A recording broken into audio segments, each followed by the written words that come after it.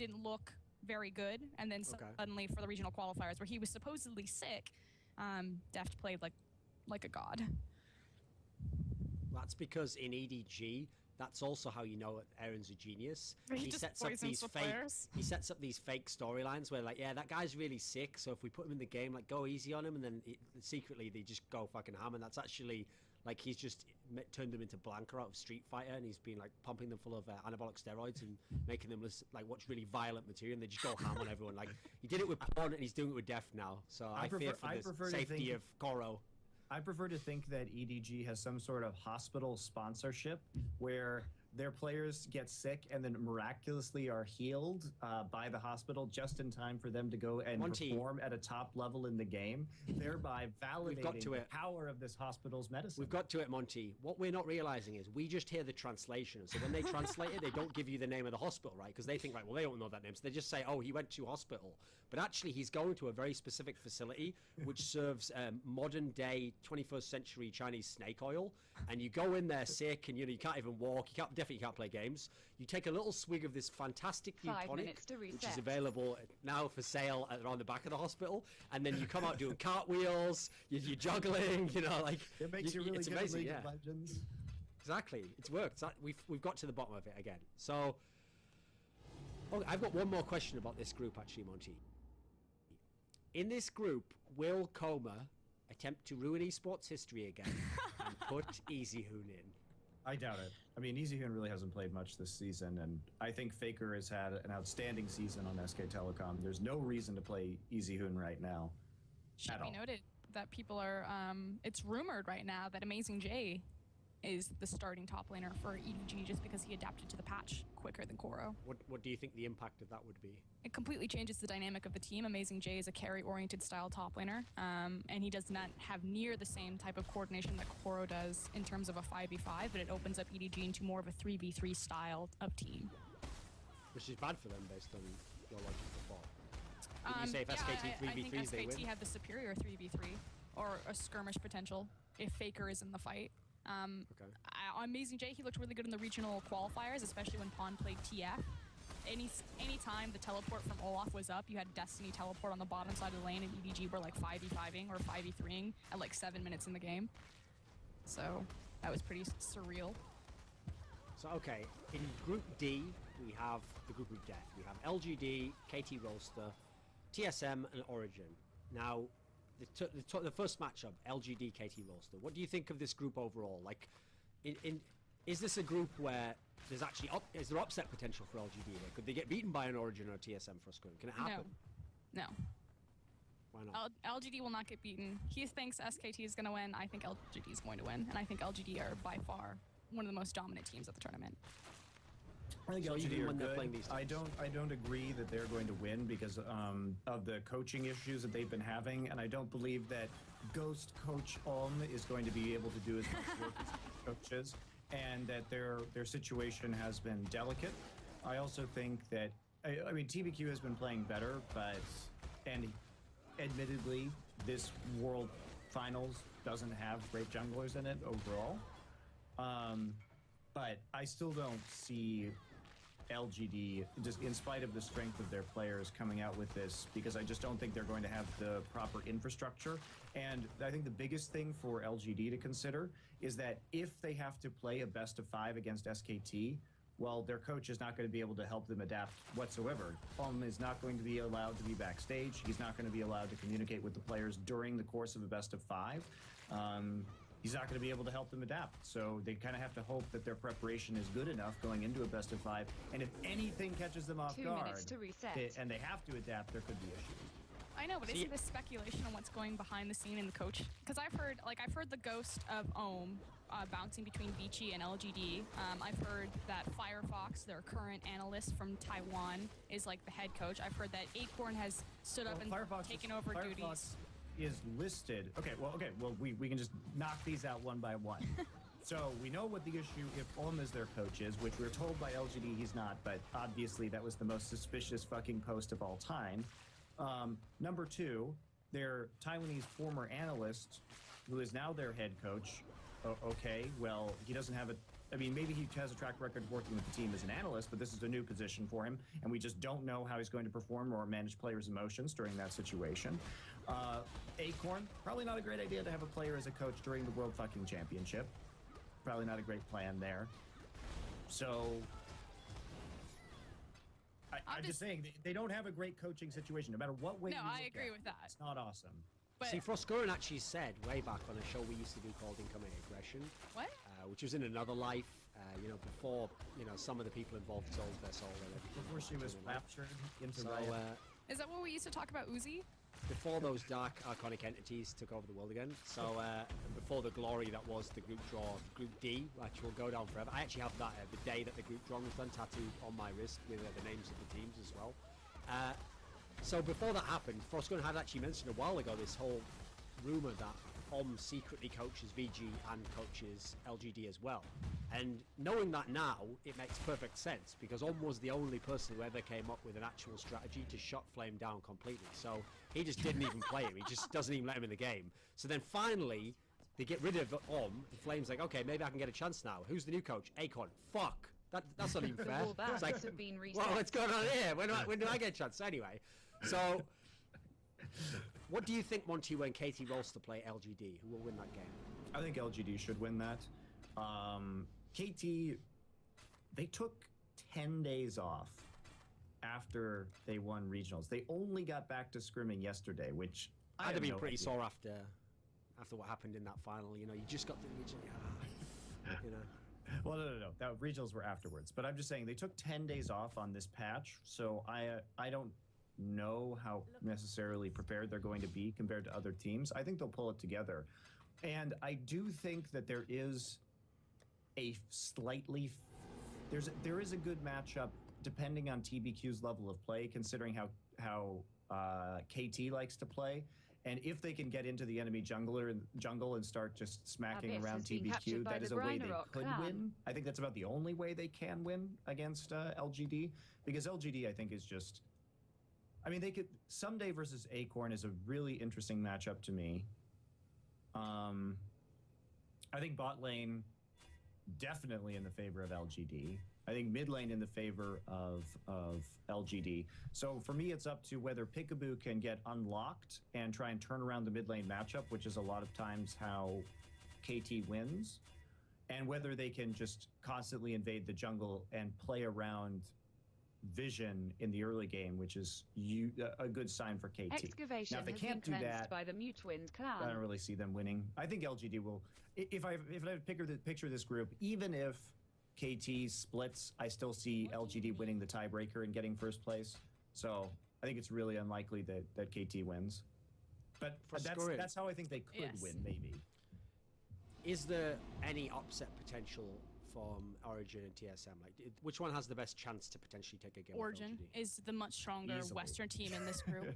I think just looking at the most recent performance from either of these teams in the finals is clear Mountain from that, Ledge even has their been cleansed by the qualifiers. Mutwind clan. As far as LGD, so Monty underlined KT's win conditions. LGD's win conditions are in their late game and their early game. They developed the lane swap style. They're probably one of the best lane swapping teams in the LPL, not Xiaogu. In terms of hiding their jungler, just because they do have a weak jungler, so they lane swap, so you just can't invade on him.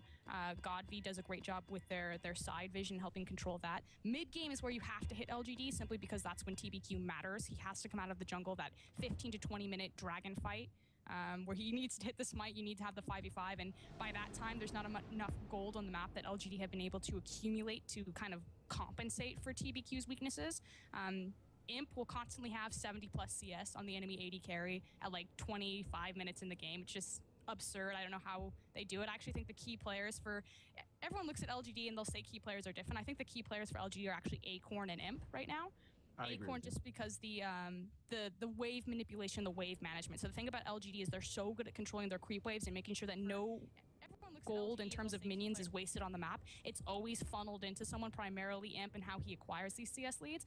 But when they set up for an objective, when you're trying to beat LGD, even if you beat them on a dragon fight, you're never going to take more than just that dragon fight. There's never going to be a wave prep where you get the dragon fight, you get a tower, you get a snowball like that. And even when you're beating them, you have to choke them out because you don't get objectives for free against them. They play a lot of the double teleport. Diana TP was a big thing for Godv, and just Acorn, his ability to manipulate and to freeze the waves around the map. So it almost draws out these really long games, even when LGD are losing, and that just gives LGD more chances to fight back. It opens up that if the enemy team does make a mistake, which we saw this in the EDG versus LGD playoffs when EDG got 3-0'd, like EDG were in control of that game until they decided to tower dive, but it only took that one mistake because you're still facing across from the talents of Godv and Imp and Acorn. That was a particularly shitty dive. That Like, was a really shitty dive. But did you see what PYL did? Like, everyone wants to talk how it was like, yeah, it was a shitty dive from EDG. Their decision making was horrid, but PYL played that team fight so well. He immediately headbutted Jinx out of the fight, so Deft couldn't, like, Deft wasn't there. That was a 4v5 as they dove Nexus Tower, or not Nexus Tower, Inhib Tower. And then as soon as Deft got back in, he locked him up under Inhib Tower aggro, like, repeatedly just wrecked Deft. Well, the other factor too with LGD that I think is good for them is that teleport mid laners should be pretty important at Worlds. Whether we're talking about Diana or Echo or Lulu or Twisted Fate, these are all champions that are going to see some play. And so use of TP is going to be quite important. And in terms of reacting to dives, KT, not very good at that. They're not very good at reacting to dives.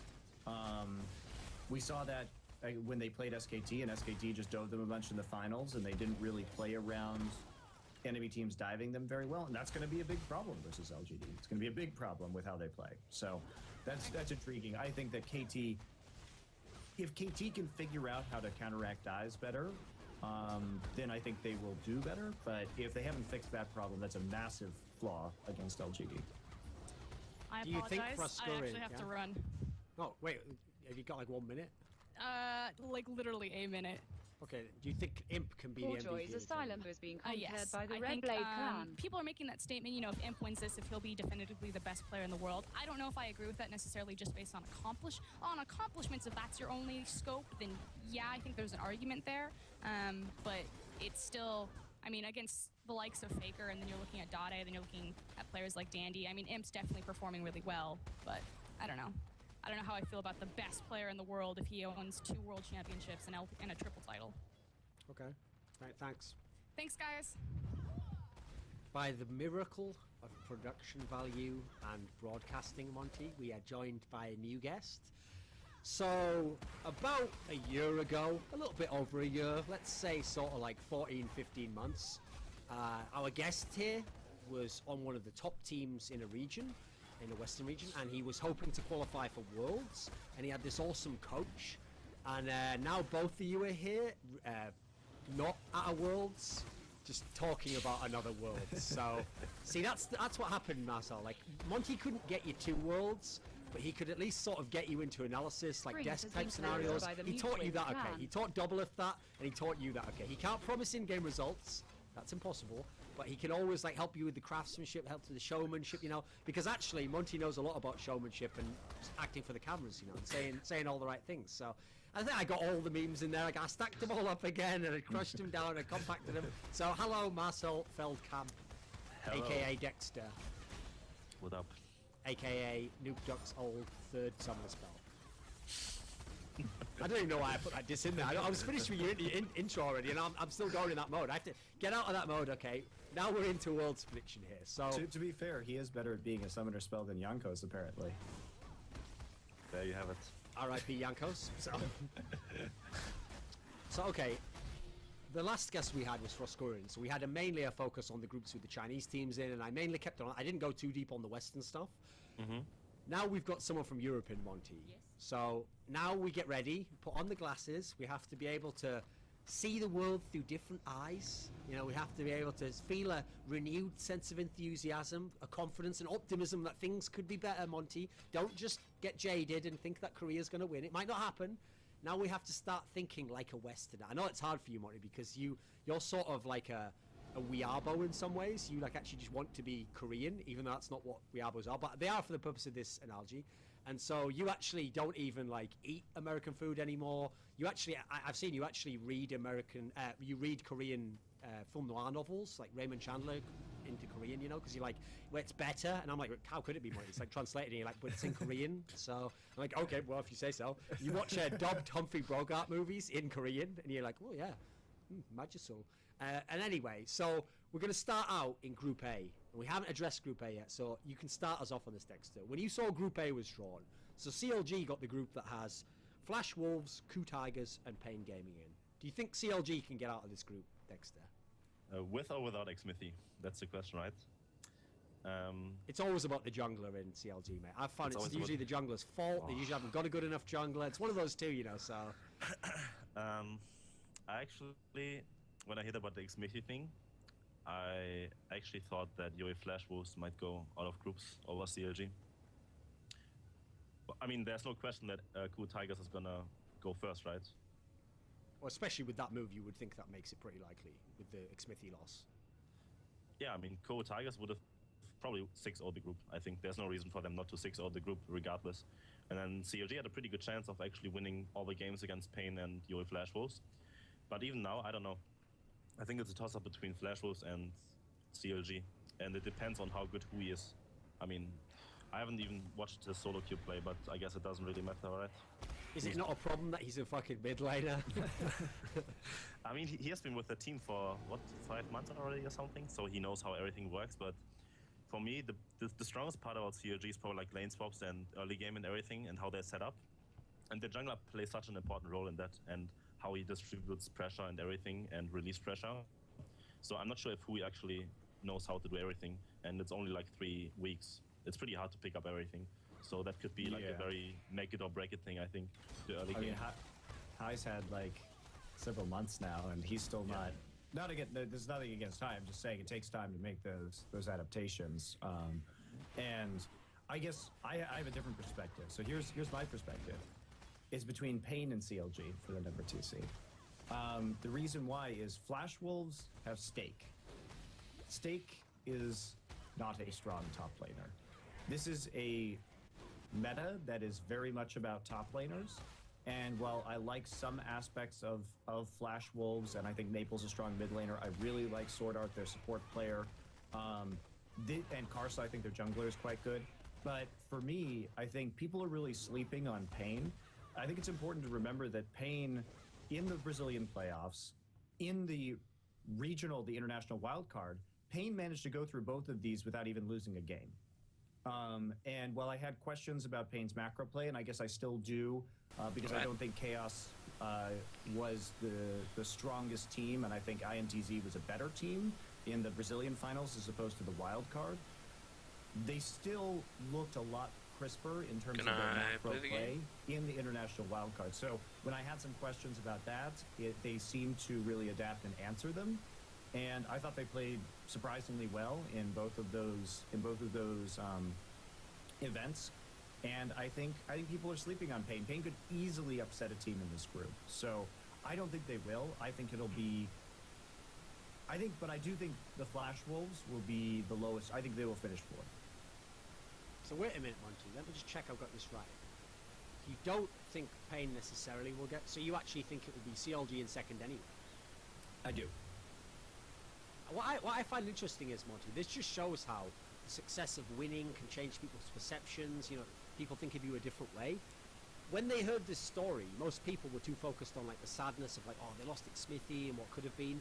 I saw so few jokes at what was an obvious opportunity that CLG even has to use a mid lane sub for jungler. Again, they don't even have an actual jungler. And also, there's a second storyline, Monty, which is even better if you think about it. So of all the times they could have actually used Link, this was the one. He could have actually played jungle, then they could have just had someone else be the mid laner. Oh, if only we thought about it. Then again, though, Monty, if he played jungle, how could he complain that the jungler didn't listen to him? Anyway, Dexter, totally unrelated. Over to you again. So, what did you actually think of CLG before they lost Xmithy? Would they have been strong in this group without? Yeah, for sure. I think CLG was actually pretty good. I like their drafting a lot. It got a lot better in the playoffs. They pretty much outdrafted TSM in like, I think 2 games, if I remember correctly, like pretty easily. The first game was just lost in the champion selection straight up, and I think Zion Spartan plays like a really important role too, with how their laner. how the lane swaps and everything work. I think Zion plays well in the early game. My big problem is even in the finals against TSM, that CLG seems to, they build up a nice early lead through the lane swaps or through some nice top lane counter picks, and then they just sort of run out of steam. I mean, they spent a lot of time just kind of chasing TSM around the map instead of split pushing when they had a fed Zion Spartan on Yasuo. And it's like they don't continue to play to their win conditions in the mid game. And I don't think CLG was as hurt by losing Xmithy, because I think that Xmithy is the weakest player on that team anyway. So is it the biggest deal that they had to get a new jungler? That's probably, if you had to replace one player quickly on CLG, that's probably the best one you could have replaced. Is it ideal? Obviously not. But I don't think it hurts them as badly as it could.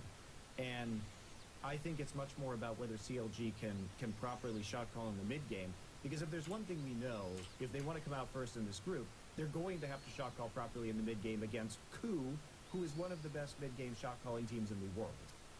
Now that's hard. It also helps a little bit to at least be playing against KOO, in as much as KOO have like Hojin. You don't have Kakao ready to just go balls deep on your guy who's never played jungle before. I mean, imagine those teams, Monty, when they hear, oh, and the guy they're putting in their jungle, he's actually not a jungler. Like, I think this will be fun. The other aspect that you have to consider, though, is that there have been some buffs to warrior enchant junglers. And if we think historically about Hojin, he's actually quite good at Jarvan and Lee Sin. So if these picks are going to be viable or good jungle picks at Worlds, that actually helps KOO quite a bit. It will be, and Smeb is a really good top laner. Prey and Gorilla looked much better in the playoffs for Korea than especially Prey had previously. So they're coming in on a high. And the thing about KOO is that KOO is a very streaky team. So it's not that they're inconsistent game to game necessarily, it's that they go on these really long win streaks and then kind of fall off and then go on another big win streak. And they're coming in, they started to pick it up after, in the mid-season they won 8 best-of-3s in a row, then they started to fall off a little bit, but they came into playoffs very strong. So I think KOO is a team that should, I mean, if anything, it will be shocking if KOO does not 6-0 this group, given the current state of affairs. Now, how they'll do the quarterfinals, that's more of an argument, but this is a very weak group for them.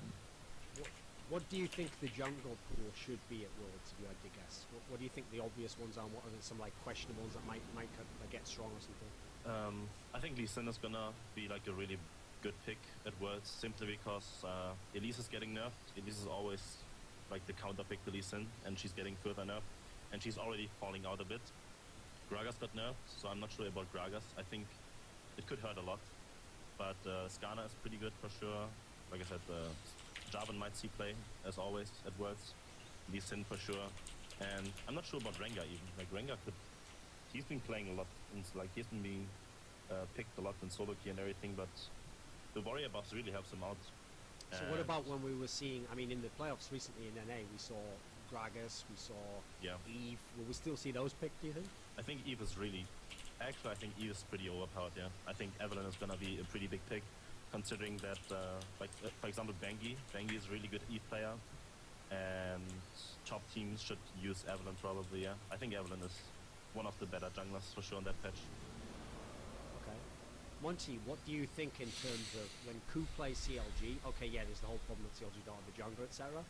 But in theory, we haven't really seen Zion Spartan go against a top laner who's like better than him. So when he plays against Smeb, even remotely as good as him. When he plays against Smeb, what do you think happens? I don't think I think Smeb should take out Zion Spartan. I think Zion Spartan is good for NA, but he's going to be facing a very different level of top lane competition at this tournament. I mean, I don't expect him to be blown out like I'm thinking that Balls and Dyrus will be, but this is a situation where he's facing a guy who has a bigger champion pool than him, who has more experience playing a lot of these carry top laners, and I think Smeb is one of the, in a very strong top lane position at Worlds. He's still one of the best, so it's going to be quite difficult. okay, let's go down to Group B. So this is a group that's got two Western teams. We've got Fnatic and Cloud9, but they're in with Invictus Gaming, who in theory were one of the weaker Chinese teams, and there's AHQ, who is the best team from LMS Taiwan. Dexter, is Fnatic going to win this group? I don't know. Simply because of the fact that IG has Rookie and Kakao. I think Kakao is probably like the best jungler, like without a doubt at Worlds right now. And I think he can single-handedly carry that group. And Rookie is in my eyes a top 2, top 3 mid laner in China too, and he would be like a top Korean mid laner. So I think IG should actually win this group, and then I think it can go either way actually. It depends on how Fnatic stacks up against IG, but I think Fnatic and IG should go out of groups no matter what. Dexter, I've got a bone to pick with you, my friend. It's about the jungle position for Fnatic. Yeah. So there was this feature, tell me if maybe I'm misremembering, okay. There was this feature Riot did, like the all LCS team. And what happened was the players themselves, I think, voted who the person was who won for each position, okay. And what they did is, for each position they went through, so I'll give you the NA example, for example. When Phoenix was picked as the mid for NA, all LCS, they had Bjergsen saying, like, you know, what some of the things that he's strong at was. Did my eyes and ears deceive me, Dexter, or did you say that Reignover was the best jungler in the EU region this year? Was that not you on that video? No. Did I misremember that? Did you vote for Reignover? No, I didn't vote for anyone. Maybe they didn't vote for that. How the hell did that get decided? I don't know where that came from. I don't know. I didn't get that, but I think in Europe right now, you can't call someone the best jungler because everyone has his different strengths and flaws, I think. And calling, like, just because Reignover is on the best team doesn't mean he's like the best jungler. There are like 2 or 3 candidates easily that can be up there for sure. But 1 second, I agree with that. It's hard. Okay, let's rephrase that, Dexter. It's hard to tell who the best jungler is. We can all have opinions and think things, but in the same way as we can have quite a good idea who the good junglers are, we also can't look at like Lulex and go, well, it's hard to know if he's good, you know. I mean, he's on a team that's a top team. He's on a top team, and everyone, I think, universally thinks is pretty shit. So, who are the current candidates to be the best jungler in the EU region? I think Reignover is up there for sure. Okay. Then you have Amazing currently. I think Amazing is probably like the strongest jungler coming to Worlds from Europe. You have Jankers. You have Svenskern. And if I wanna be blunt, I would put Me Too. Don't be blunt. Just leave that out, okay? Right. Just be humble. I know what you were trying to do there. Like, you were waiting for Monty to be like, yep, I agree, yeah. You're bang up jungler. Then Monty just left you out there to dry. Just silence, like. He's like, oh, that's right, yeah, you still play. I forgot about that. That's what he was thinking in his mind. That's all. I think those 5 I named are probably like pretty good. That's the way he said the 5 again. He put that at the end. He was like, I think all the names I mentioned, yeah, they're all really good actually. Some of them are really good. No, some of them aren't on the best team, you know. Some of them probably need better teammates. But I think if you were to put any of those 5 into Fnatic, they'd probably also have got 80 to 0. You know, so. No, I mean, I don't know. Reignover has really good games and carried a few games, but it's all about the team dynamic, you know. If you would have put a jungler in that can't speak Korean, then I don't think the communication with Humi would have been that good. So if the warrior enchantment, it's more going towards that end again, okay, where we can see these really strict, it's not just like tank junglers only. Do you think that Kakao is going to fuck Reignover up? Yeah, for sure. Reignover doesn't play Lee Sin. He can't play Lee Sin. And if they don't ban Lee Sin, then Reignover is just going to shit on everything. 1-on-9. I mean, Kakao, sorry. Jesus Christ. Okay. If Kakao managed to get Lee Sin, somehow it works with all the buffs up, and I don't see Reignover stacking up to him at all. One of the more interesting aspects of Kakao being at Worlds too is the fact that Nocturne has been buffed, and I don't think Nocturne is going to be necessarily a top tier jungler, but I do think that Nocturne is at least an option right now, and Kakao is super good at Nocturne. Super good. Yeah, I think Nocturne is pretty good right now, for sure. He's probably gonna get played. And if there's one player who I would say will play it, it's Kakao. He's played Nocturne in the past, even when it hasn't been in the meta. And he does it. I mean, he played it in the finals last summer against Samsung Blue when KT Arrows were playing, and it wasn't really a meta champion then, and he fucking carried that game. Yeah, he did. So Dexter, High is playing jungle for Cloud9. How do you think he's going to do in this group? I mean, honestly, he has to play against Kakao, and I think he will do alright. I think he won't get completely destroyed, but obviously he's not on the same level as others. I think he's gonna be fine, regardless. I think Hai is a pretty smart player in terms of pressure, and when I saw him play jungle when he first came into C9, I thought he was actually pretty okay for what he did, and for the time he was given. So Do you not have concerns about the fact he doesn't play any of the strong jungle champions at the moment, at least? Yeah, I do. I think if you don't, I think the jungle meta is probably gonna be very stale, and Lee Sin, at least if you don't play those champions, you can forfeit the game at 20 minutes. You have to play those champions, especially with like Lee Sin buffs. Lee Sin is just gonna run over you. Like, oh, there's no question that you have to play all those meta champions currently. Okay. I mean, Olaf could be really good too. Olaf jungle with the new items. But I haven't seen it yet, so I can't really judge how good it is in the jungle. Okay. So in Group C, we have SK Telecom, H2K, EDG, Bangkok Titans. Now, who do you actually think is the best team in the group, Dexter? SKT? I think so, yeah. I think SKT is just their whole approach and how they play the map out is just on a different level from anyone else. So I think they have an advantage over EDG. What do you think of the current Bengi, like the 2015 Bengi? What do you think of this again? He's good. I think he's pretty good right now. Is it bad for him at all that they're going more towards the warrior style jungle? No. Bengi has been playing Lee Sin. He has been, like, even when I played against him in 2013, he was really good on Lee Sin, actually. When I played against him. And then to be fair, you were really good back then as well. A lot Yeah. changes, you know. That's right. Except for in that bit before where you said that you're really good now still. So, okay, yeah, you're right. You're right. You both went through that bad 2014 and now you're back in 2015. Yeah, keep with the storyline. Okay, so yeah. So, so yeah, I think- think Bengi is fine, honestly. Yeah, I think Bengi has been. I think Bengi was probably for me in the playoffs, for the finals, MVP should have gone to Bengi. Like, I think he was the reason, the driving reason that they crushed KT so badly. He played extremely well. Now with the Elise nerfs coming in, will this hurt him? He's always been an Elise player. I don't really know, possibly. But he's got a wide enough champion pool that he should be fine in the current meta. And for a team that likes to skirmish too, there could be a Nocturne pick from SK Telecom also, because they like to just the gank range on Nocturne's ultimate since it got buffed is really big, and he's a great champion for winning fights post level 6. So possible there too. Yeah, if anything, it affects bot lane probably the most for the Nocturne buff, because it's pretty hard to gank bot lane as Nocturne free buff, because you will always get seen. Now you can just come through lane and the wards won't see you. So I think it's pretty good actually if he picks up Nocturne. Especially when we're talking about a meta that might have 2 teleports, one on the mid lane or one on the top laner, plus Nocturne. That's a pretty brutal gank coming through. I think globals in general are just way too good right now and should get, like, TF. TF is a pretty good meta pick right now. Then you have TP in the top lane like Shen. Shen is good.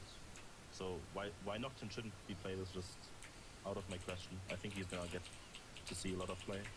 Yeah, and not to mention, we were talking about this with Frostgren, who came up last, but there's a large number of viable mid laners that you can play with TP right now, whether it's Lulu or TF or Echo or Diana. So there's a lot of potential for just like crazy bottom lane fights in this particular tournament. So being as H2K already were going to be one of the teams that would have a hard time getting out of the group in any of these groups, getting in SK Telecom and EDG, does H2K, is there even a chance, Dexter? Is there some outside chance they could get out? No, I don't think so. What do you think their problems are? Aside from SK Telecom and EDG, what actual problems do H2K have with them? It's hard to describe what I mean, first of all, the second half of the split, they went like 1-8 or something on 1-9, so they had a pretty bad slump. And then, in my eyes, if they would have get put into the gauntlet with Rocket together, I'm not sure if they even would have get out. And if OG, let's say OG wouldn't have been in the gauntlet, right? I think Rocket would have get out over them actually. I think they maybe they didn't adapt properly to the changes and everything. Odoamne has been performing meh compared to like his first half of the split. He was really good then, and I think overall like Lulex not playing really good either. What about if he has to play Lee Sin, etc.? Then they can probably forfeit that 20. I mean, I wasn't convinced if I was Lee Sin. He sort of lost the game, like twice on it, and then he carried on. But I don't know. Presented. Yeah, we went over that on our past episode with another Elements player. The thing is, it's too hard to describe what the problem of HDK is. Is it like motivation problems? Is it bad patch for them? But overall, they're just not even in the same league as SKT and EDG. I don't think anyone is. Monty, is there some miracle way? Like, is there? If you even had to theory craft a way that H2K could win a game off SKT or EDG, which one would you pick, and what way would the game have to go for it to happen? Do you think? Get creative. Use those brain muscles. Pretend you're on the world's broadcast. Actually, no, wait, wrong way around. You're the one on the world's broadcast who's supposed to crush all the dreams and exaggerate the other way. Okay, I did that wrong. Yep, Pretend exactly. you're someone else on the world's broadcast, Monty. Pretend you're Quick Shot. How are they going to do it? Don't speak in South Africa. I don't even think I could if I wanted to. Oh God.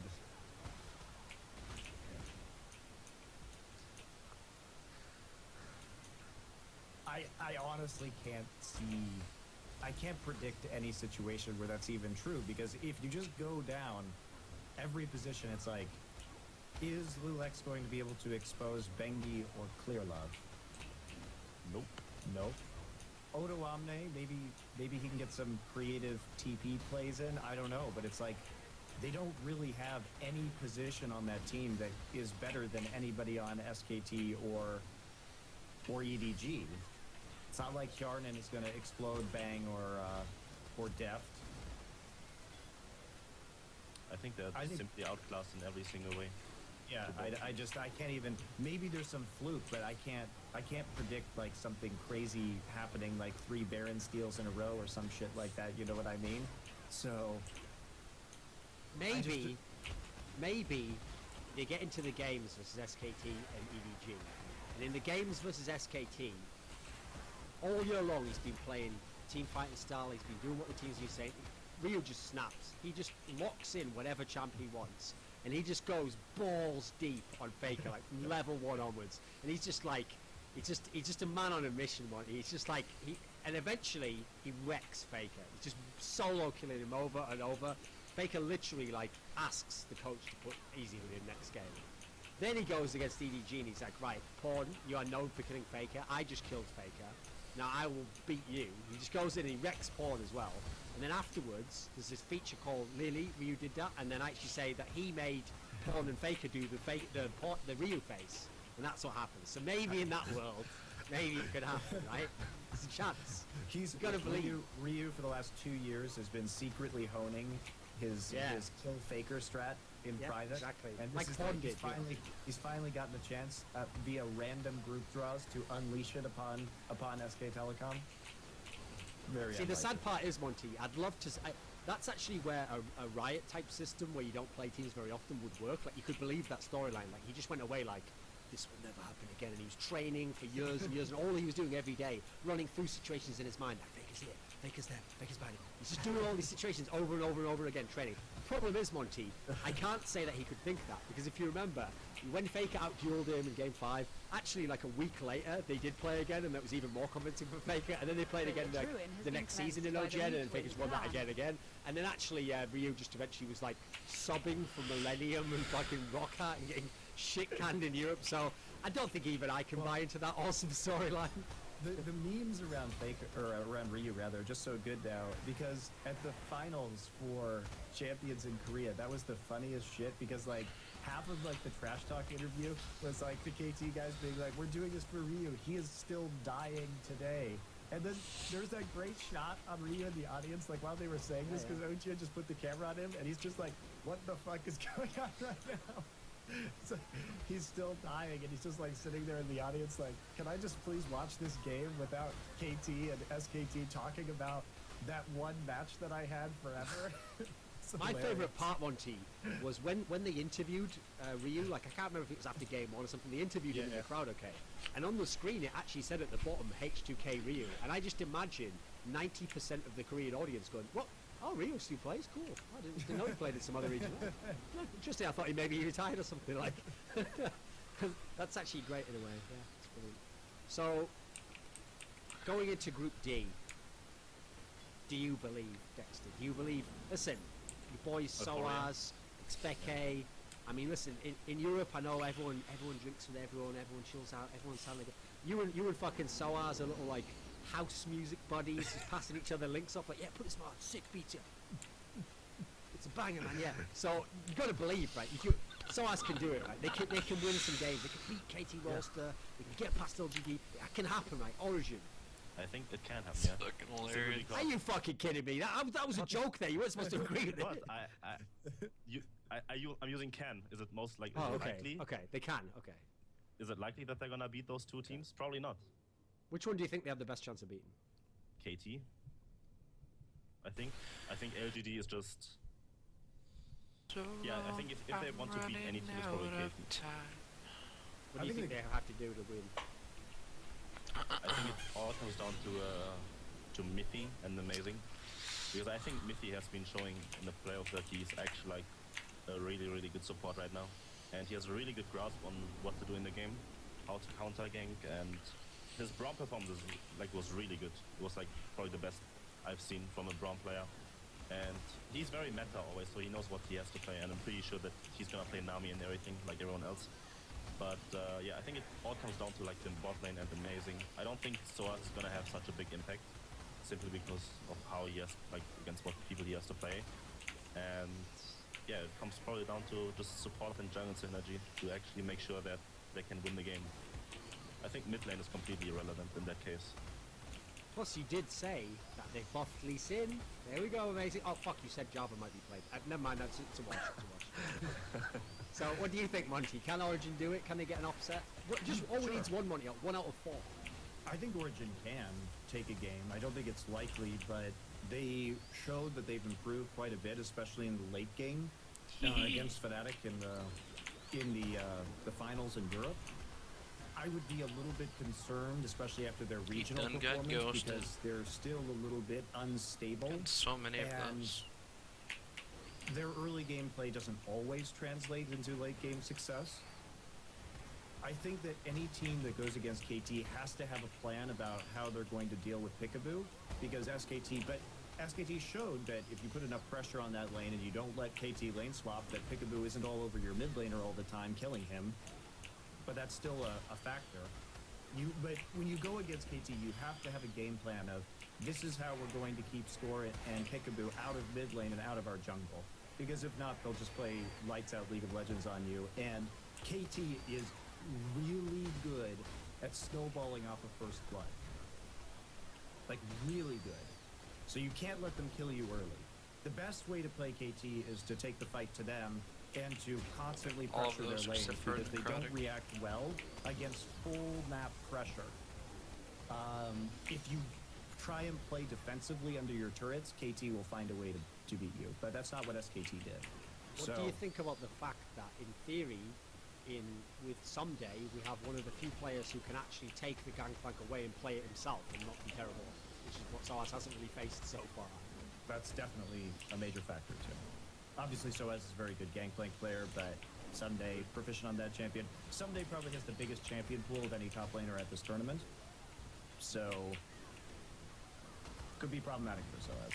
Do you really think that Soaz Man, is gonna I get still don't know banned what I like should do Worlds? for the I'm 1 pretty sure month. It's gonna get banned against them every single game. If they are Could also not be on first pick. subset. Yeah, it will be first pick away.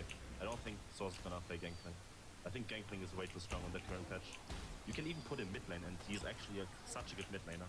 I think he's a better mid laner personally. I think so too, actually, but He's another mid laner that you can run with teleport, which is a big advantage. So why not just run a mid lane? He's also safer, has an easier time farming. His control over mid lane, considering you put those barrels like right next, like behind the river, and constantly chain them, is really good. He's very good mid laner. Like I said, I like him better mid than top. yeah, Personally. that also makes him really hard to gank actually, simply because he can just remove CC, and if you counter gank him, you will lose straight up. Like it's so hard to actually win a 2-on-2 against Gangplank simply because of those barrel mechanics.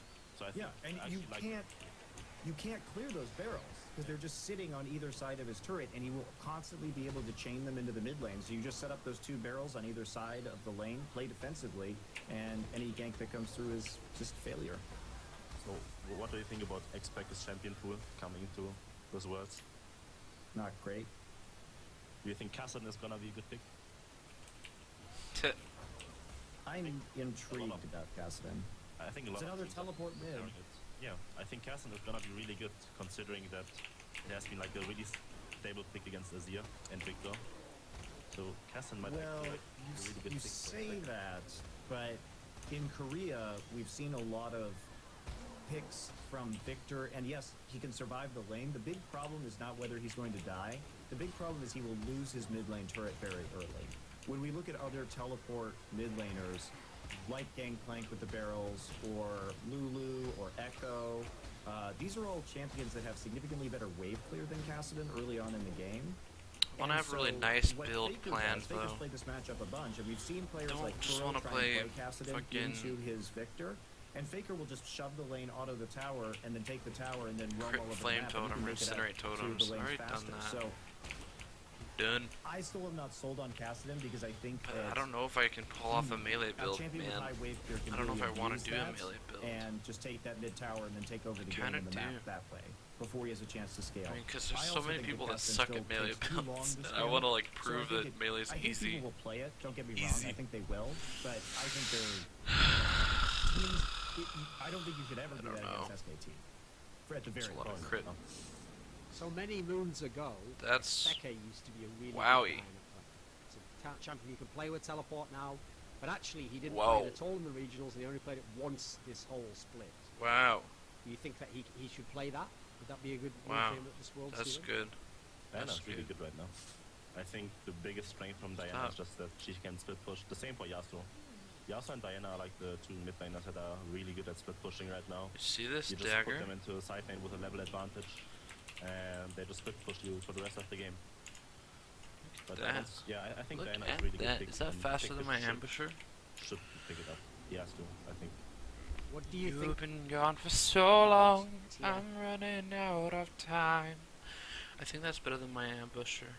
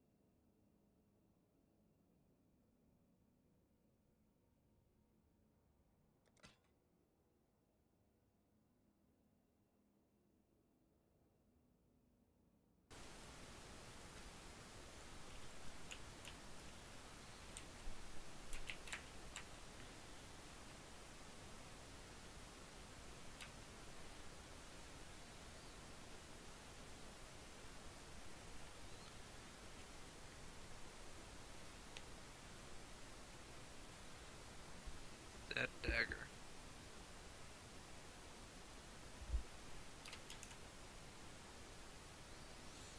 Jesus Christ, that's beautiful.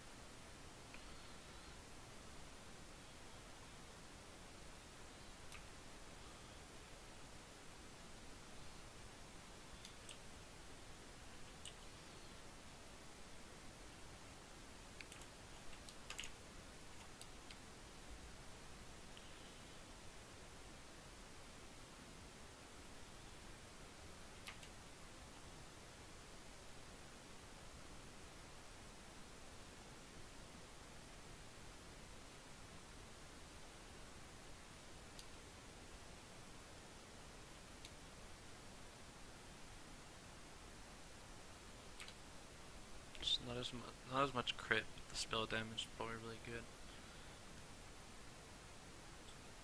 I need to get my gems. Really want to test it. Do a few more mountain ledge maps and then I'll test it.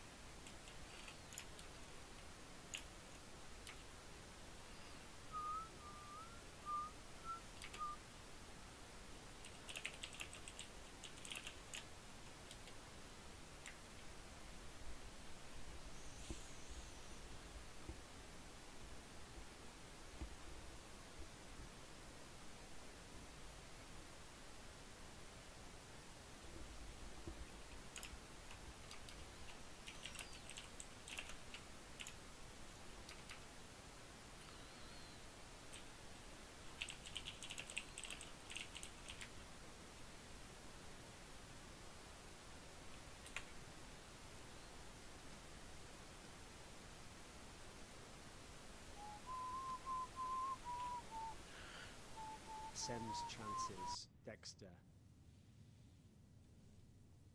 If they play, the thing is, if they play like they did in the playoffs, I don't see them winning a game in their group. It can very well happen that they go 0-6. Yeah, yeah. And why would that be? Imagine a scenario where they would get 0-6. What would the problems they face be, do you think? I just think that the biggest problem is the shift of the top laners, for example. I think Dyrus got really exposed when he couldn't play like tanks. And tanks are not that good right now, I think.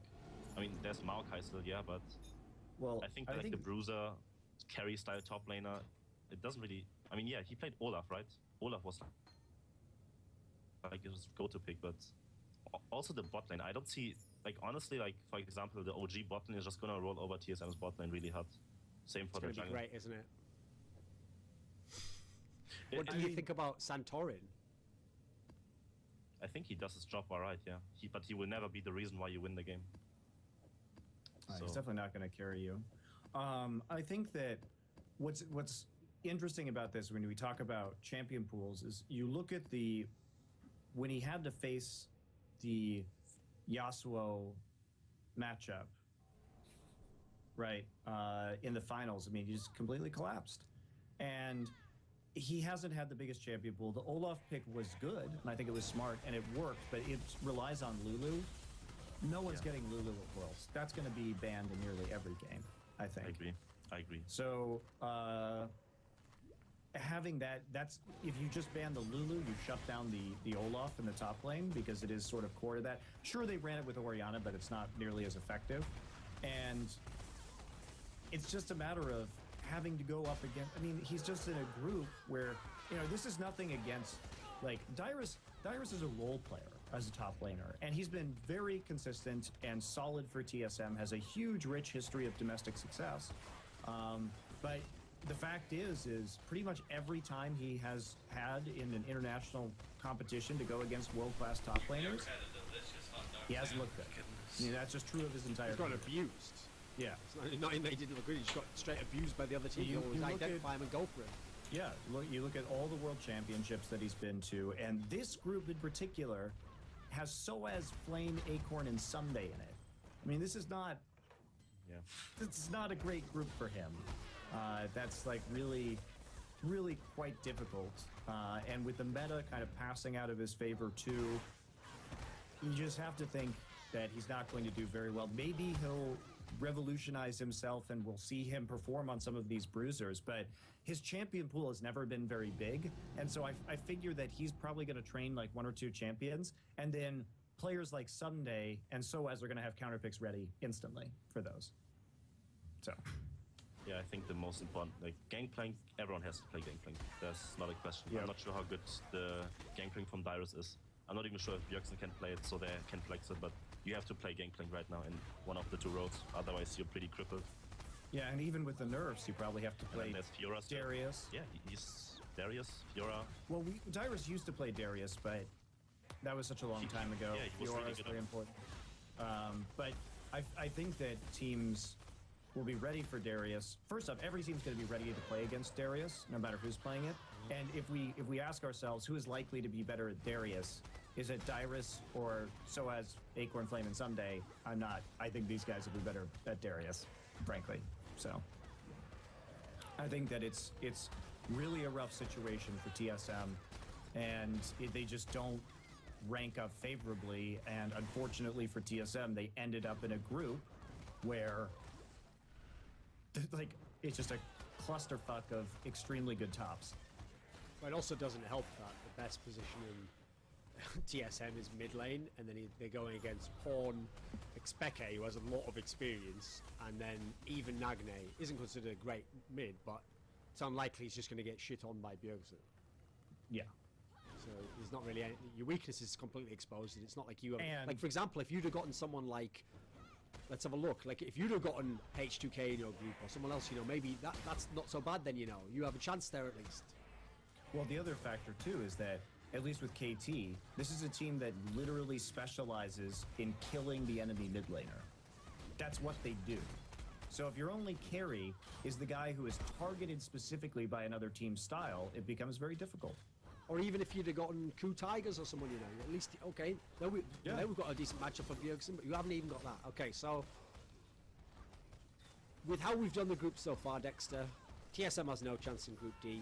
It's glorious. I mean, We're loving it. we didn't even talk about LGD just because everyone assumes that they will just go first, right? Do you think they will? Yeah. 5-1, 6-0, probably. I think they'll go. Okay. I think they'll go 5-1 and win the tiebreaker with KT. Let me ask you this, Dexter. You've seen LGD play a bit, right? Yeah. Okay, so everyone always says, in the context of China, that their jungler, TBQ or Xuen, however you want to say it, they say he's terrible. But that is within the context of China. What do you actually think about him as a jungler? Like, will he be decent in this tournament? I mean, I'm not really sure if they manage to get first seed in the group, right? Who do they have to play then from Group D? Is it Group A, the second seed? It'll just be a second seed from another group. We don't know which yet, though. Oh, okay, so it's randomized. Okay, so but here's the factor. I thought that it was just going to be randomized, but it turns out that the actual format is that basically a team, if you're in, you can't play a team from the same group that you're in, but not, which makes sense, right? You can't have a rematch from the group stage. But you also cannot play a team from your group until the finals. So for example, if SKT and EDG, they have to be in opposite sides of the bracket, right? So from SKT versus EDG in the group stage, they can no longer meet until the actual finals. So they'll be bumping some seeds around basically as a result. So yeah, the draw could end up a little bit weird. Okay. I think, like I said, the best jungler probably at this tournament is just Kakao, without a question. And then after that, Clearlove. And then there's like, yeah, and then you have junglers. No, I think Bengi is probably... Oh, yeah, Do one more map, then I'll take a break. But I think like Go the eat something talent pool before the right now, race. it's all about top lane. I think whoever has like a really good grasp on the top lane, how to carry, top lane is gonna just decide everything in my eyes, and not the jungler. And the jungler talent pool right now just whatever. You just do your job, you know. Unless Okay, you like so- some hard carry jungler like Kakao. So at the moment we have H2K and TSM Origin essentially with no chance to get out of the group, which means the only Western hope really is Fnatic, as actually people expected. Oh, actually you had CLG possibly getting out second as well. I predicted OG maybe going out of this. But Fnatic's the one that in theory people think are getting out. Okay, so Yeah. if Fnatic gets out of groups, how far do you think Fnatic can go in the playoffs? I think they should realistically aim for top 4. I think that's the best they can get. I think in top 4, no matter what team they face after that, I think they will probably not go further. What do you think, 1, 2? I think Continue if you got another top one. 4. I think top 4. I think one of the issues for Fnatic is that they're not likely to have a favorable quarterfinal draw. I think that's one of the main issues. Is that Could get CLG, could get they CLG or could Pain. get CLG, they could get CLG or Pain.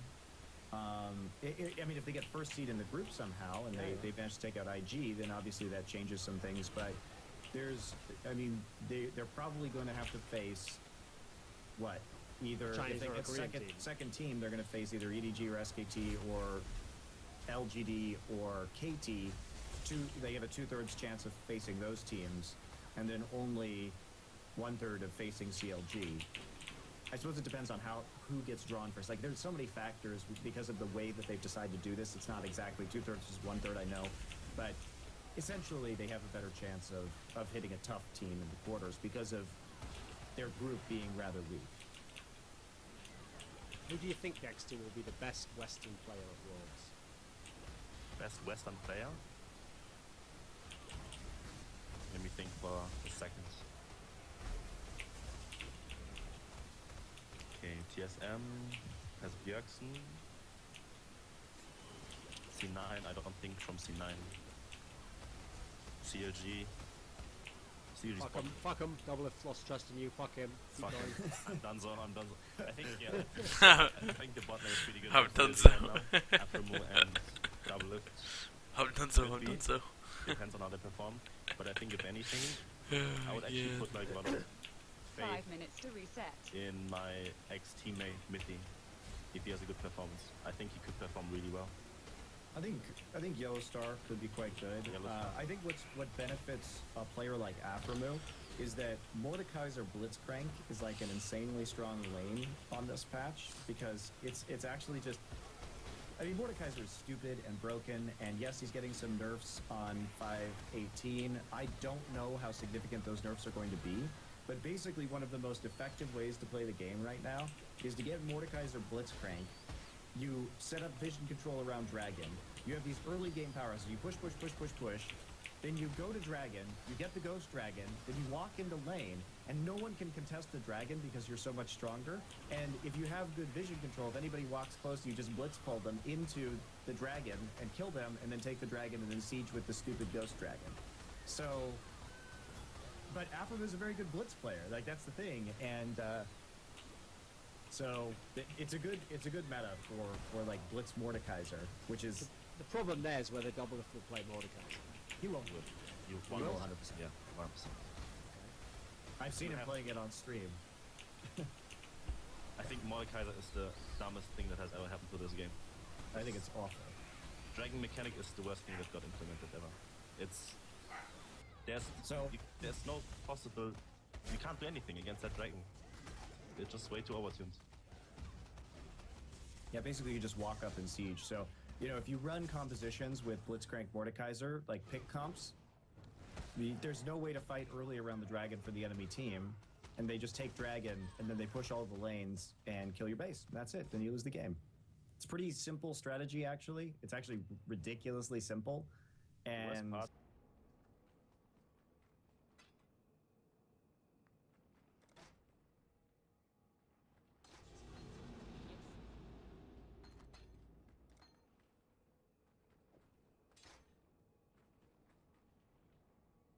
I am going to go take a break and eat something before the race.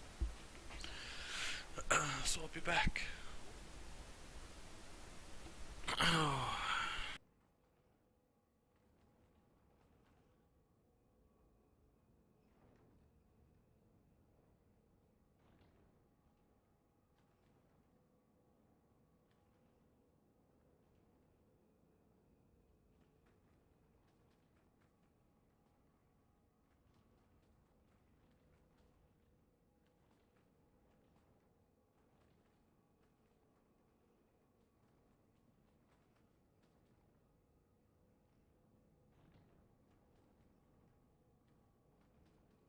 Two minutes to reset.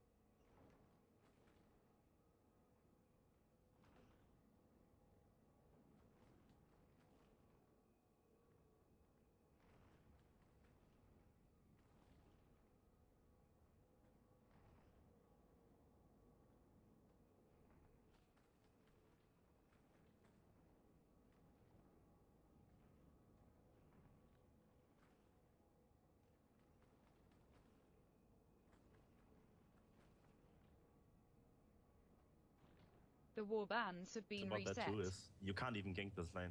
Like No. you will just 2-on-3 the jungler with the bot lane. That's how strong Mordecai is right now. Well, hopefully these W changes will actually help. Maybe. We'll see. Okay, do you have any final thoughts, Dexter, before we end this segment? Final thoughts? I don't know. I think Group D is probably gonna be the most interesting one in terms of how it plays out for me. So that's gonna be the focus for me to watch and to see how everyone stacks up. But yeah, thanks for having me. And Who's gonna win? Who's gonna win Worlds? who's gonna win Worlds? I'm gonna go with SKT probably. That's what I think too. It's hard to say though, right? No love for KT. Okay. Well, no, I have love for KT, but I have to be realistic sometimes. Yeah, I think SKT is gonna win. Listen, Dexter, I hope that next year, when we do the Worlds Mega episode for Season 6, you can't be on the show because you're at Worlds. Now, you see what I did there, Dexter, was there was even sort of uncertainty in my voice that might happen. I had to say I hope. I didn't say it'll definitely happen. And so that's kind of a metaphor for the West at Worlds this time, okay? I'm just hoping there's that uncertainty, and I don't know what would have to happen, but something would have to happen. So let's just hope it works out for everyone, Dexter, and next year you're at Worlds. I hope so too. All right. Thanks for having me. Send it there. Cheers. Another guest has appeared, and our guest this time was featured on last year's Worlds Mega episode, where we made a lot of predictions. And just because I have a memory for these things, I didn't look it up. He actually predicted Najin White Shield would win the whole tournament. Just thought I'd bring that up off the bat. Listen, we were all, Monty knows this. We were all a little bit drunk on the exuberant excitement of that regional gauntlet. You know, we thought, oh wow, imagine if they do the same thing. And the less said about that, the better, because they lost the best of 5 to a Chinese team. So anyway, moving on. I got every other one right though. I predicted the whole group stage. So you got some of them right. I'll give you props there. So okay. So last year he was on the episode. He's on this year's episode. That's just what it's like if you're in Curse and Team Liquid, mate. You get to come on these episodes. That's the positive side of it. Okay, keep the profile. I actually just like because I obviously dislike Piglet. I just tried to throw the regional so I could be on this episode. I've had a personal vendetta against him since like March, so it's decided. You were the SK Telecom sleeper agent who was implanted in Team Liquid to make sure that Piglet never could go to Worlds again. Yeah, it was probably SKT's biggest competition, Team Liquid, so that's why they hired me. So. Well, the thing is, because last year when he did see Najin White Shield go through that gauntlet and beat SK Telecom, a lot of people blame Piglet, and they were like, Piglet wasn't very good in that tournament, you know. So actually, I mean, I guess Dominate knows how they feel now, because he was like, oh, you were really good before. What the fuck? I thought we were going to have advantages here. It was Wild Turtle, man. Oh. They'll be next year, I guess. Do we have to have him still in the team? Can't we send him to like LMS or something? Anyway, so let's actually start with Worlds here. Enough bullshit. So in Worlds for this year, we'll go with the NA teams first and get your perspective. So Dominate, in Group A, CLG got what looks like one of the easier groups you can get, but then the problem is they don't have a jungler, mate. They've got a guy who's a mid laner playing jungle. So what's your general thought on the group first with CLG in it? Well, the jury's still out on whether Xmithie can play or not, right? Like, there's still a chance. I think it's not certain, but Probably let's assume at the moment that he can't play. Okay. Well, if he can't play, then I think that they're probably pretty screwed. Because, I mean, I think Hui is a good player, but I just think it's like way too hard to role swap in 1 month and then play at Worlds. That sounds like too. Unless you're Yellow Star. Otherwise. No, unless you're Yellow Star, in which case it's absolutely fine, and you just become the best at your position ever. So, except for that one example, that one exception, I agree. The rule is that it doesn't work. Well, I mean, imagine if Hai like subbed to jungle and all he had was his jungling skill. Like, I don't think Hui's gonna be like a magic shot caller that's gonna lead their team to victory. True. So it's like I don't think that individual skill wise he's gonna be able to match up. And then as well, like I don't think he's gonna be helping from a shot calling perspective. So I think they can maybe get out of groups. Depends.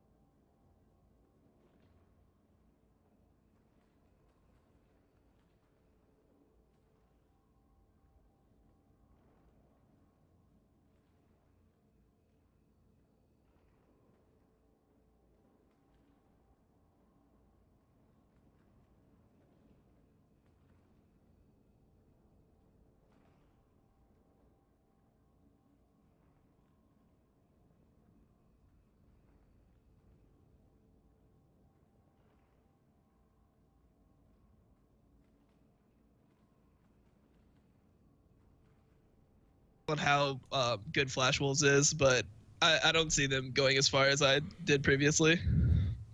That's for sure. Do you think they have any chance against Ku Tigers?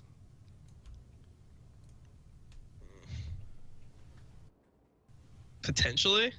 Like, I don't know. With Huhi, I'd say no. I'd say they don't have like a chance. Maybe they can take games, but I don't think they have any chance to win the whole series. No. Okay, this obviously isn't a prediction since we don't know if Xmithy can play, and we assume he can't. When they had Xmithy, did you actually have Did you actually think they had a good chance? Like, could they have done well with the real lineup that won an ALCS? Yeah, I think that they could have. I think they definitely would have won to quarters, and then they had like a chance to go to semis. That's how I viewed it. Just because their team was performing really well as a whole, like they were by far the most like well-functioning team. And when it came to like scrims and stuff, they looked like extremely practiced, and they were able to translate it to stage, which is something that CLG's literally never been able to do. For the last 2 years when I've been scrimming them, they've always been good in scrims. Like they've always had clean rotations. They try extremely hard. In scrims, they are good at setting up picks. They're good at rotating to objectives and like setting up vision and all that stuff. And then on stage, it would just always be completely different. Like they would suddenly forget all of that, and they would just be kind of. I can verify this. Yeah. I mean, this is what it was. They would forget all of that, and it would just be like playing like a game of solo queue. But since they've actually been able to transition it into LCS and even the finals, I think that they had a good chance of doing well. Yeah, I think that they were by far the strongest team in NA towards the end of the season. So, okay, both of you, from your time, Monty, in CLG, and you from knowing a lot of the players for many, many years who've been in LCS, have been around the scene, you've been knowing a lot of them. Do you think that losing Xmithy and having Hui, aside from the problems with the fact that he's not a jungler and he's going to have to play, etc., what do you actually think of the mentality of the rest of the team? Like, do you think that factor will kind of like crush them even mentally? Like the fact that they kind of know, like, we don't have the proper jungler we're supposed to have. This guy isn't even a jungler. All the, what if we did have our? Do you think that kind of shit will get to them? Anyone? I don't think so anymore. I think that's one thing that their coaching staff has done a really good job of is just keeping their mentality in check. Like before, they would be mentally broken like so easily in a series. Like they would lose the first game, and it was like, okay, that's it. Series is over. 0-3. That's how it felt when you played against them. But since they have this new coach, I actually think Coach Chris has done a lot to like make sure that if they do get behind or they do lose a couple games in the middle of the season, they still like have this winning mentality where they feel like they can win, they believe in each other, and I feel like it's actually a cohesive team. So I think that going in with Huhi, they'll kind of have like a good attitude. I think they'll kind of have an underdog attitude where they're thinking that it's them against like the world. No one expects them to do well, but they're like a team. They're solid. They feel like they can win. So I think that mentally they'll be fine going into the matches, but I just think that when it comes to like play, I don't think that Huhi will be able to like make all the correct decisions at the right times. Like even if Afromu is guiding him through like what to do early game as a jungler, there's just going to be times where he's either being like not efficient enough, or he's like worrying about farming too much when he needs to just be like playing that high pressure style where he just pretty much roams with Afromu, deep wards, and then just rotates the lanes and dives them. So see, Monty, I didn't even know that the actual name of the coach for CLG was Chris. That's interesting because that's just made me realize the key to success in coaching. So there was a guy called Chris who took CLG and made them the best team in NA. They won the. There was a coach called Chris who took LGD and took them to the top. Your problem is your name's Christopher.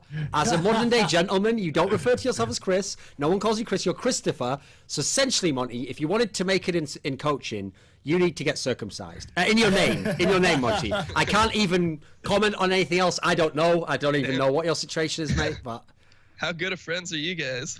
Jesus. Hey, listen. No, don't worry. I'm circumcised, just not in the name sense. So there you go. It's mental image for you guys. There you go. That's what all the Twitch viewers needed. Jesus Christ. See, unlike you, Monty, I really do live up to my status as a wildling who lives beyond the wall. It's all real here, mate. It's all as nature intended. Or an uncut. Yeah.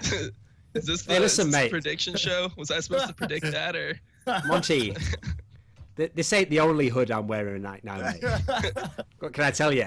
Yeah, it's there in case it gets cold. Jesus Anyway, Christ. so yeah, it's gone wet. It's too much being revealed right now, Dominic. You don't know the exact status of 2 of the 3 people. Jesus. So listen, if you want to complete the trifecta, you can, but I'm not going to force you to. Okay, I don't like leading questions like that, you know. So, okay, so CLG.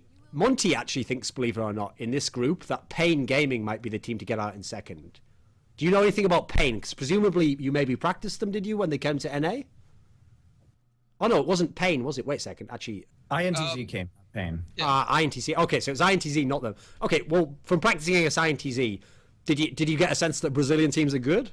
I got a sense that they're better than people give them credit for right now. That they're not just like a complete joke and everyone's just gonna like shit on them. Yeah. Okay. Yeah, keep going. Was that the call dying? Or? No, Yeah, we're still alive. Yeah, so yeah, I got the sense that their region's improving. I mean, they started like importing people to that region, and I think that just structure-wise they got a lot better. So like I think that there should be a difference between Pain Gaming, for example, and like Bangkok Titans. I think Bangkok Titans won't really have a chance at this Worlds, but I think that you know, Pain Gaming could potentially like take a game off like the beaten up CLG or Flash Wolves. Okay. Do you think Ku Tigers will win this group? Yes. Confident in that? Yeah.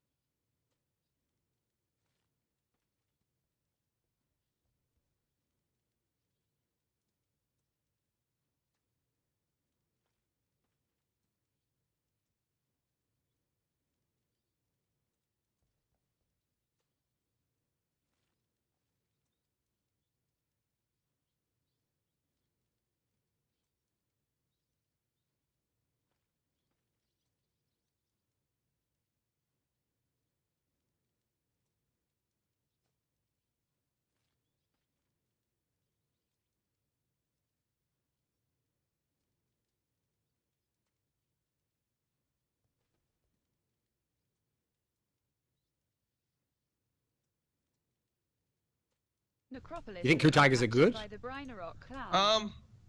I think they're good enough. Like they looked a lot better towards the end of LCK than they did in the beginning. Like if you asked me 2 months ago, I would have said that CLG would like take the group. If you kept like CLG at the level they're at now and just Ku Tigers at the level that they were at. So in my mind, I think that Ku Tigers will still win the group. But yeah, it would be different if Smithy was in the lineup. I think that if Smithy was in the lineup, that it would be close. Like it'd be hard for me to predict because I don't think that the way Ku Tigers really wins, which is like through laning, which is what kind of has always been like the big differential when you brought like NA teams versus Korean teams, is the Korean teams were just so much better in the early game that it would never get to like an even mid game, never get to an even late game. So I actually think that CLG would match up decently against Ku Tigers with their full lineup because I think they'd be able to get through the early game, and CLG is the best team in NA by far at rotating out of the early game to the mid game. So but at the same time, they have not been very good at split pushing, and that really showed against TSM. Sure, they got the 3-0, but it wasn't like they committed to the split push. And the thing about Ku is that their strength isn't in the early game. It's in the fact that they will outsmart you on the map in the mid game. And I think that plays into CLG's weaknesses pretty significantly. So even with a full roster, I don't see CLG absolutely smashing Ku in the early game. And teams have done that, and Ku still wins. Ku is the best team at coming back that exists in Korea. I mean, I don't think that CLG is as bad in the split push as they like showed in that series specifically. Just from scrimming them a lot before. I mean, Zion plays a lot of split push champions like the Fizz, the Yasuo, like things that we've seen in LCS before, and they normally play pretty well around his waves. Like they let him build up big waves, and they'll just like send people up there to dive. They're really clean about managing the waves with the jungler and support on the map. So I actually think that it would be a close matchup. And I could actually see CLG winning it if they have like a slightly better early game. Let's say they go into the mid game with a couple thousand gold lead. I could see them doing well and taking a game. I don't know about a series, but in group stage, I could see them taking a game. So one of the people we had on earlier in the show is we had Dexter on. You probably don't remember him. He's actually like the he still plays. He's in ULCS. He's the jungler for Elements. So again, you don't watch him. He used to play in that team that Monty used to coach. So yeah, RIP there. Anyway, so you actually helped to ruin both of their dreams for Worlds last year. So, but when we were talking to him, he was talking about the fact that like certain champions are going to be more viable in this particular meta, and he picked out stuff like he thinks maybe stuff like Jarvan, possibly maybe even Rengar. What else did he say, Monty? Can you think? I think he said Evelyn. Yeah. Let me think. What else? Lee Sin. Lee Sin. I think those were the main ones he picked. And so anyway, when he was picking these out, they were also talking about the fact that like maybe the Warrior enchantment's going to be a bit stronger now than it has been recently. Yeah. What do you think of that as a general topic? And then in Group A, one of the interesting things is Ku Tigers are the strong favourite to win the group, but actually people often say their jungler is one of the weaker players on the team, Hojin. So what do you think of their Hojin, and what do you think of this general trend of the jungle? What do you think of what will be like at Worlds? Well, I think that something that's good for Hojin is Lee Sin is buffed since the last time we've seen him. Like not only the warrior buff, like even though a lot of Chinese and Korean junglers would sometimes go for Cinderhulk over it, I don't know if they'll still do that with the 5 AD buff, but I think that Lee Sin being stronger just with the ultimate buff that they brought in a couple patches ago, I think that will benefit Lee a lot, or Hojin a lot, because he seemed like that was his most comfortable champion when they were like going off in Spring Split. That seemed to be his go-to.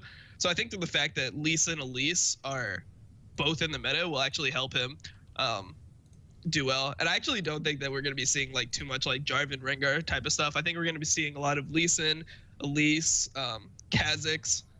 Kha'Zix? Why Kha'Zix? Oh, not Kha'Zix. What did I say? Kha'Zix. Lee Sin, Elise, and Rek'Sai. That's what I meant. Rek'Sai. Rek'Sai is always going to be relevant. Rek'Sai with Warrior.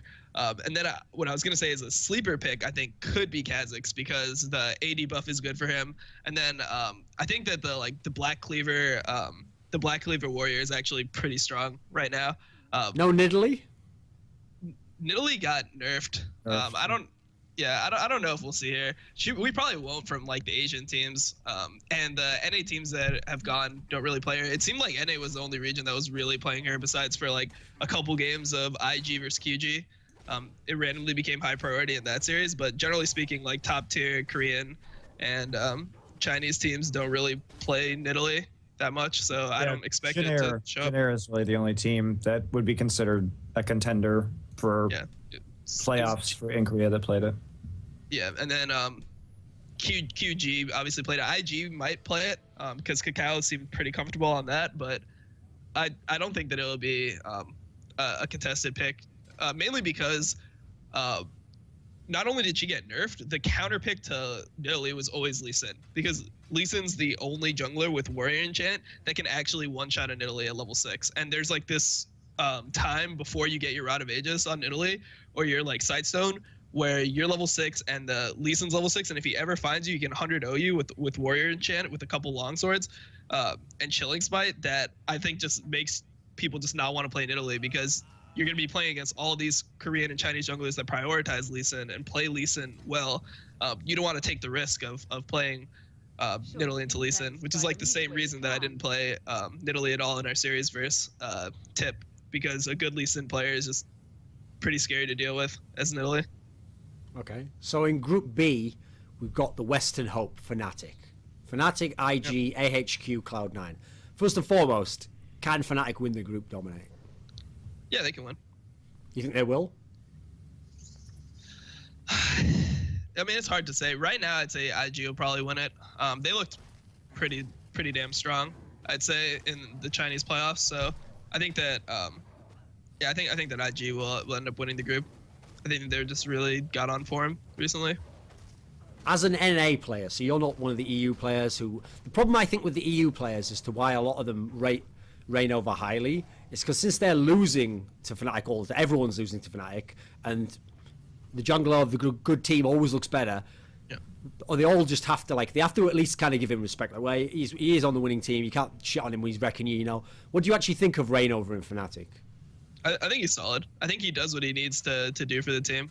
And I like his play style. I mean, it's kind of like risk oriented. Like, he's not afraid to go for plays, but I like that he's kind of the like aggressive proponent for his lanes. Like, he'll make stuff happen in the early game, and even if they like get behind, he doesn't ever get into that farm style that you see like other junglers fall into when you get killed or you make one bad play. A lot of junglers just shut down, just start only warding and like just playing super safe and trying not to fall even further behind. Like, he always continues to make plays, and they function well as a team. Like, you'll see them make a mistake top lane, and then they'll just dive bot, like the same as they would if they had made like a good play top lane. They'll just make the same type of like TPs, same type of strategic plays that actually work in this game.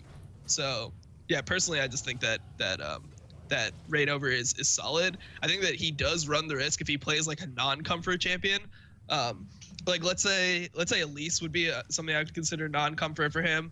I don't know how good his Lee Sin is, but it feels like his comfort champions to me are Olaf, Rek'Sai. That's what I think is like his strongest stuff. If he doesn't play one of those, I can see Kakao like potentially getting ahead of him, or just like getting like one solid outplay on him, and then just like kind of snowballing the game from there.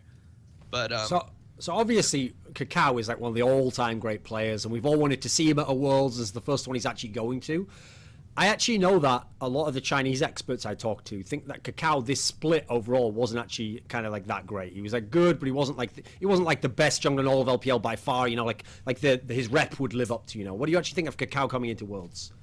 I think he'll be good. I think he looked good in the playoffs, and just something that you have to remember when you watch junglers is if your team loses early game like super hard, like IG was losing a bunch of early games in the beginning of the season, you're never gonna look good. Like, there's a time where you're just not strong enough to make plays happen anymore. And as soon as they started picking up their early game and they were going like even to slightly ahead, he was able to just like take over certain games. Like, he took over games with his Nidalee in the IG in the QG series. He was able to do well in a lot of different games, and especially because Elise is back in the meta. I always thought that was one of Kakao's like go-to picks. Like, his Elise was always super strong. So in my mind, I think that he's still one of the best junglers in the tournament, and I expect him to play like that. So Monty, did you think that Kakao was less than the absolute like peak god tier jungler we thought he was in this split at all? Was that your observation when you watched the games? I agree with Dominate. Like I think he really did sort of power up as the season went on, and I thought he performed very well in the latest series of playoffs and regionals. So I think he's looking really strong heading into the tournament. Last Worlds, Monty, the MVP ended up being Mata. And I think it was quite a contentious one. I think you could have gone Mata or Dundee, I thought those two particularly were exceptional compared to the other people who at their positions. But I actually thought Dundee was a pretty solid shout as well, because if you look at it, he was the only person who could play as wide a champion pool he did. And basically, he literally, if you look at the way some of the series went, he literally just targeted certain champions for the opposing jungler he was playing. Like, they ban out something else, they take one thing away. And he would not only do that, but then be exceptional on it. So, for me, I thought he was the MVP of the tournament. In this sort of a tournament, where admittedly, there's not that much jungle talent, there's like Clearlove, there's Bengi, there's Kakao. Could Kakao be the MVP of this tournament? If they win. If they win, I would assume it would be him or Rookie, probably. Okay. What do you think Dominate of Cloud9's chances? Like can they play at all like they did in that regional? Can High actually do anything as a jungler at a world championship? Well, I mean, I think that now since Balls is Diamond 2, they're probably just fucked. Okay, so. Yeah. Well, it's over. My bad. Yep. Yeah. Okay. Yeah. No, I think that it's gonna be really hard for them to win that group. Like almost impossible, I'd say. They've got a chance because I know that Jack personally reached out to Cloud9, their friends and family, and apologized for ever giving 2 data sets which could be in any way correlated, and then any possible rude, quite brutish, blunt way of saying things. I almost felt like it was me writing the tweet. He said just like solo queue doesn't mean much, and this is a worrying trend. I mean, holy shit! Like, hey. Family show here, mate. Keep it clean. Calm down. Listen, that's going a bit far, isn't it? I was trying to contact his sponsor, but apparently he doesn't even have sponsors, so I can't get him fired. So he apologized anyway. So I got banned for a year for saying something like that in solo queue. Like my top laner died, and I was like, this is a worrying trend. And they're like, all right, you're out of here. Done for a year. Yeah. Just like that. Yeah. Toxic as fuck, dude. I know. Yeah, it's so toxic. So. I like that. You deflected it onto Riot. I like that. Yeah. Nice. Well done. But yeah, anyway, like I don't think they'll get out of groups. I mean, they got to Worlds. Like I think that's pretty much as far as their expectations went. I mean, presumably you've scrimmed against them with High as a jungler, right? Yes. What is he actually like overall? Because we've only seen him in the official matches, obviously. I mean, it just looks the same way as if you go back and watch our matches. Like. I'd say that most of the time I would get ahead of him in the early game. Like I just have more experience in the early game, so I'd be able to get like a couple kills up, and then he just makes the team solid. Like he makes the team good around mid game objectives. Like he's able to really micromanage certain players, which is something that like I've always struggled with. Like he'll not only make the right call, like okay, like control this area with vision, but he'll be like ward here, ward here, ward here. You have to stand here. If they come in, then you engage. Look to peel back and kill like the front line first. Like he'll make all the calls and set everyone up for success. And I know that because I've played with him. I mean, the first step to having that kind of control is actually speaking the same language as the member of your teams, Dominate. Yeah. I mean, to be honest, like I think our English proficiency was high enough that if I was able to make all those calls and like I was able to like not only set my whole team up for success, but also like think for myself as a player and like look for the opportunities, I think that it would have worked for our team. But I just think that that's what makes High an exceptional player. Yeah, absolutely. His ability to micromanage everyone. See, that was a really complicated way there, Monty. Like, Dominate didn't want to look like he didn't know what to say there, I'm saying that he actually has no idea why C9 and High was working with him. Because the problem is, what he essentially said was, like, TL would get up early, he would be making plays early, it was going really well. And then in the mid-game, like, poor decisions, poor objective control, and suddenly they'd just lose. So actually, he couldn't tell the difference between High, between Move, it's just like playing anyone, basically, Monty. So he was a perfectly serviceable jungler, and that, So what do you? Because what you have to realize, Monty, is it's not that C9 have a really good shot caller. It's that TL have an anti-shot caller, and actually all calls made make the team worse. That's what you're not realizing. It's when they come, they have a less chance of winning. Yeah, I actually like tell people the wrong stuff to do. I'm like, engage. I gotcha. Yeah.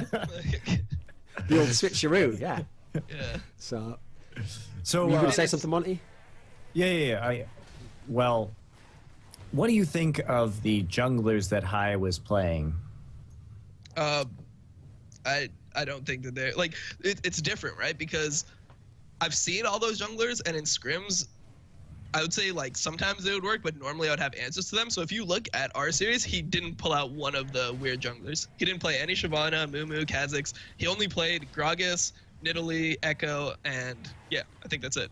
Gragas, Nidalee, Echo, and he played anything else, and one game of Elise. So he played completely standard versus me. So I don't really know how it'd feel to play at a competitive match, but I'm assuming that the reason he does that is because for people that like haven't seen those junglers in competitive before, for example, like Move, he's only really played professional for like 1 year if you consider his like time amateur in China. I don't think he was like playing competitively versus like the Kha'Zix meta or like the Shyvana meta or like when any of those things were strong. So for him, it would probably be a little bit harder for him to identify exactly when those champions are weak, when they're strong, and know how to play against them. So I think that it's mainly just a way that he tries to get an advantage where like he knows that he can get, he knows that if it gets to mid game or late game, he's going to have an advantage in terms of shot calling over like the other team. So he just wants to like make the other jungler uncomfortable so that they're not able to like capitalize on the early game, or they don't know how to play out the early game versus him. Okay. In Group C, we have SK Telecom, H2K Gaming, EDG, Bangkok Titans. Now, unless someone here has suddenly leaps out with some amazing information about Bangkok Titans, that will be the last time I say the word Bangkok Titans. Now, SK Telecom and EDG are in this group, and so is H2K. Who do you think is the best team in the group, Dominic? I think SKT, like, pretty handedly. It's the best team in the group.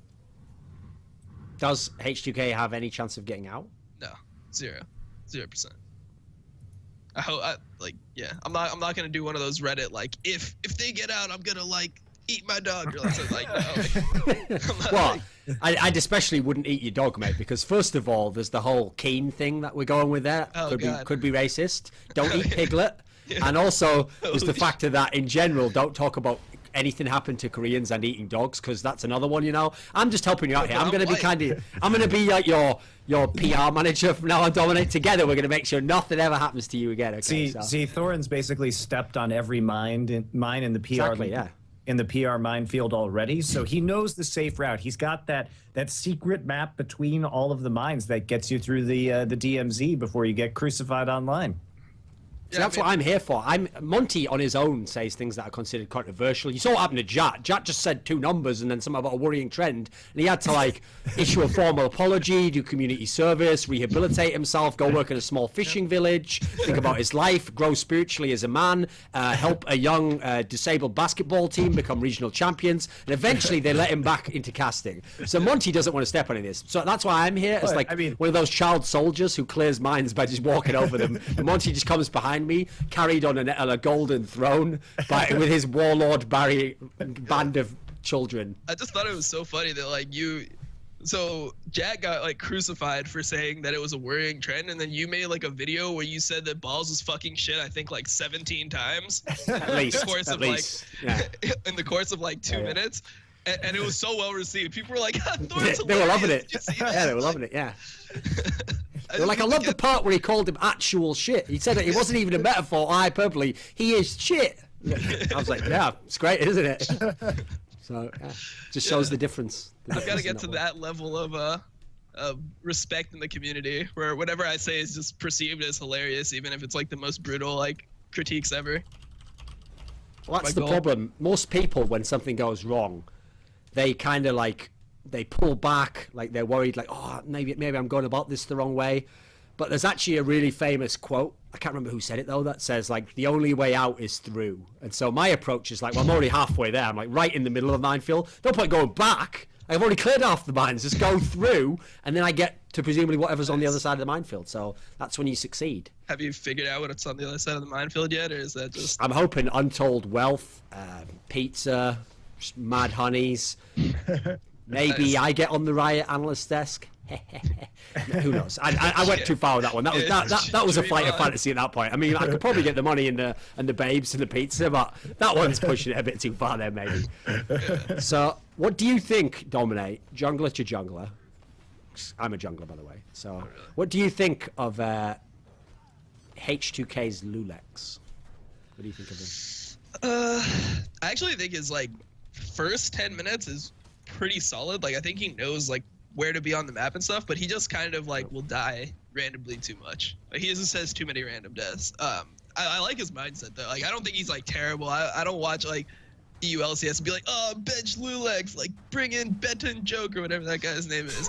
Like, I don't think anyone says that. To be fair, I don't think even Benton Joke's mom says bring in Benton Joke. She's like, son, just stay here with me. It's better. Look what's happening in Lulex. They're tearing this motherfucker apart. Stay in Sweden with me. It's safe. Yeah, I mean, I like his mindset. I just think that, yeah, I think with experience he'll get better. Dominate, like, I'm already telling you, if he randomly dies at Worlds, I'm going to put hashtag bench Lulex, bring in Bettinger. That's the meme already. I want to get it trending as well. You gotta pronounce it, or you gotta type it like I pronounced it, or else it's better. Whatever it is, actually, it's probably like Bettenjockey or something because he's Swedish, but I think yours is better. I'm going with yours. I don't really know. So much like with Reckless, I actually just call him Reckles because I don't give a fuck. I'm just going to start calling that guy Bettenjockey or whatever. Like, I think it's better. So, I have an interesting question for you. So, there's 2 players in Group C who at different points in time have actually been criticised for their role as a jungler, which is Bengi from SK Telecom, since he was, much like Balls, well, as a metaphor, he was sort of really in Diamond 2, and it was an extremely worrying trend for SK Telecom. Oh, shit. Oh, no, you didn't. Oh, yes, I did. And I'm not even issuing an apology, Bengi.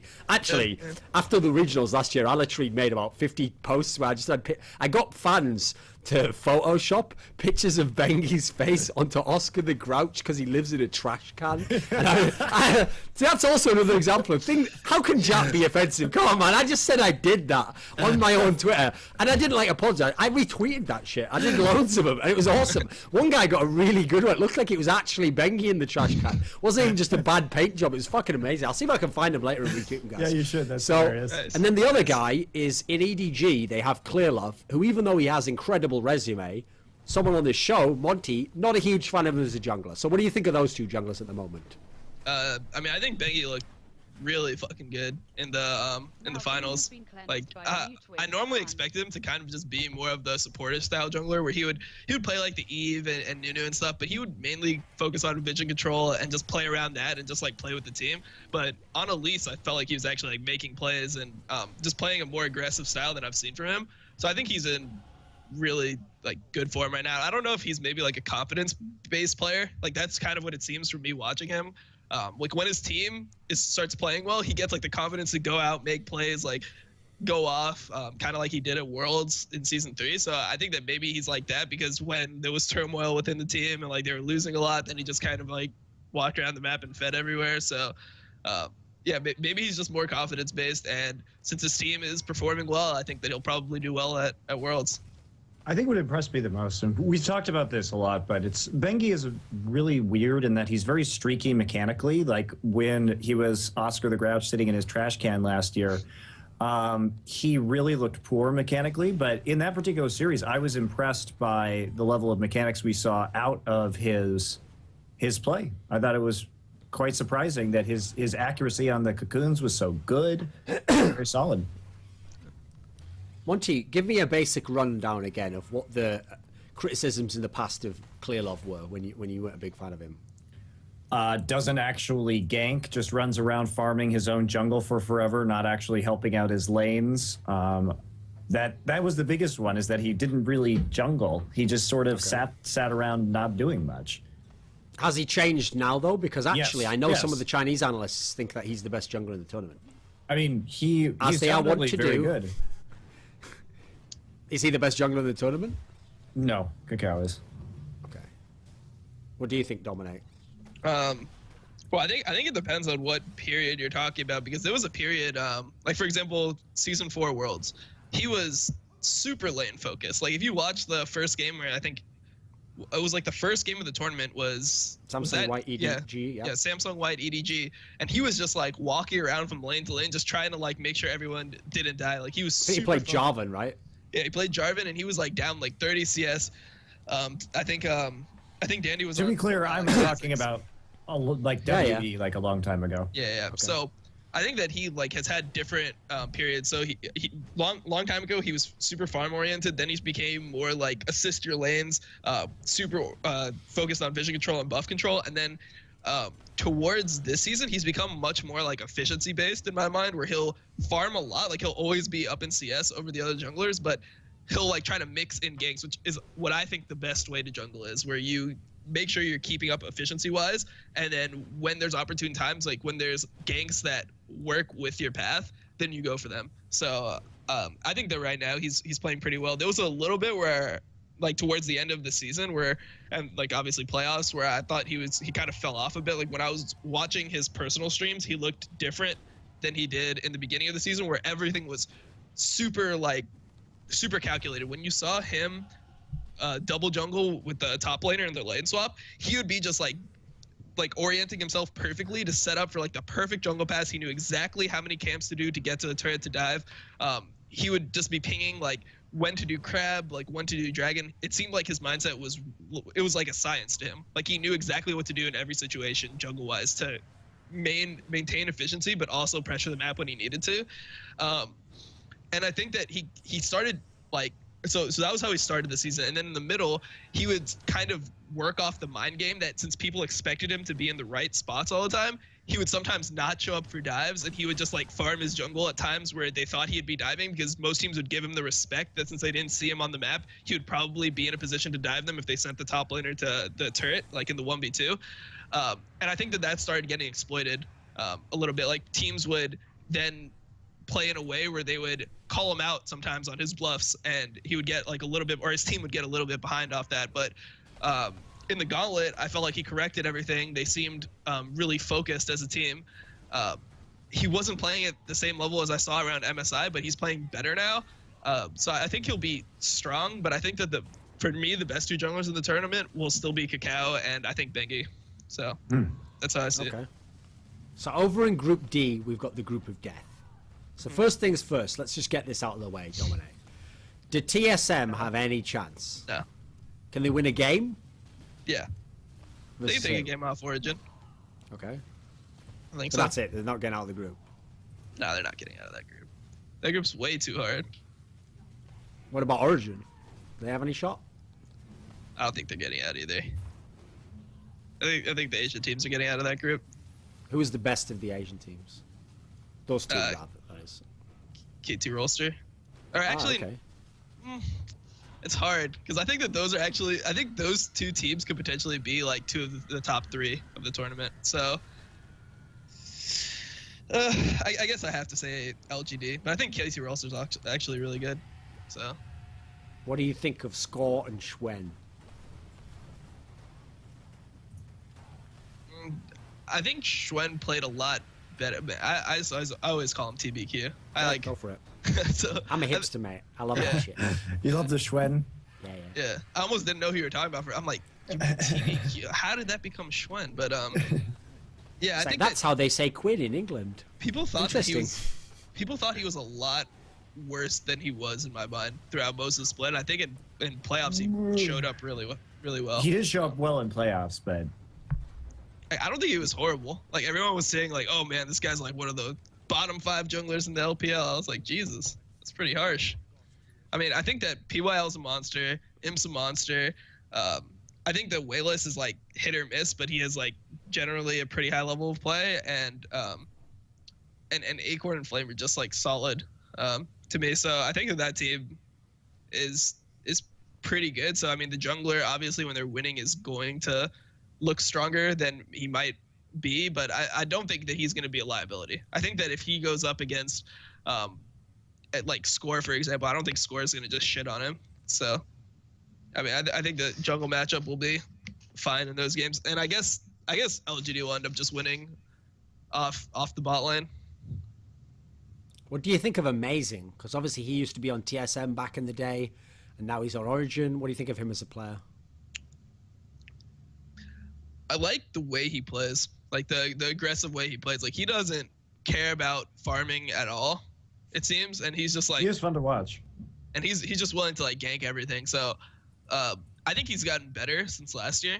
Like he seems more like before he would kind of jungle in the way where it's like, all right, he's coming to gank. He's either gonna die and they're gonna lose, or he's gonna like get the kill and they're gonna win. That's how I felt like watching him. And now it feels like he's more refined, where he still plays aggressively, but he doesn't have as many like bad ganks as before. Like before, it felt like he would gank at level 3, regardless of whether it was a good gank or not. And now it feels like he'll just pick his lanes a lot better when he's going for those plays. To me, when I watch Amazing these days, it feels like he. I mean, first off, he was a relatively new jungler when he went over to TSM, but he has matured. And I feel like Amazing now has. I feel like before he was doing what he thought he should do, and now he actually has his own style, and he's much more comfortable in playing the game his way. And he really does dictate the game his way, too. He's an interesting jungler to watch these days. What do you think will happen when Amazing goes up against his old team TSM and good old Santorin? What do you think, Dominic? It's just gonna be about if they can survive the early pressure. In my mind, well, number one, they better ban Gangplank. Like I don't care about the Gangplank nerfs. Like TSM just needs to ban Gangplank in that match. So if Soaz doesn't get Gangplank and they survive the early pressure, I think they can win. But yeah, like I think that Bjergsen has a pretty good advantage over XPK right now. From what I've seen, I think that XPK has kind of fallen off a little bit. I agree with you, but all the other players are better on Origin. All the other players? All of them. I mean, I would say that between Lustboy and Mythy, it's pretty close. I think Lustboy is still fun. I still think Lustboy is good. I would take Mythy's performance in playoffs over Lustboy's. I mean, they're both really good anyway. The point he's making is the good AD carry race the top laner and the Played really jungler well. all better. I mean, it depends on like. That's really shit luck though. Yeah, I mean, I still think that they can win because I think that maybe like player wise, like all the players are maybe better on Origin, but I think that like TSM's the type of team where if those players can go even or close to even and Bjergsen's ahead, they can win the game still through rotations and through having like a good plan and good strategy. So in my mind, I think that TSM still has a chance of beating them, and I've seen like Origin throw in a lot of weird ways. Like when they played Fnatic in the regular season, they're like yes, yes, they did. That was a different story though. Like I would agree with you if that was still the same team we saw. I had like a really close to perfect Merveil fight though, so I'm pretty happy about that.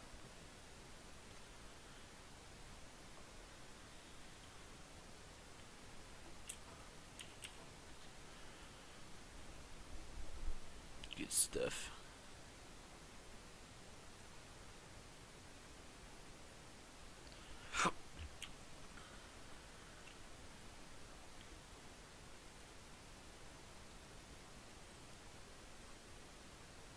That's a lot of lightning damage. Damn, that'd be so good. In a party race.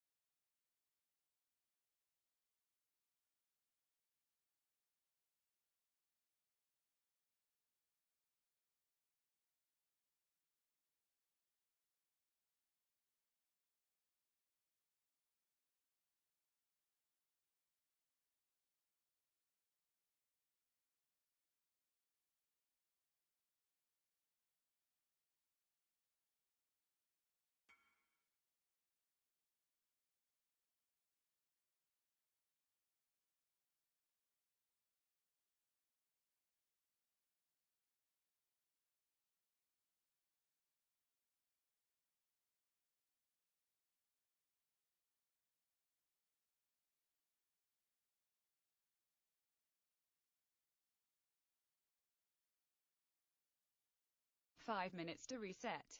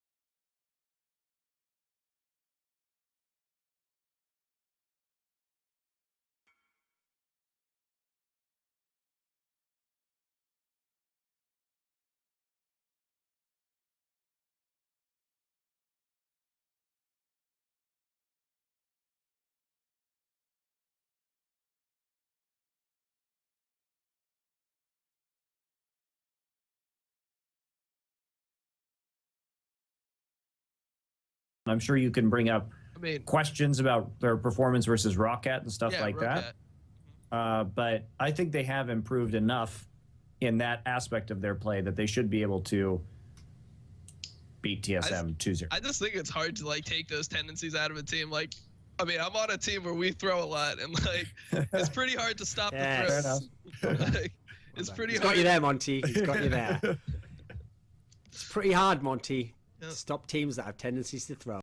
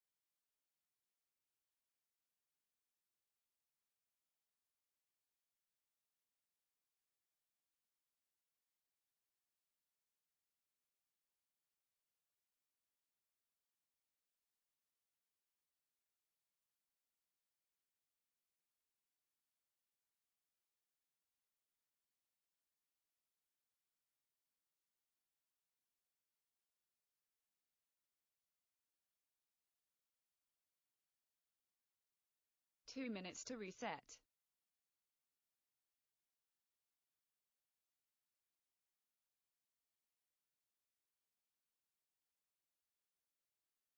You can agree with him on that. Let's drink to that, guys. So, okay.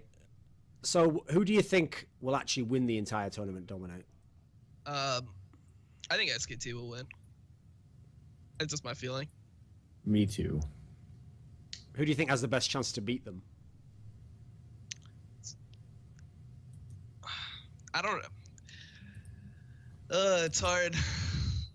Well, I mean, SKT and EDG in the same group, so it's like impossible for them to meet in the finals. Wait, They can only meet in the final, basically. They can only meet in the finals. Oh, they can only meet in the final. Oh, okay. Yeah.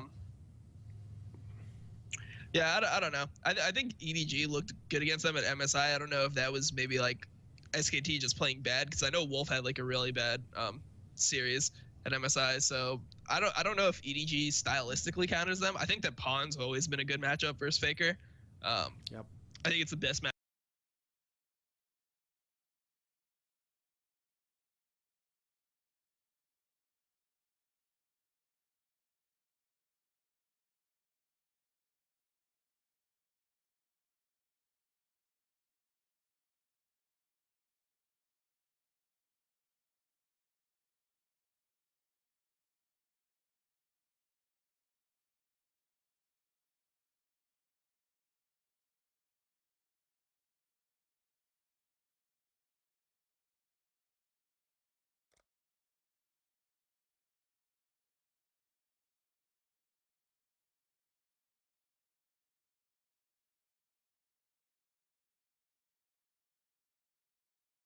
The war bans have been reset.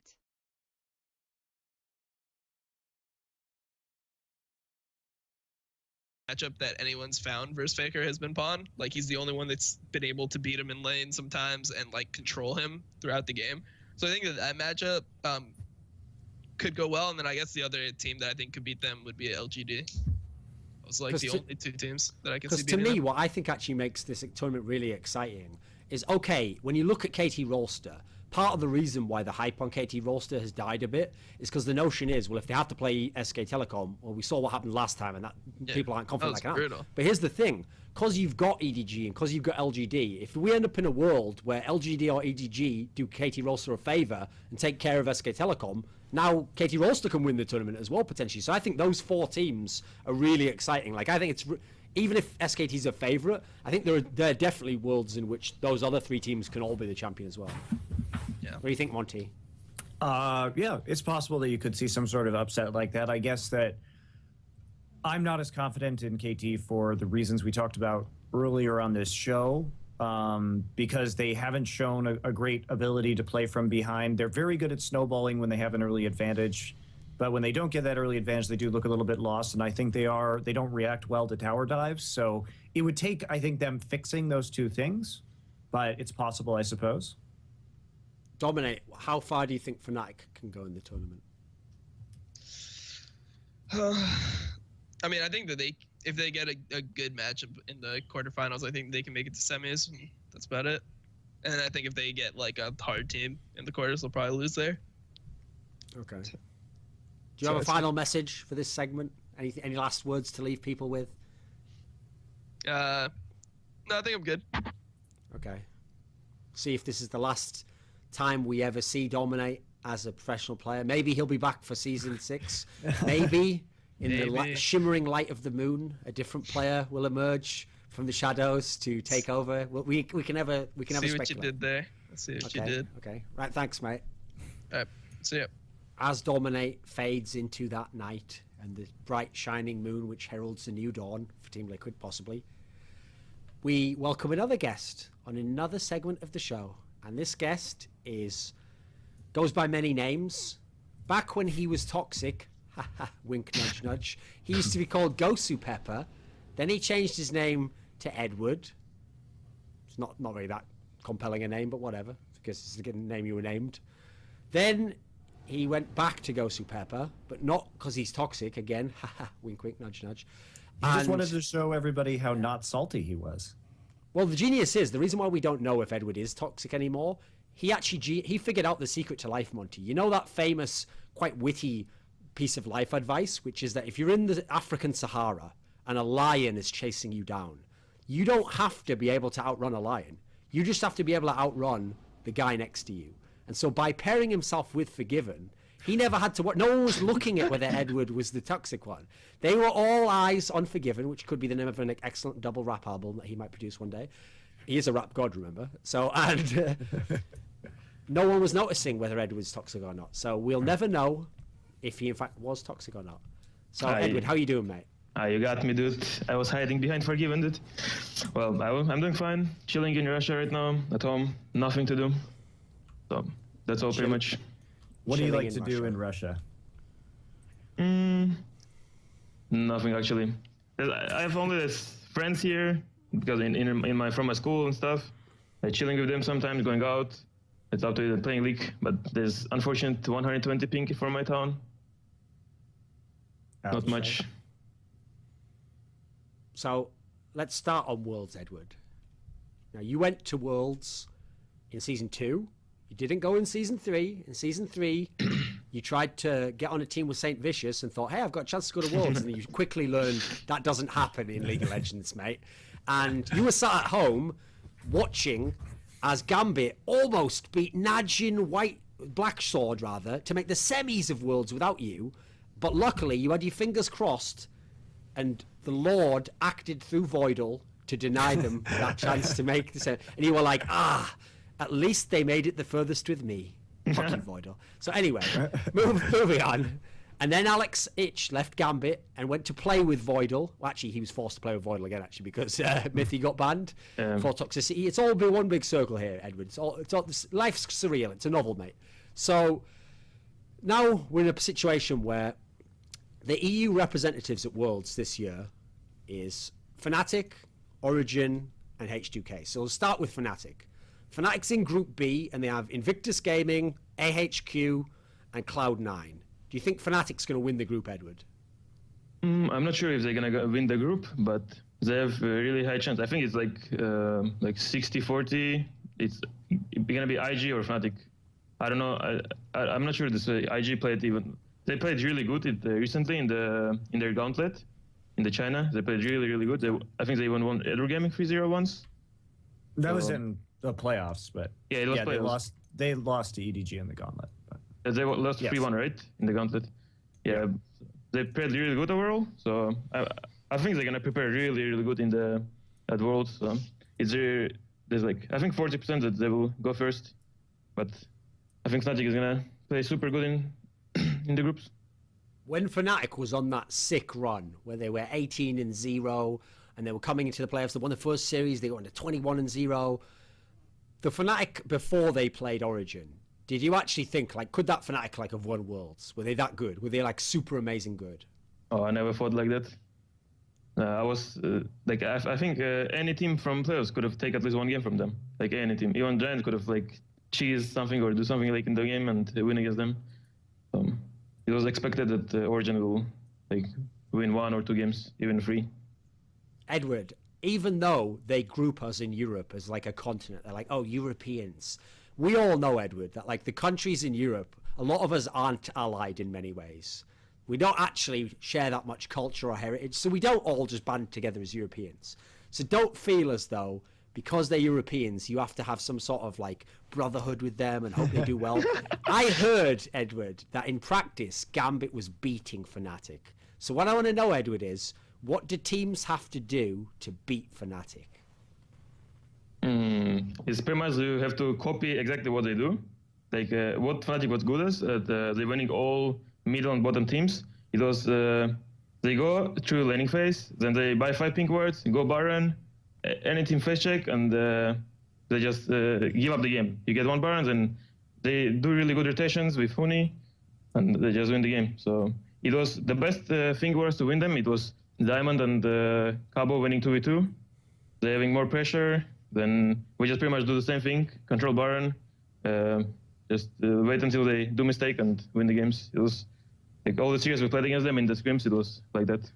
Okay, so all you need is the jungler and top laner to win 2v2 and have pressure. So C9's got it, Monty.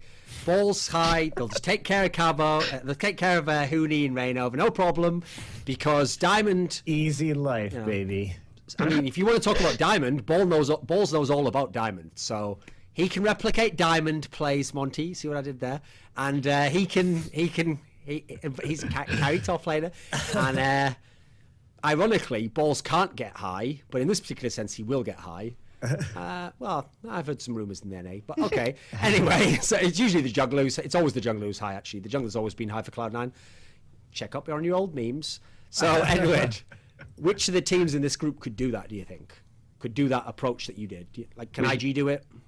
What team can win against Fnatic, you mean? Yeah, in that style you're explaining to beat Fnatic. Oh, I think the Cloud9 got no chance in this situation. Like, I think they're gonna get outplayed on like every role straight up. But yeah, I'm not sure about HQ much, so really don't know much. But I think they're not bad as a team, even though they're third, like they're third team, right? In the second. There's only 2 come from LMS. No, I mean they're actually they're the first team from LMS. They're the 3rd team overall. Yeah. Yeah. So I don't think they will in the group, especially win the group, but they can make Fnatic like play like their best list. But I think the biggest chance is IG for sure. So if you're not a believer that Fnatic was ever that god tier amazing, even when they were on the 18-0, how far do you think Fnatic's going to go in this tournament? But if I tell you, I never thought of it. Think of it now, please, and then tell me what words go into your brain and out of your mouth. Yeah, let's see the groups. Davai. Nice one. Well, I think they will go out of groups for sure, and then it's gonna depend what teams they're gonna face afterwards. Because if they're gonna face the team from Group A, I think they will go through more. But I think if they face one of the teams from Group C or D, and they will most likely lose. You think they could beat Ku Tigers? They could, yeah. Interesting. There's gonna be like Flash versus Ku Tigers or CLG, I think. But most Monty, likely, could Fnatic beat Ku Tigers? In a best of 5? Yeah. I don't think so.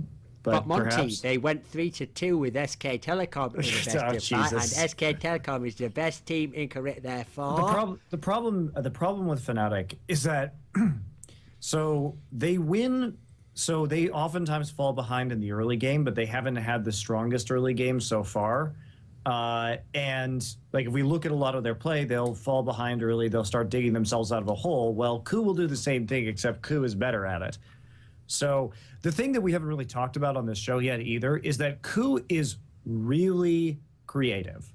And as far as new patches go, Ku is going to find some weird shit to play on this patch. And they're probably I think they are the least predictable in terms of teams when it comes to champion picks on this patch that we're going to see at Worlds.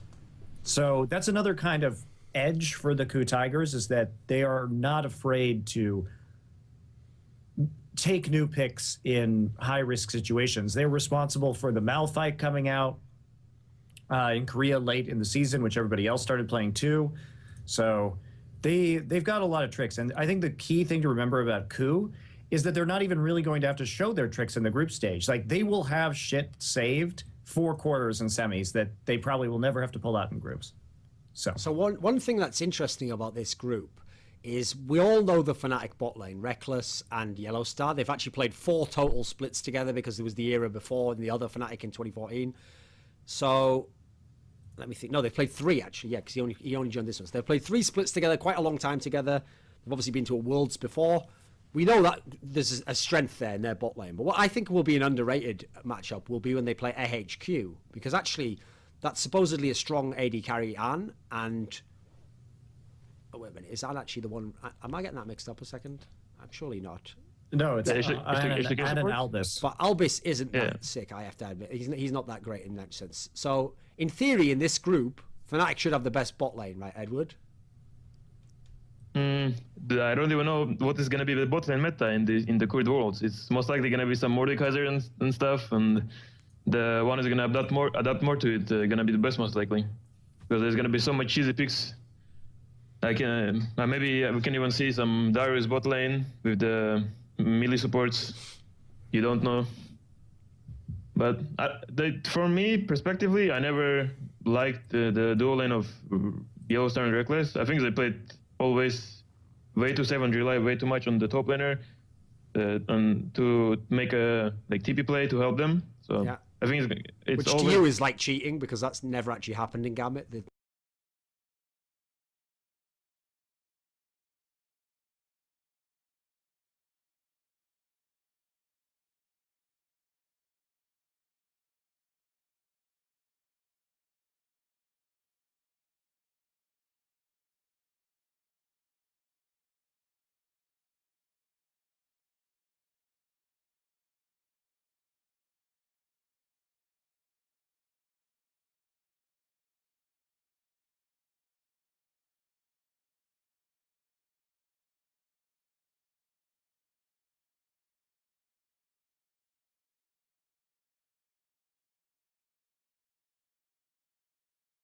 Top laner never actually made a TP play. He was just off split pushing with Shyvana into the enemy base, running around, attracting people to kill him before he's executed, right? So you're like, well, that's just on easy mode. I'm completing the game on hard mode here with Genja and no fucking top laner and teleporting. So the main thing is gonna be, again, like who is gonna have more pressure from top side. But there's gonna be many situations with lane swap, so anything can happen in that case. Edward, in my interview with Forgiven, I think everyone could sense that when I brought up Reckless, it's almost like a little bit of heat came out of Forgiven. I made the example that I love that famous thing where Piglet and Imp hated each other, and Imp was like saying that it literally made his blood pressure rise when people said that Piglet was better than him. So I know that Forgiven thinks that he's like way better than Reckless. What do you actually think of Reckless as an AD carry? I could say that Forgiven thinks he's way better than anybody else in this world, so true. There's nothing to say about it. What do I think about Reckless? Yeah. I think he's really hard to play against in laning phase in terms of like it's so hard to like hit a skill shot on him. He take care of everything in that case, but if you, I don't know, it depends so much on the matchup you play, but he's not gonna lose the lane like super hard ever. I think every time he's gonna go or even or slightly ahead or slightly behind or slightly behind. It's like not gonna change the game at all. Well, fingers crossed, just from my personal little wish list, that Fnatic get to play a best of 5 against LGD. Looking forward to that one. Hope that happens. That may not even happen. So. And then I hope that Imp makes Reckless cry. Oh wait, you already did cry. In that case, even if they don't play, just cut that footage together. Like, did you see Reckless cry? Yeah, I did. It was mad. Yeah, it's not because he played super bad or something though. No. I think the reason he was crying is because if you know anything about that Fnatic, that was the one where they weren't even playing solo queue. They were like fucking around in scrims. Meanwhile, Reckless was like working 14-hour days trying to get really good. Then he went to Worlds, and the rest of them were like, oh well, like they are now in Origin. They were just like, oh, we got the group of death. Oh well, who gives a fuck? They were playing. Reckless was like, what? This is my whole life. Like, I couldn't even play last year. I want to get far at this. And he's like, they were like, listen, I'll try, but I mean, I'm not promising you anything, Reckless. He's like, I've been working 14-hour days. And then he was getting dumpstered, and he was like, this motherfucker doesn't even care. And so I was just looking over like, I'm going out after this. What time are we getting back to the hotel? Like 9, 10. I can have my dancing shoes on. I'll be out there listening to some sick house music at like the Cake Factory or whatever it is in Itaewon, Cake Shop I think it is, at the corner of Itaewon by like 10 o'clock, mate. I'm out of here, mate. I'll see you in the next game, LMQ I think. So anyway. Yeah, that's some Daria and Genji mentality out there. It's great, isn't it? What did you think about that Edward actually? Because there was this recent drama about Jat saying basically saying like a hate crime against Balls by suggesting that he actually factually is in Diamond 2 in Korea and had been demoted from Diamond 1, which is quite frankly disgusting, and I don't think that a representative and role model for our children in the new world, this modern world, should be allowed to say such things. So anyway, after Jat said that really shocking comment, I've actually lost my train of thought there. What was I going to go with? Let me think. Yeah, where was I going with that? Where was I going? I mean, I ask you that question all the time while you're talking. I don't usually know myself, man. I'm not steering this train, okay? I'm just looking at the back. I'm like a guy in the back. I'm like someone on ketamine, I'm in the back of the seat just going, who's up there? Where are you driving to? And he's just going, listen, just chill out. It's going to be fucking amazing. And then I just wake up suddenly in the middle of nowhere, like, what the fuck? Where am I now? Like, better get out of here. Back out. And sometimes you can't always back out because they've got you on video, mate. That's my career right there. That's a metaphor for my career. So anyway, let me think. You're done? I've got it. I've got back. I've got red again. See what I did there, Edward? I kept spinning plates, and eventually I got it before it fell. So, unlike Forgiven, who breaks plates? So, in Fnatic, there was this. Okay, when Jack criticised Balls, one of the things that people were complaining about, including Soaz, was the idea that solo queue doesn't mean everything, and it doesn't matter if you don't play solo queue much as long as you're a really good pro.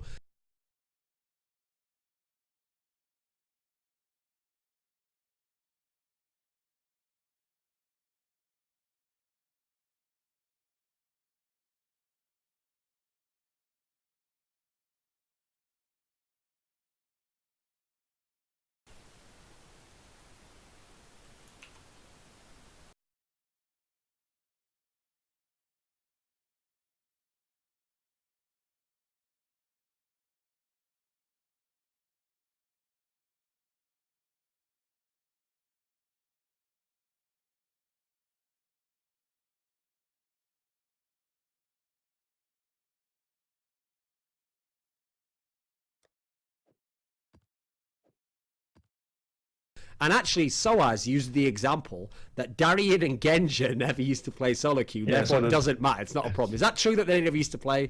Yeah, but it's not true. They always played solo queue. Like, they always had a Smurf account and played it, I think. So it's not true. So that was just like mind games that they didn't want anyone to know they were playing? Yeah, it's like Genji used to even level up account from 1 to 30 while playing LCS so no one will know what his account. He was even hiding from us, so you never know what he does. To be fair, Zhao Weizhao was doing that as well. So, see what I did there? There we go. Anyway, so and no one, not even his own team knew that. Yeah, remember allegedly. We spotted, you remember the account Genja had like Silent Storm. We spotted that it's him, and Alex randomly told in solo queue that it's Genja, and Genja was so mad that he spotted his account. I've always wondered why other pros don't do that. Like, I don't get the pros. Think about who Darien is, Monty. You know, one of the great things about Darien is he might just lock in Warwick, even though it's not even a viable pick. But instead, LCS pros just play on their own account for 50 games, have a sick win rate, and then everyone's like, just ban that. He's been winning on it in solo queue. Like, they don't even use a Smurf for that. Like, what? That boggles my mind, mate. That'd be the first thing I'd do. Like, that's what I'd be like as a coach, Monty. Lesson 1, smurfing. Lesson 2, handling them fangirls. Now, everyone gets 2 at a time. Don't swap. That's just rude. And cleanliness at all times. Hygiene. Cleanliness is next to godliness. Okay, so you mucky pup. Anyway, moving on. So we'll go into Group C now. In Group C, let's see. SK Telecom, H2 Gaming, H2K, EDG, Bangkok Titans. Who's going to win the group, Edward? Well, if I say it now, I would say SKT gonna win because Edward Gaming was struggling at the end, but I think it's like 60-40 or 70-30 that SKT gonna win. Okay. I'm not sure how Edward Gaming gonna come to the tournament, but SKT look way too strong. Can H2K steal a game from SKT or EDG? Steal a game? I don't think so. Why not? I don't think they're the same. I mean, the H2K got a really good bot lane. Yeah. They got a really good mid laner, but yeah, really good support. Yeah. Yeah. That joke never gets old, Monty. That joke never gets old. Yeah, keep going. Well, so I don't think. I think H2K got no sub, so it's gonna be Lulex playing, and no Damne. I don't think they will play as good as Edward Gaming members, so there's no chance, or even SKT. And SKT as well, I mean. I don't think SKT got the chance. You don't have faith in Kasing? Like, Kasing, Edward, is like probably the best Thresh player in Europe right now. I mean, I know you still think you're good on that champion, but you either just don't even get to play it, or, you know, listen, we were all better back in 2013, mate. I was better back in 2013. Monty was way better back in 2013. Now, people didn't know that well. Listen, we all get old. We can't keep that level up anymore. You've got to just come to terms with that, Edward. You're not a top 5 Thresh anymore. You know that. You know that deep in your heart of hearts, right? You don't know that? You don't agree? Yeah, you got the chance to trash talk me a bit. Go for next group, I guess. Okay. Well, what do you think of Kasing, though? Are you a fan of Kasing? Are you a fan of Kasing's? I'm not a fan of him, but I like how he plays. Monty, what I love about that is if you ask any other... The trick with Edward is actually not to set up elaborate questions. I usually do that to elicit real responses from people. Like, normally, if you give someone a softball, like, is this guy a good player? They just knock it out the park every time. Yes, he's a good player and he's really good. All I said to him is, are you a fan of him? He said, I am that fan. Why would you suggest... He is a player. I acknowledge he is an LCS player. That's correct. And his team factually finished above me. That is all I will say. Like, okay. He's a good player though, right, Edward? What is being fun? Fun is being like going crazy on him, like being like, I don't know, stalking him or whatever. But fun, I'm not fun. I'm not fan of any player. Maybe I'm fan of some players overall. Which players are you a fan of, Edward? I don't even know. I need to think of it. Please do so. Let me think. Okay, I'm kind of a fan of Forgiven, of his mechanics. Okay, because he carries you on his back. Yeah, he carries me on his back. With no resources. Yeah. And then he comes in, like normally, you used to play with Genja. So the jungler comes into the lane, the enemy top laner teleports down, and you're like, Genja, get out, 4v2. Genja just stays for that last creep, dies. You try to make some sick Thresh hook, you die as well, and you're like, fuck, Genja, why? And Genja just looks over at you like, well, I don't know what you say because I can't speak Russian, but I assume the subtitles are like, I am secretly in the Mafia and own Gambit game and I'll have you killed if you ever speak to me again. Something like that. I think it was something vague. I think that was like the gist of it. I'm not great at translating or interpreting. Meanwhile, when you play with Forgiven, you're like, oh my god, we're not going to have it. Diamond's at the top side of the map, ganking for Cabochard, inexplicably. So, oh my god, 4v2, and then Forgiven's like, you're safe. Hold the line. hold the line, Edward. And then he just wrecks him. He bodies, he kites backwards. I know that Blue Zor, man, fucking kiting. He's kiting backwards. He's hitting all these auto attacks. He's not just going for minions. And then you're like, wow, finally I have the bigger brother I always wished for. Whatever, dude. I thought we were going to talk about groups. Yeah, okay, keep going. But so what were you saying about Kasing then? Oh, you're a fan of Forgiven, that's right. Is there any other player you're a fan of? I used to be like, I'm a fan of Mata as well. I think he's really good. I always appreciate how good he was. It was always good to watch him to play. Yeah, he was pretty good, right? Yeah. I don't know. Monty, I'll let you in on another classic Edward anecdote that I was told. Well, I know he won't have a problem with me saying this, okay?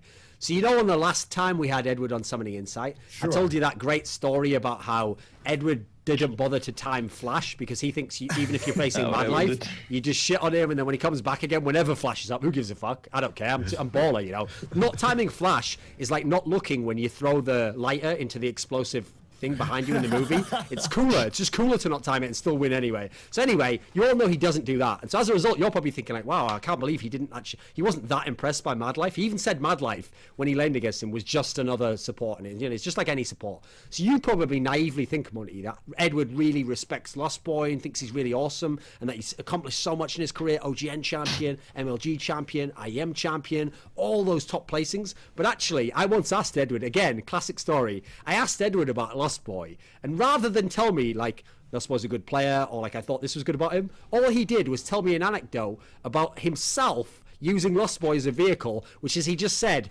actually, back in the day, I used to talk to Lost Boy, and he told me he has a masteries page called Gosu Jana or something. Gosu, I think it was Gosu Lulu or something, and I was like, that doesn't really have anything to do with Lost Boy. You're just trying to tell me that Lost Boy thinks you're really good and is a fan of you. Like, that's his version of a compliment to Lost Boy. Like, his compliment's basically, look, Lost Boy is a very knowledgeable player because he acknowledges I am better than him on Lulu or something. Like, okay. Wasn't that true, Edward? Wasn't that story true? That's amazing. Oh, yeah, I think it was true, but I don't remember anymore. Okay. Did you remember all this stuff? It's a great story, mate. It stuck with me. Okay. So... what do you think of Lost Boy now, actually? He's in this tournament. Is Lost Boy still a good player? Lost Boy? I think the whole TSM is struggling, and you can't even see that Bruskin is a good player, you know? Like, it's hard to say how good they are at all. I reckon you can say that. I know in Jat's world that's probably not allowed to say that Bjergsen's a good player because it would carry a contextual relative implication that someone else in the whole world of League of Legends isn't a good player, which would then cause a written apology, treaty, reparation payments to be made, all the jokes. But the thing about Lost Boy is it's hard to look good if you're Lost Boy. Because, okay, you know Monty in like Central Park in New York. A lot of people who live around there, they'll jog. That's how they keep fit, Monty. So what you do is you take your dog out on a leash and you're running through Central Park. And what you need to be able to jog properly and to get your workout in is you need the dog to be trained well enough that it runs with you in the direction you're going.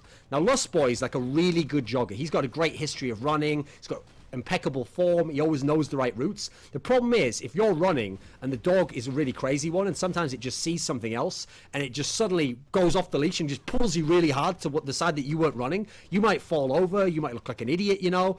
And so, you see what I did there, Monty? I actually made the non-Korean the dog. See that, Keen? Racial equality. And so, that was about Wild Turtle. That was a metaphor for Wild Turtle there. What do you think? What do you think of Wild Turtle, Edward? Is he a good player? So, I'm like the batting machine here. Come on, Edward. Come on. Is he a good AD carry? Is he LCS worthy? Yes. He's worthy to be in LCS. He's worthy to be in one of 20 teams in the West. Yeah. Well, don't break your fucking back, get off the couch to give me that steak. Come on, man. What do you think of him? I don't know that you want me to say how good is Walter, but I don't even watch the TSM playing. And last time I watched them play, they played like shit. So they only went to the world, I think, because of the amount of points they got. So okay. It's really hard to say how good is any member of their team because they're struggling way too much right now. Okay, well, in that case, you do know how good he plays, because if you've seen... It's like the Fast and the Furious movies, Edward. If you've seen one, you've seen them all. So, you saw him play and he was shit. You know, like, expect as well. He used to play super, like, mediocre in the split, and then he goes to Worlds or whatever, and he plays super good, so... in the split he played mediocre. It doesn't mean anything. Okay. What do you think? Okay, from playing H2K, is there anything H2K could do? Is there any kind of approach they could take to win a game in this group of SKT or EDG? Is there some? What would their best chance be in terms of how they play? I think they need to definitely get a really good matchup for you, and they need to have playmaking Really good support. matchup for who? What's up? Ryu. Okay, Ryu. Yeah. Okay. Yeah, Ryu. And they need to have playmaking support and the jungle champions to actually like make roams together. Like the jungle and the support, they need to shut on every lane, so they will have at least some chance to like snowball the game. So all that needs to happen, Monty, is the jungle of H2K has to shit on every lane of SK Telecom and EDG, snowballing the game. That's what I'm So saying. that's all that has to happen. Okay. Well, that's just sort of like the miracle on 34th Street type scenario that would have to happen. Okay, so we've got that in place. I mean, the Western LoL fans are still waiting for the miracle on ice to happen. That's like all they've been praying for years, but still not going to be coming true this year. Yeah, Well, no, the genius was, Monty. I don't think HTK gonna win anything. In League of Legends, there never was a miracle on ice, because what used to happen was the really sick Russian team, who was the best in the world, would play the plucky Americans who've really been trying hard, and they come on and they just crushed them every time, and that was the end of the story. So never happened. There was no miracle on ice. What's great about League of Legends, Monty, is no miracles. Much like some parts of the Bible. See the way I said some there? I don't want to get into any sort of territory where I imply there weren't miracles in the Bible, because that would be very dangerous territory to be in. Did you have something to say about the Bible, Edward? Dangerous territory. Did you have something to say about the Bible, Edward? About what? The Bible? Have you read the Bible, Edward? Go next. Yeah. Okay. Wow, that touched a nerve there. Okay, interesting. I'll file that in the old file index there. So in Group D, we have LGD Gaming, we have KT Rolster, Team Solo Mid, and Origin. Who's going to win the group? This group is gonna win LGD for sure. I think LGD is gonna definitely win this group, and the second place is gonna be between KT and Origin, but. I will if I would bet or whatever, I would take the KT to get the second place. So. You think Origin has a chance though? Well, I think they have a chance, but it's not super big, like 30% to get second place. When you used to scrim in Europe, was Origin good in scrims? No, they were never good in scrims, but they play way better in the LCS. They used to be like the teams like we used to be an M5. We lose like 90% of scrims, and then we go LCS, and we play so much better. Now it's the other way around, right? Now it's all the way around. Hey, we did it. Yeah, we did it. You've reverted it. The other Good way job. around now. So, do you think, okay, will TSM win a game in this group? They're going to play 6 games, Edward. 6 glorious games. And I'm going to watch every single one, and I'm going to keep a little tally of them all. And at the end of it, I'm probably going to bookmark those VODs. I'm going to rewatch the VODs a few times. I'm going to relive certain sequences over and over, triple buff, and then they push him in, and all the late game champions just shit on everyone's. Sorry, I went back somewhere there. I went back to a better time, one of the great moments of my life. Quarterfinals of Worlds last year, first 2 games, beautiful, beautiful game. It's actually only a best of 3, Monty. It was the first 2 games in Samsung White won 2-0, and I stopped watching at that point. I can't remember anything beyond that. It's a fucking amazing series though, and actually, hats off to TSM. They really did their homework, and they tried their absolute best. They did everything they could have done. So, also, by the way, I'm just to put this out there.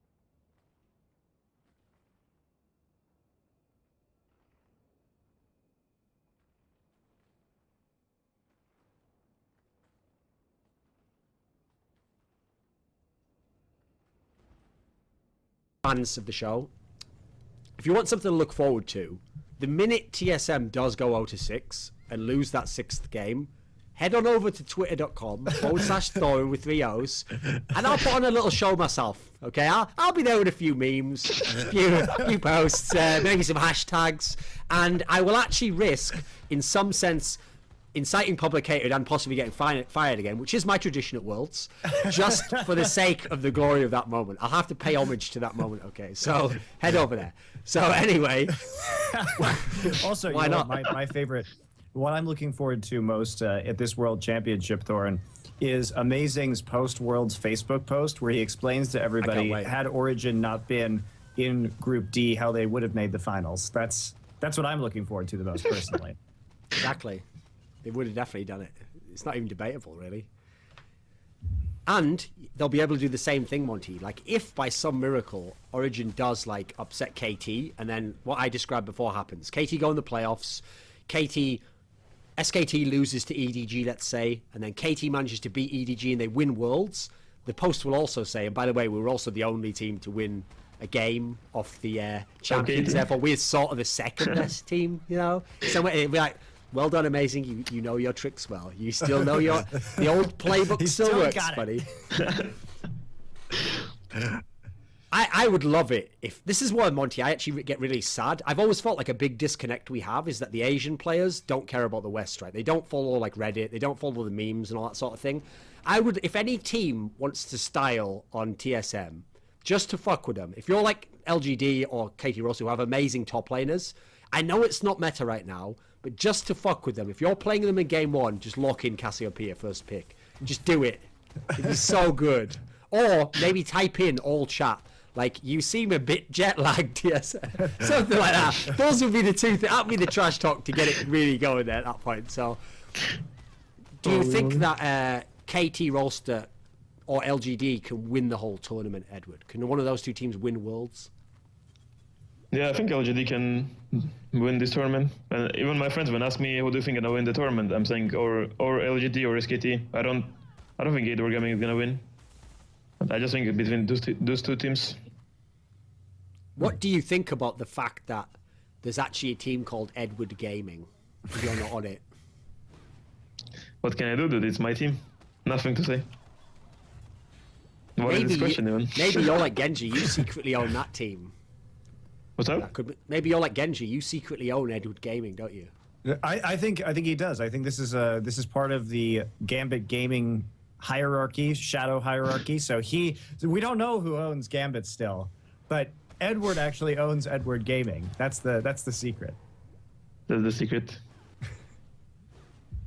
Okay, so we haven't talked about Group A because I had no Europeans in it. Group A is CLG, who don't have a jungler anymore, we think, and is using a mid lane sub. Is there no chance that he's gonna play, by the way? It's not known, but it seems unlikely.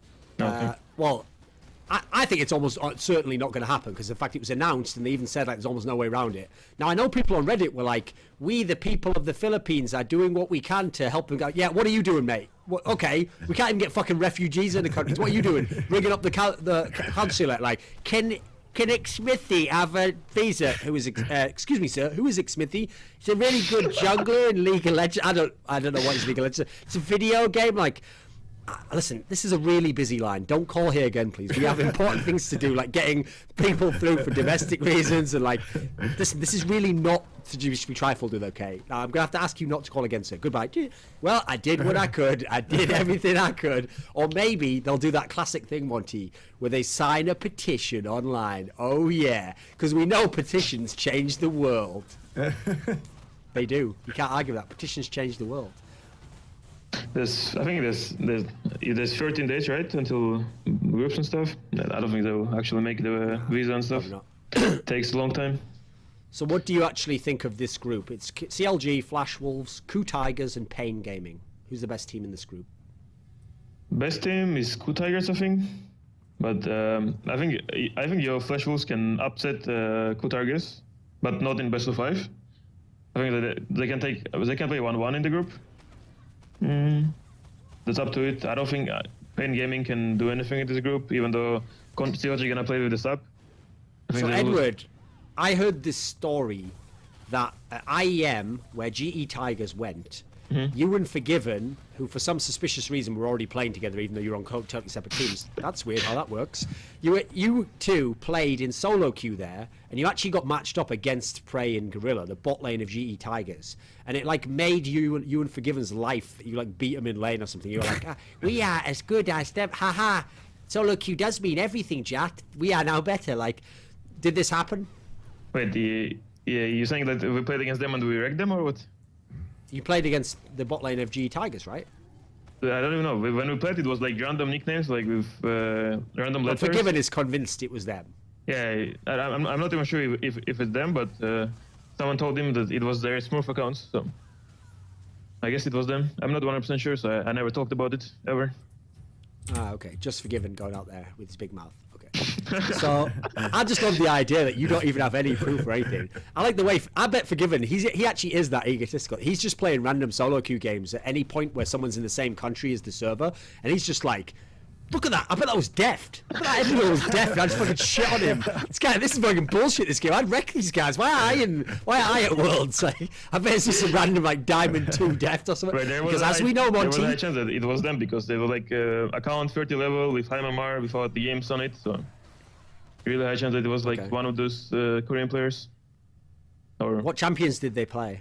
Oh, dude, I don't even remember. What is this question? I remember we played. I just wondered. I know. Remember what we played? We played like a few games there. I was playing only Thresh. He was playing Graves. Against Lucian. So. Never mind then, because I was going to ask what you thought of Gorilla's Thresh, since he's actually one of the all-time great Thresh players, Edward. Yeah, no, good Thresh. I ranked him in my AMA above you. Remember when you asked me? Maybe you don't see this, Monty. Actually, I did an AMA not that long ago, and the top voted question was by Edward, and it said, "Who are the 5 best Thresh?" No, it's something like, "Who are the better Thresh players than me?" And so I just put like my top. I put like Mad Live, Matter, and then I put. You did mean all time, right? Because if you mean currently, I haven't got all day. Yeah. And everyone was like, "Oh, damn, son, damn." Yeah. Okay. So anyway, so. Who will be the second team to come out of this group, Edward? From Group A. Yeah, I think it's going to be your Flash Wolves since COG is going to play way worse without the main jungler. I think it's going to be Flash Wolves. Did you get to play Flash Wolves in scrims at all when you were at IEM? No, we didn't play them at all. I don't think we even played a single team from Asia. Nah, why would you? I think we didn't play a single scrim like playing in the Katowice. Fair enough. Have you ever watched Flash Wolves play? I think the last games I watched again on them, it was I think one game from their recent games, and mainly it was like the IM games. So I didn't really watch them playing. Do you know the player Sword Art, the support player? I don't know. I think they had the different support before, so I don't know the new one mainly. Sword Art's been there for a while. He's been pretty high on Korean solo queue. I mean, the IMs they played a different support. That's for sure, right? No, it was Sword Art at IM as well, mate. Yep. I know to you, like I said, all good Asian supports are all the same, and who even cares if Flash is up anyway? So just shit on them, mate. Just shit on them, yeah. Whatever. And they're not even good on Thresh. Fuck them all. So anyway, so let me see who we've got coming on here. Okay, Edward, who do you think at the end of this tournament the best support in the whole tournament will have been? Who would you put your money on? I think it's gonna be or PYL or maybe forgot his nickname. One sec. Which team is he on? I just in my hand. I just forgot it. Which team? Deft and Mako, right? Mako is yeah. I think PYL or Mako, one of those. See, the problem is, I've always thought Mako was a little bit overrated. He's good, but we've only seen him in the context of that amazing EDG team. He plays with one of the all-time great AD carries. The whole team's super stacked. They've got a style where, I mean, admittedly, he does pretty good roams. Okay, he does some good stuff. My problem is, I actually do, in the back of my mind, battle myself and think that he's really good. because there's actually this wicked up-and-coming porn star whose name is Meiko. Actually, that's her. She's from Japan. So I'm not even gonna. I'll make it a little Easter egg hunt. I'm not gonna tell you the surname, guys. You see if you can find it yourself, okay? Find it for yourself. Self-sufficiency. That's what it's all about. As Edward taught Genja. So, who do you think will be the best Western player in this tournament, Edward? Which Western is going to really, non-Asian? Which Western is really going to show us how good he is and impress us? I don't think it's going to be any of the teams from H2K of Origin, even though they can play really good in the groups. But since they won't go out of groups, they won't show much, you know. Okay. But I think I've solved it then, right? Because if it can't be TSM, don't worry about them, they're out. If it can't be Origin, they're out. Can't be H2K, so we've only got Fnatic left. Hooney's Korean, Raynova's Korean, Yellow Star, yeah, he's a bit overrated, if anything, you know. It's not even the best European sport of all time, really. Yet Reckless, less said about him, the better. Plays too safe, if anything. There's only one player left in the whole tournament. It's Febervin. Congratulations, Lord Febervin. You are the best Westerner. I've got to it, right? That's the answer. Well, if I could choose if from Origin as well, I would say Niels as well. Niels or Febervin. Yeah. Ah, Niels. Okay. But since the Origin is a bit doomed, I can't choose him. Is Mythia... What do you think of Mythia as a support? Mythia is really consistent. That's the thing. He doesn't do many mistakes. He doesn't do many like super sick plays, but he's very consistent. That's up to it. Like he doesn't do crazy stuff, but he's mechanically good. He's very smart, and he understands the game very well. Like he know where to roam. He understands the. I think I think Edward also once asked me who the best supports in Europe were, and I said Mickey, and he told me to go fuck myself, and that he just chokes at every line. I said some mad shit like that. No, for real, I think he's better than Yellow Star. I think he's just can think first and Mythia and Yellow Star. I think. Nice. That's my vote. As long as we all know that Yellow Star definitely isn't the best support player, then we're all clear on that. Okay, we got it. Okay, let's actually, as a one last question, if you had to pick one team in this tournament who's just going to shit the bed, they're just not going to do very well, they're going to underperform, they're going to do poorly, who would you pick of this whole tournament? Who do you think will do badly? Who is a decent team? It can't be Bangkok Titans, because who gives a fuck? Yeah, I cannot choose any of these teams from Brazil and Japan. Let's see. It's actually very hard to say. Like all teams you expect to do good, I don't think they will upset anything, you know. I don't think they will play bad. There's not going to be any underperformance.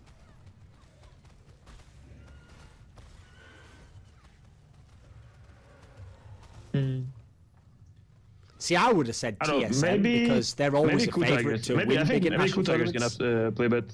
Oh, that's a good one. I think that's a good one, actually. Ku Tigers, who knows? Yeah, maybe. that might be possible. Unfortunately, with that group, there's not really the right group to happen, but later in the tournament, maybe they could get shot on. Maybe they could be the Najim White Shield, Edward. They could be the one who gets to the quarters and then get wrecked by Fnatic. Hey, there we go. That would be a pretty sick storyline, right? It's possible, yeah. That would be pretty sick, right? I think they're really good, but yeah. What is that T-shirt you're wearing? Is that a League of Legends champion? Yeah, this is Thresh.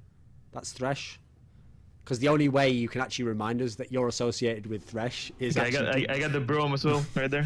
Is to brand yourself with a Thresh, like, remember me and my Thresh? Whereas if you're actually doing sick with it, I'd just be like, well, of course I remember 2 weeks ago, like you were playing it in the Gauntlet, which you made it to. No, in the relegations. Beautiful. That's one of those great times where something didn't go over culturally and he had to actually... Actually, I wasn't in the Gauntlet because my team is shit. Yeah. Oh, I didn't remember that. Edward, let me ask you one crazy last question. If Forgiven hadn't been banned, so I realise that's going to require so much changing in time. Like, you have to go back in time. You have to literally slap his hand like 8,000 times when he explains to someone in great detail why they are mentally and physically weak and unworthy to actually breathe air on this planet again and should probably be cast into hell itself at the end of a solo queue game. So it's gonna require not just one thing to change, but thousands of instances. But if that was to happen, and Forgiven got to play in those last games in LCS, and he made the playoffs, do you think that Gambit would be at Worlds right now? I think we would have got 2-0 at the last week for sure if Forgiven was playing. Okay. But if we would go towards, I don't know. It's like 50-50 if we would have built Origin or not, because Origin is at the end of the day really, really good. Yeah. Okay. Just for my own amusement, if you'd gone to Worlds, how well do you think you'd have done? It depends what group we would have been. If we played instead of H2K, I think we would have been in the same place. Yeah. If we were in Origin, yeah.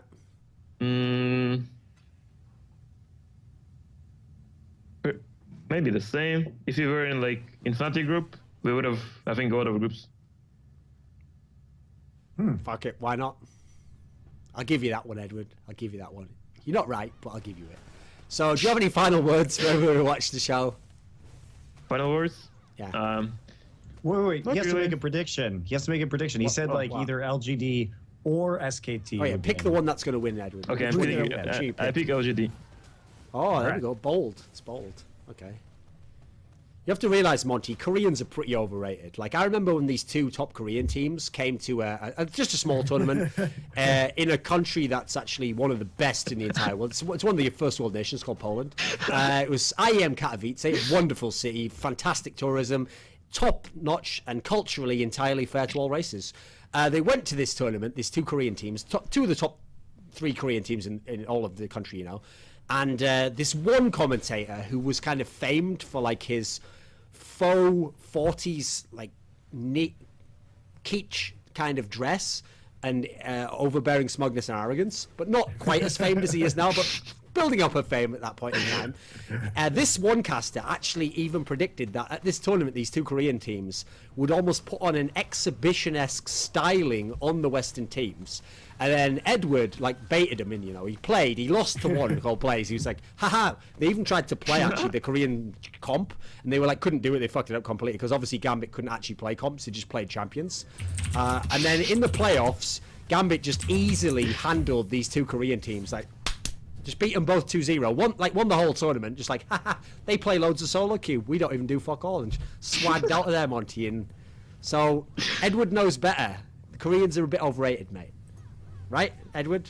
I am As usual. You remember it? Yeah, of course. Good times, right? I just need to get to Worlds and we insta-win it. That's all you had to do. If you'd have gotten to Worlds, you'd have probably just done the same thing. Put SKT in the dumpster. Put LGD in the dumpster. Just need Genji and Darren to come back, and Alex, of course. Of course. So do you have a final message then, before we end this segment? Yeah, I just wanted to say all the fans to thanks. That most likely we're not going to play anything until the Worlds ends, and most likely there's going to be only I Am Cologne that we're going to appear as usual. Yeah. So most likely, the problem is the way you said it made it sound like you're most likely not going to play anything until the world ends. Like, that sounds like a pretty extreme ultimatum to make there. I mean, just keep with your career, Edward. Don't quit yet. Like, you could still make it. Maybe forgiven plays, I don't know. If not, get freeze or something. You know, you could still do it. You could still show Kasing and Yellow Star and all those other guys that they're consistent supports, but they're not making sick plays because only one guy makes sick plays. We all know that, Edward. It's all about making sick plays. So thanks for making sick plays on this show. That's the end of this segment. We welcome another guest for another segment on the prediction show here. And the guest for this week is, I think, Monty, one of the most interesting people we've had on this show. I did a Reflections interview, which again, I will gamble and pretend that I'll link it up here if I actually remember to, but I might just forget that entirely, and people might have just gone through a whole video, like another link I have to find myself. Yeah, it's an Easter egg hunt. It's a lot of subtext going on. It's not like the Da Vinci Code. Figure out what I was thinking at the time. So I think he's one of the most interesting guys, you know. I actually have also noticed that he has sort of a Cindy Crawford-esque beauty mark where he has like a little spot below his eye that draws the eye in, but then it makes you also come out again. The perspective, you realise he's actually quite an aesthetically beautiful man as well. He also, at the moment, lives with Mistake. Like, no, not like you, Monty. He doesn't live with his mistakes. He actually lives with that player Mistake, who used to be in Taipei Assassins. So, speaking of which, it was a mistake for him to leave Taipei Assassins. So, how you doing, Clement K2, a.k.a. Bomber2000, a.k.a. you will never live that name down. I will constantly keep referring to it. That was your Reddit name. You picked it and you liked it. Hello. Oh my god, I can't believe you're dragging my Reddit name in this. Hi everyone. It's 12 a.m. and I usually work a night shift, so I'm gonna hide behind this as my pretense for making wrong predictions. Hi. But here's the thing, Clement. you probably thought, like in the past, you would have probably even been quite reasonable about like Mineski's chances at Season 3. Even if you'd have gotten hyped about Gamma Bears, you'd have been like, okay, let's be reasonable. They're playing SK Telecom. There's nothing you can do. Last year, maybe you could have said Type Assassins have a chance, you know. But I get the feeling that this is the episode where you bust out some bold-ass predictions. Yeah. And you start telling us how AHQ, they're going to do well, and Flash... Listen, remember, Clement, that after MSI, when AHQ beat Fnatic and TSM, you were all over that Twitter, mate. You were like, yeah, I said this could happen. You were like, what up, no, but they're like shit talking and stuff, like hype man. So since you were bold about that, you have to be bold now, mate, and tell us what you really think. So let's just start in Group A, because Group A's got one of these teams. Well, see, you know, he's complaining about his former Reddit name, but now he can reinvent himself on Reddit as Clement Choo Choo, the AHQ hype train conductor. There you go. See, I nailed it for you. It's a good name, right? That sounds like something like a girlfriend would call me. That doesn't sound very good. All right, so anyway, for Group A, I'm going with Coup Tigers, and of course, I'm going with Flash Wolves. Yeah. But here's the question, though, because I think, Clement, that you can now get out of that and be like, well, CLG unfortunately don't have their jungler, and you know they can't have the synergy that won them in ALC. I think you would have picked Flash Wolves even if CLG had their jungler. Am I right? Yeah, I'm right. I don't think Xmithy is that strong, to be honest. The thing about CLG that's a lot worrying for me is their bot lane's probably very strong against NL and Sword Art. Like I wouldn't bet on NL and Sword Art winning against. Wait, I have a question for you because I didn't really understand this. So Kramer is listed as a substitute. Yeah, that's correct. So what's going on there? Because it's not like he had terrible performances, and frankly, like I've never been impressed by NL's play.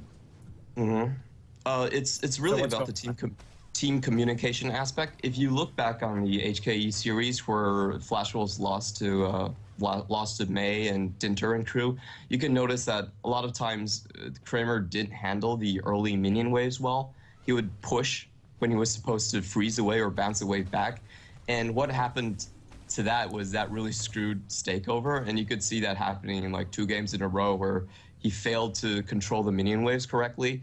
And also the other thing is the communication between Sword Art and Kramer. When Kramer is playing, this is true about a lot of Korean AD carries, like they tend to call for their support to be there a bit more, or tell them to call their jungler to be in the bot lane a bit more, and that's not really how Flash Wolves have functioned well.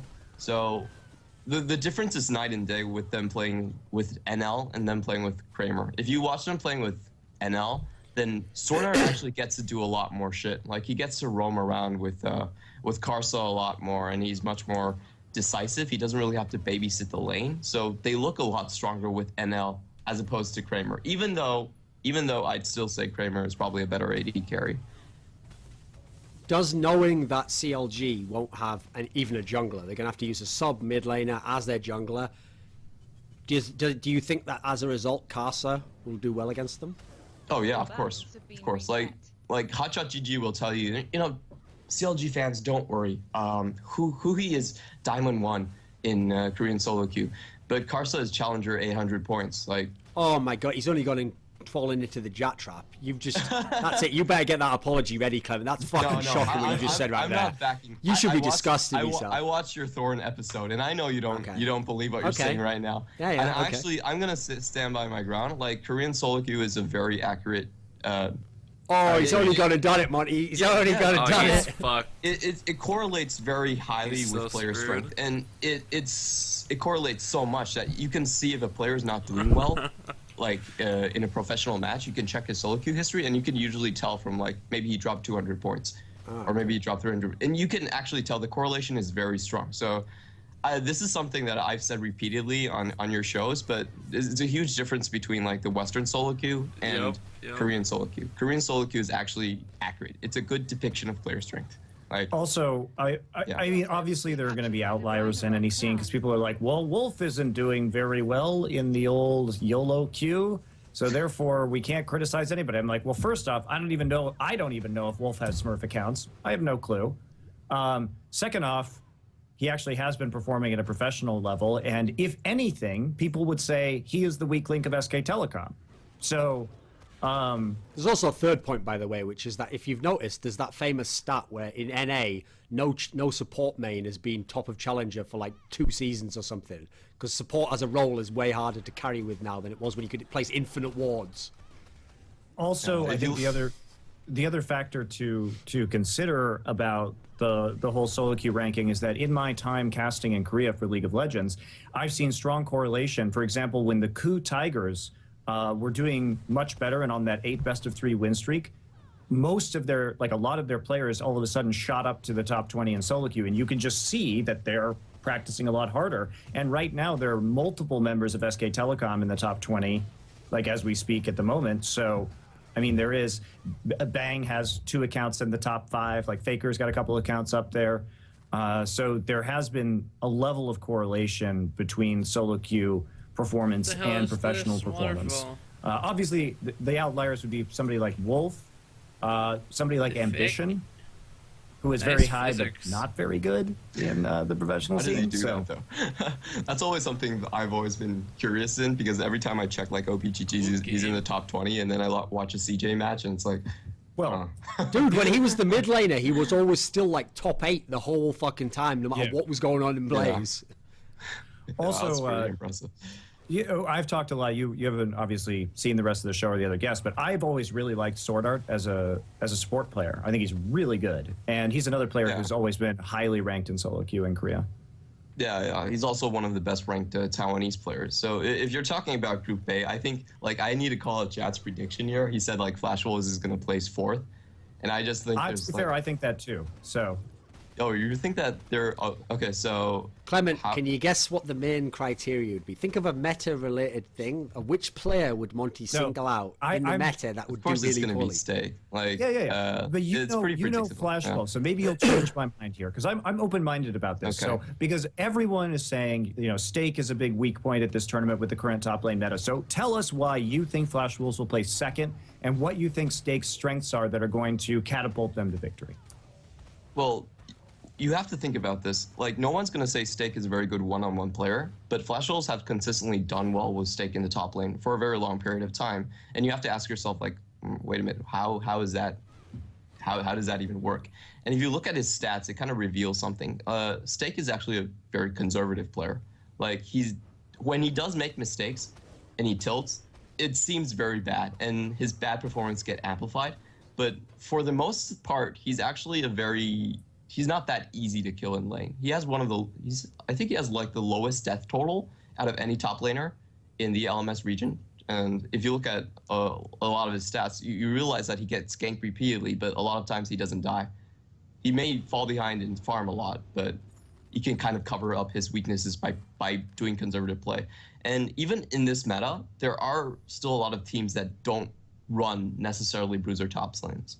Like, I'm not going to say they've done that well, but there are teams that do that. And if you look at a team, for instance, SKT, they've stuck to Malphite, they stuck to Maokai, and those are champions that I feel Stake can perform well on. So I don't think... Well, that was, to be fair, yeah, this was also pre-516. Yeah, sure. But to be fair, 5.17, Fiora is getting her ass kicked. Like, I'm pretty sure, like, in the patch notes, Fiora's... I can't remember the exact numbers, but she actually gets toned down quite a bit. So, Clement, what about if we have Stake and we put him against Zion Spartan, we put him against Smeb, players who might be playing Yasuo, who the fuck knows, Riven, Gangplank? How's he going to do that? Like, one-on-one, he's probably not going to fare very well. Like, even against Mylon, one-on-one, I don't think Stake would come out very well. But Mylon's not bad. Yeah, Mylon's actually a very solid top lane player. But the thing is, if you look at the level of play between like Flash Wolves and, for instance, Pain, I think you can tell that Flash Wolves plays a lot more consistent. Like, the thing about Pain is they don't. A lot of times you see their players, they're pushing a little too deep, and they don't group fast enough, or they play very, very aggressive. For Mylon is like, he's known for this. In the Brazilian league, he just goes ham on you 24/7 in the top lane. And I don't think that really is going to work against a team of the caliber of the Flash Wolves. Like, Karsa is going to punish that type of super aggressive play. And if you've watched like kind of how like the LMS like Flash Wolves and AHQ they scrim and they call, they're very aware of when players are like bluffing or when they can't back it up with actual jungle pressure in the top lane. So I think even though Plane might have better players theoretically, I don't think they're going to be able to take advantage of it over Stake. Of course, CLG, I think it's a different issue. For CLG, I actually think that just because of the jungle and mid difference, Flash Wolves can probably take it over CLG. Like, by the way, Monty, Clement thinks Maple's better mid lane than Pobelter. Just thought I'd let you know that. He's not a fan of Pobelter. I don't think that's necessarily an unreasonable thing to say. Yeah. It's true though, right, Clement? That's your characterization, right? Yeah, I would say so. I would definitely say so. Okay. Again, if I you don't go find back, that unreasonable. yeah. Like Maple's been doing very well, and the meta's kind of shifting back into his place where he gets his LeBlancs, he gets his Zeds back. So I can see him doing a lot more. The big thing I would worry about is that he's been playing so much Azir, and Azir's been effectively taken out of the patch a bit. So he's like Flash Wolves. If you look back at this season, one of their top first picks was the Azir pick. So maybe they have to change something up and adjust their style a little bit. But I wouldn't be too worried about that. Yeah. Okay. What about when Flash Wolves play Coup Tigers? Oh, when they play Coup Tigers. On paper, I think Coup Tigers win 2 out of 3 lanes. Like top lane and bottom lane, it doesn't look very good for Flash Wolves. But it's gonna come down to the mid jungle again. I feel like if Kuro can play really safe as he's done before, then maybe they do okay. But what I can see like Flash Wolves trying to do is probably bring Stake down early if he's on a Maokai level 3, level 4, and try to do a tower dive or something mid lane and try to exploit like the difference between mid jungle. I don't see them having very good shots on the other 2 lanes, so that's probably their way to go there. Overall, I'd still give Coup Tigers a higher chance to like advance out of the group and grab the first seed than Flash Wolves. Sure. So in Group B, we have the other team from LMS. We have Fnatic, IG, AHQ, Cloud9. Now, first and foremost, what are AHQ's chances to get out of the group? This is a Because most Western fans are going to assume Fnatic IG. Okay, so this is the one where I feel like I think Flash Wolves was underrated, but AHQ was kind of overrated in terms of what I've been getting out of like the Riotcasters. Like Deficio's bold prediction is AHQ is going to place top out of the group. The thing about AHQ is that they're very hard to predict before big tournaments because they usually do very bad in scrims. Like this is the complete opposite with Flash Wolves. Flash Wolves is a team that's going to beat like a lot of Jin Air, or they're going to beat a lot of Coup Tigers, they're going to beat Fnatic in scrims, and everyone's going to say they're a very strong team. But when it comes to the big tournaments, they kind of tilt a lot. And AHQ is the exact opposite. They don't win anything before big tournaments. Like even in the playoffs, they just did horrible. Like nobody thought AHQ would do well, and they're continuing that trend. They're like, if you ask the teams in Korea, they're like, even BKT says, "Oh yeah, we took a game off HQ," and I'm like, okay, that doesn't sound very good. But the thing is, we don't really know how they're gonna play. We're not sure how they're gonna play around top lane and Ziv. So we know that Ziv's been practicing a lot of Fiora, but we actually haven't seen it in action. And I'm not really confident in how they're gonna run like a top-heavy meta. We've never seen AHQ do that. AHQ is the Taiwanese team I worry more about advancing out of groups because there's a lot of question marks on them, and I'm not exactly sure how they're coping to the new meta, especially like points like Mountain. Like if you look at his champion pool, the entire thing's been gutted. Echo, Rek'Sai, Gragas, none of them are as strong as they were before, and he's not really known for being like a bruiser-esque jungler. So I'm a bit worried about AHQ, honestly. So Monty suggested earlier in the show that he thinks split push will be really powerful at this tournament. Now, traditionally, AHQ is a split push team, but it's Westdoor is the split pusher. If they have Ziv, and I also referenced before that you said in our interview you think Ziv's like a really good player in the region, and like he has had offers from LPL teams and that sort of a thing, you know? can they just run the split push around him? And can he play the carry top champion? Do you think that will be the approach, or will it just be the classic Westor split push? What do you think? That's the big if, because we've actually never witnessed AHQ run the Ziv split push. Like, it's not something we've seen him do before. And usually the playstyle for Ziv on AHQ is that he teleports behind the enemy team and ensures an initiation where AHQ can get their skirmishes off. And AHQ are very good at doing that, but I'm not sure about letting Ziv split push. Also, you have to think, if Ziv is split pushing, what is Westward going to do? Is he going to go on another split pusher? That doesn't seem. I mean, to you can jive 1-3-1. well. Yeah, you Obviously. can 1-3-1, but Anne usually doesn't play the safe type of 1-3-1 champion. Like, if you think about his champion pool, maybe Sivir is good at the 1-3-1, but Jinx or like it doesn't sound very AHQ-ish, and I'm not confident that they can run that. So I'm actually still more leaning towards that they go with more of what they've done before and let Westward split push, and it's not completely unviable to put Ziv still on like the Maokais or the Malphites. I don't think that's unreasonable for them to play. How high actually are you on Ziv? Like, for example, okay, he's in the same group as Huni, and he's obviously very highly rated by Westerners. You think Ziv is a better top laner than Huni?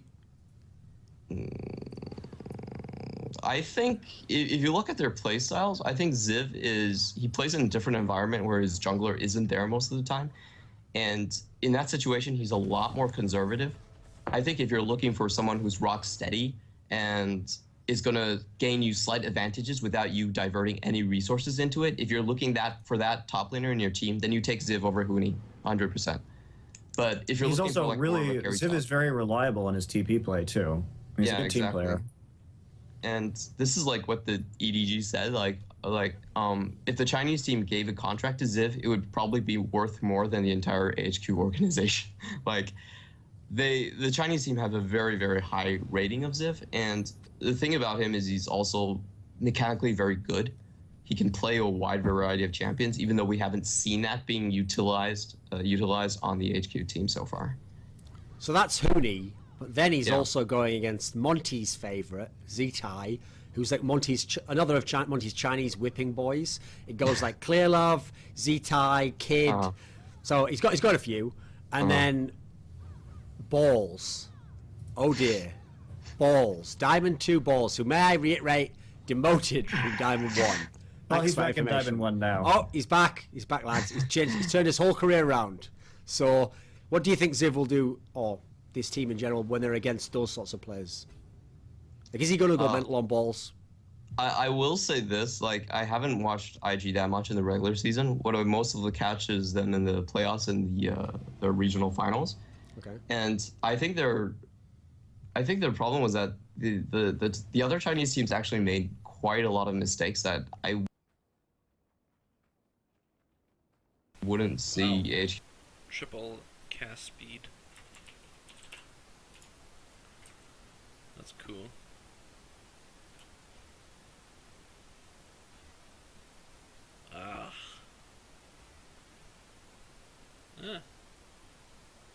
That's pretty good.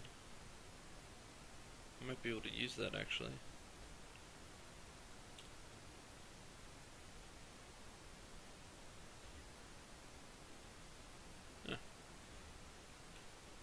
Cool.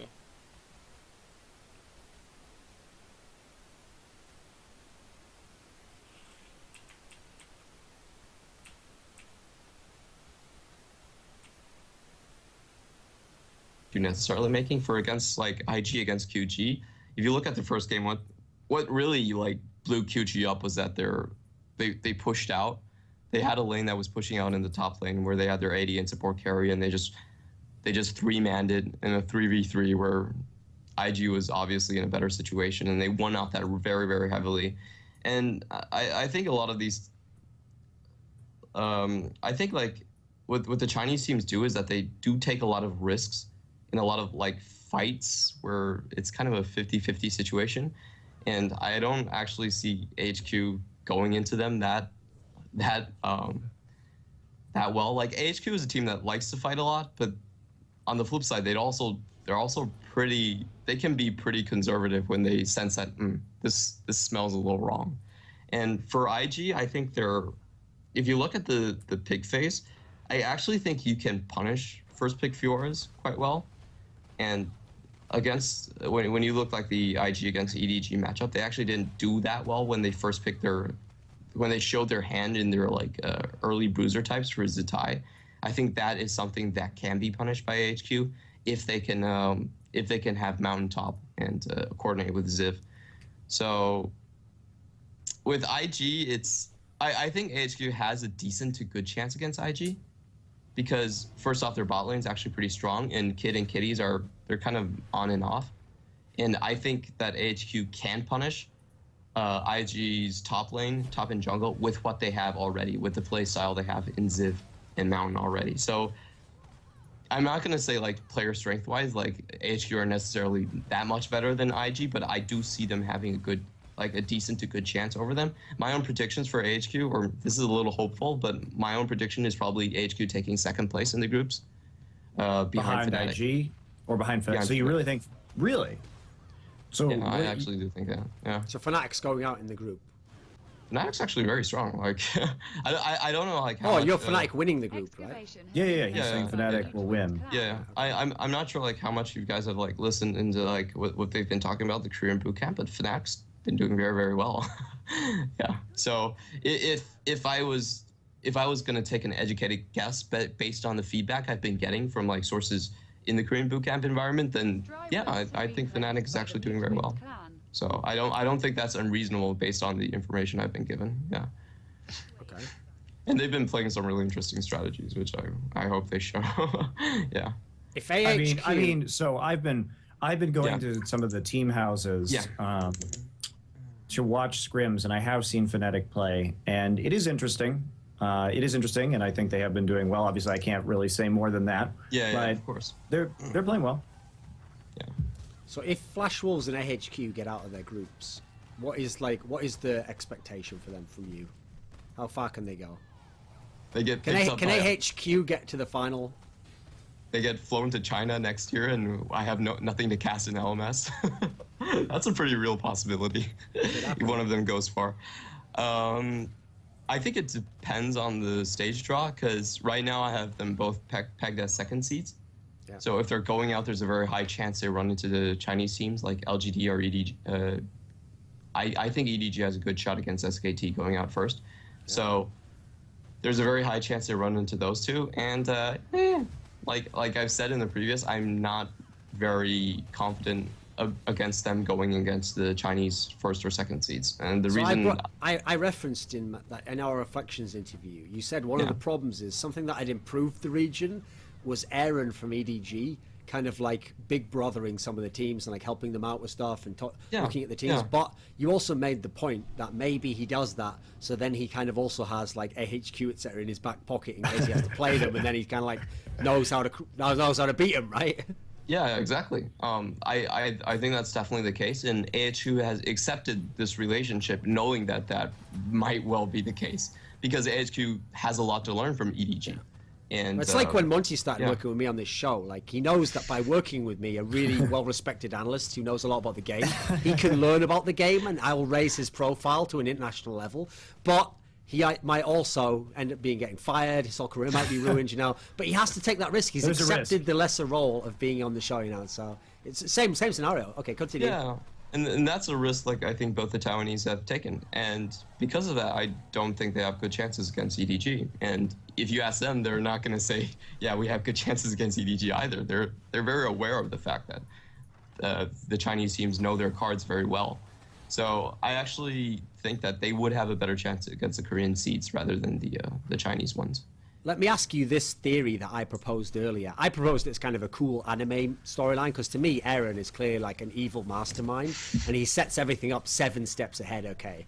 And so one of the reasons why he's doing all this, okay, like working with AHQ, etc., is because now he's in a position where, to him, IG is actually a threat, because IG beat EDG in a best of 3, and you know they played back and forth, and so he doesn't want IG getting out of that group. So he's going to definitely tell AHQ like, this is how you play against IG. You do this, that, and the other, because he wants AHQ getting out, and then he's like, and now I destroy you because now you're exactly the team I want to play. Do you think he would actually help AHQ beat IG? I like to think that Aaron if the EDG were to face AHQ, that he has spent this entire year in the boot camps. You know, he's one of those hackers who has set up like a secret backdoor into the system. Like he's actually engineered some sort of crucial flaw in AHQ, telling them that, oh yeah, you definitely want to play lane swaps in this way. And then he's just going to strike with that, the hole in the firewall right during this best of 5 at Worlds. Okay, anyway, we'll continue. Yeah. Okay, What was Monty saying there? Something about... Oh, you ruined my joke about the hacking backdoor. Yeah, the hacking. Yeah, and basically it's about Aaron helping again. No, we're not going to fucking repeat the joke again. Anyway, sorry. So it was basically about the concept that Aaron's going to help AHQ beat IG. That's a real factor, right? And especially because Aaron's not exactly like we're all Chinese, let's all work together, guys. I bet he's pretty much like, fuck IG, let's wreck them. No, the characterization of Aaron is that I got from the teams is that he's someone who can't resist the analyzing job. So if you ask him to analyze something, he's just gonna have this itch, and he's gonna go like, "Yeah, sure. I don't really want to do it. It's probably gonna take up my time and take it away from my team, but yeah, I'm gonna help you analyze this shit because I can't help it." So that's kind of his personality. Like he's just so into League of Legends that if you ask him to analyze something, then he'll inadvertently do it. Like, see, that's like Monty. Monty actually at one point wanted to quit Summon Insight. You know, he'd already built his fame. He was ready to cast me off to one side, and I would have brought in Travis or someone, started a new show. And actually, I let him have a week off. Okay, I kind of did that. I played hard to get, I just let him go away. I let him go for a while, and then he rung me up like a day before the next Summon Insight. And he was like, he was scratching himself. Like, y'all got any more of them summoning insights? Then he came back on. I let him back on. So I was going through Thorn withdrawal. Exactly, yeah.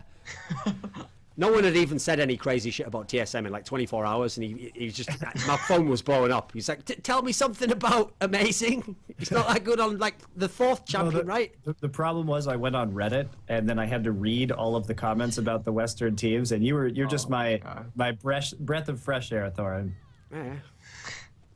So, I'm like that, the antidote in case like you get stung by some sort of poisonous snake. You have to have it nearby, Monty, because if it happens, you have to act quickly. You got to cut that off right immediately. There you go. You stay alive that way. You don't get turned into a zombie. So, Clement. Okay. We're going to go beyond the teams from LMS now. Sure. So, in Group C, we have SK Telecom, H2K, EDG, Bangkok Titans. Now, don't even waste my time talking about Bangkok Titans. Don't care. In fact, you've already told me more than I need to know, because apparently they've won a fucking game off AHQ or something, so I think they've already accomplished everything. Just go on, guys. Script trader. You've already done it. God. So, Clement confirmed never receiving information from teams again. No. The thing is that now the government of Taiwan will be organized. They'll have to look into whether or not AHQ lost a scrim to Bangkok Titans. There'll be a full investigation. There'll be actually depositions in which you're brought in under oath and forced to swear whether this happened. The thing is, I don't feel bad about saying that, because that's kind of like AHQ's style of saying, like, they kind of like show their belly and they're like, oh, please have mercy on us. Like, we lost to Bangkok Titans, so, don't have such high expectations. That's kind of a funny way they interact with the community. So I don't feel bad saying that anyway. For Group C, I think it's pretty obvious. It's SKT and EDG. I think the only real question is, like, what is the seeding going to be between these two teams? And for me, I actually kind of favor EDG a little bit more. I think the Korean teams have been playing in this environment, and where you've seen like their coaches say this, is that the Korean teams win objectives out of minion waves, but when they scrim against the Chinese teams, this doesn't really work, because the Chinese teams are like, fuck that minion wave, we're going to take a fight where we only have a 50 chance, and we're going to maybe win it just off mechanics. So I think they've been playing in this environment where it's much more up-tempo, and the objective fights can happen a lot more spontaneous, and I think that a lot of the Korean teams are actually going to get caught off a little bit. And okay, that was in the show, by the way, just to source this information. That was in the show where the coaches were from the 3 teams were doing the group draw, right? Okay. So did you watch the show, or did you just read the translation? I only read the translation. You probably have a better let me dispel some myths about that show. So first off, I think it's really dangerous to take anything that the Koreans say at face value, because they're not going to say what they really think. And second off, you can tell this in the show because Nofei is talking at one point about their group. And he's like he's talking about the other teams in the group and what he thinks some of their strengths are. And he just starts, at the end, he just starts laughing. Like, he just bursts out laughing because you can tell that he doesn't even have anything to say about it. Like, he thinks that Ku will get through that group so easily, but he's trying to not, like, say that. So there's a lot, if you actually watch the show, there's a lot of weird undertones that are going on. Is it like a full-on anime moment where it starts, like, they just ask him, like, what do you think of Flash Wars? And it just starts like... No, like, literally, I thought about making a GIF of this, because he's like, oh, yes, and these teams will be really... like, it's fucking hilarious. And that wasn't translated. Like, I looked at the show, and then I looked at that shit, and it's very different. Okay. So if I was to take the segment of the show where... Who was it? Someone had like CLG coming out second or whatever, or someone said that like someone could have that. Basically, Nofei would be like, Lily. Anyway, it was pretty funny though. So the whole thing is like, if you actually watch that show, sure they're saying some of this stuff, but the Koreans definitely think they're better at macro play. Like, I can tell you that right now. They 100% believe that. I can't honestly tell you what else they really believe, because I don't trust anything that was said on that show. Yeah, the thing about macro play is that if you have a certain priority in macro play, then you can say you're better at playing that type of priority. And I'll agree with you. I think the Chinese teams, like, a lot of times when I watch, like, for instance, QG, they're fighting at points where I'm going like, that's kind of suspect. And I don't see the Korean teams doing that. But you can kind of get caught off guard, and this is kind of how HQ got so strong at MSI as well, is because they routinely do this kind of stuff. They routinely have like have Westward like, hey, Westward, just give up your turret and go bottom and have this fight where you outnumber them and you win a big fight and you snowball the game from that. And I think that's something that the Korean teams do have to look out for, because absolutely, I don't really see that kind of play that much in LCK. So is the logic that basically to them, okay, it's like that famous saying, okay, that like the person that the best swordsman in the world has to fear is not the second best swordsman, it's the amateur who doesn't know essentially how to swing a sword, because he does what he's not supposed to do, and that can catch the best swordsman off guard. So basically the Koreans live within this paradigm of objective play that they're going to play, where they wouldn't give up the turret in this particular example, therefore they'd never expect the guy to give up the turret and just rotate to have this crazy outnumbered fight bot lane. And one thing that the Koreans won't expect too is the number of dives that the Chinese teams will be executing. And like I said, I've said this earlier in the show, but this is, I think, a particular problem with KT, who responds very poorly to dives. So that's something that they need to fix in their early game play. I don't think that SKT will really have too much of an issue with it, especially because in the finals in particular, they were diving quite a lot against KT, which is kind of a new facet to their play that I wasn't used to seeing. Oh, by the way, Clement, someone brought this to my attention. There was actually a moment in an LCS broadcast. You know, during the break, they sometimes show like a sort of static screen, and it'll have a timer on the bottom. And they sometimes have these like info cards giving like a funny piece of information. So it had one that was about the champion Orianna.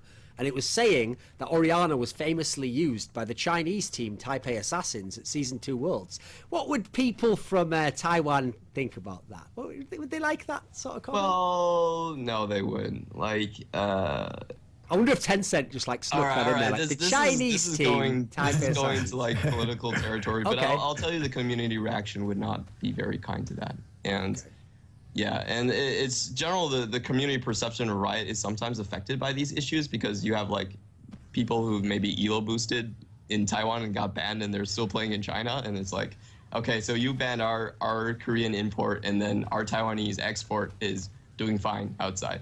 And so there's kind of perception that it's kind of a lawless territory in China, and they feel like Riot's maybe like they don't have a good grasp on it, or they're probably influenced by Tencent. So, yeah.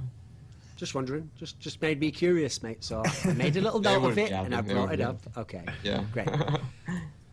It's all Chinese to me, mate. So anyway, what do you think of H2K? Do they have any chance to win a game off these two top teams? Not from the performances I've seen them in. I haven't watched a lot of H2K, I'll be honest about that. And the games I have watched, I feel like Lolix and Adomine, their initiations a lot of times they're kind of suspect. I don't think Lolix is that consistent. Like, I think he's good on a mechanical level, but the times I've seen him play, he's also done a lot of like super risky plays that didn't pay off very well, and I don't think he's that conscious about like vision and where the enemy jungle position is. Fair enough. So Group D is the group of death. I say group of death, not really, because the whole point of a group of death, you see, is that everyone's supposed to be able to die. This is the group of TSM's death, and I look forward to it. I eagerly await it. The last time I was this hyped, I think, was when that next X-Men movie was coming out, and it was Bryan Singer was directing it again, and I knew it was going to be a super sick movie, that the storyboard would be awesome, the action would be memorable. So much like that, I'm looking forward to my rerun of Samsung White versus TSM, but with like a whole group of people doing that to them, and then some Europeans just popping in like, haha, EU still over here, confirmed, haha, and then popping out. That's my characterization, Group D, okay. I don't think anyone else has nailed it like I have, my storylines, you know, but that's what I imagine will happen. What do you think of Group D, Clement? I actually think that OG might have a chance over KT. Right, you can't just make statements like that. Monty's already, he's putting his Chinese expert face on. See what I did there? All right. I'm a riot employee. I want to be enlightened on this because, like, I haven't followed these teams that closely, so I'm just gonna spit that out there. But from like what I've seen, I actually do think that OG has a chance against KT. So I think it's actually gonna be a little bit closer than people predicted. What could they do to have a chance? What? Excuse me? What could they do to have a chance? Like, what players would play well? How would it go? Like, I have faith in Mithy, man, and I think Niels is actually. Oh, that's it, Monty. We didn't see the.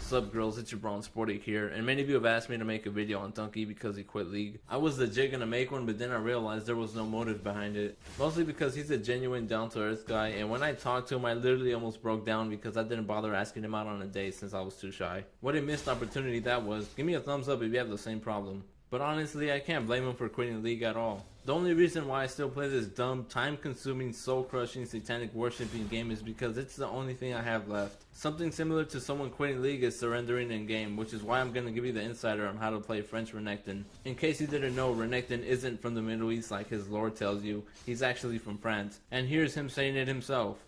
I'm French.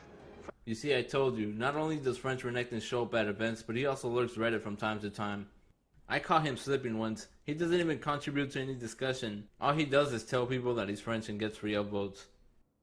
In this vid, there isn't going to be any French jokes, because Narzies, who happens to be a French Canadian, didn't want to help me because he's too busy being a sensationalist. I went solo lane as Renekton and I still bought the support item. I'll tell you why in a little bit. But if anyone finds himself offended at this vid for some reason, just know that Zoas, who happens to be a French pro, follows me on Twitter, which means it's okay for me to say French jokes, just like when you have a black friend and he allows you to say the N-word like Nasus. Okay, in order to play French Renekton, you have to buy the white skin Renekton because of the white flag, which means surrender at 20. And once the clock hits 20, try to surrender. I tried that in this game, but the teammates didn't want to. They were probably from Belgium or something. Also, here's some clarity on what /FF stands for. It does not stand for surrender, it actually stands for France.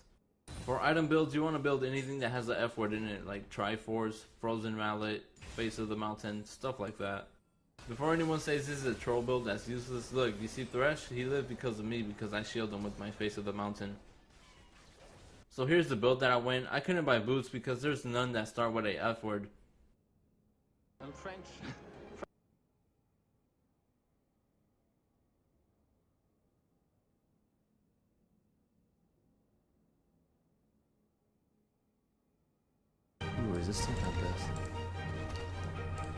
good.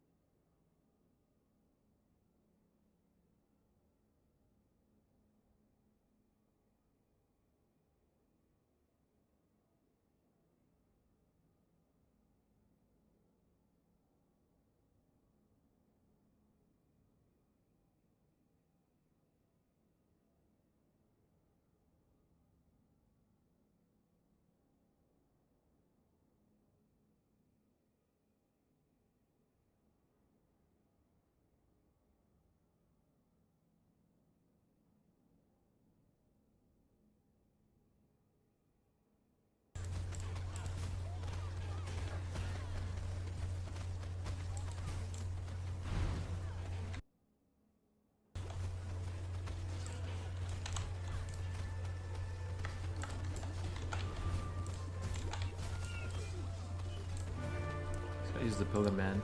Pillar's the way to stay safe in here.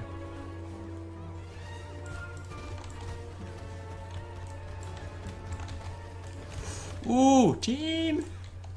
Team? Team. Yeah, this might be a brick. Oh my fucking Jesus! Jesus, man! Holy shit! Holy shit! Holy shit! Oh my god. What the fuck is going on right now? Hello?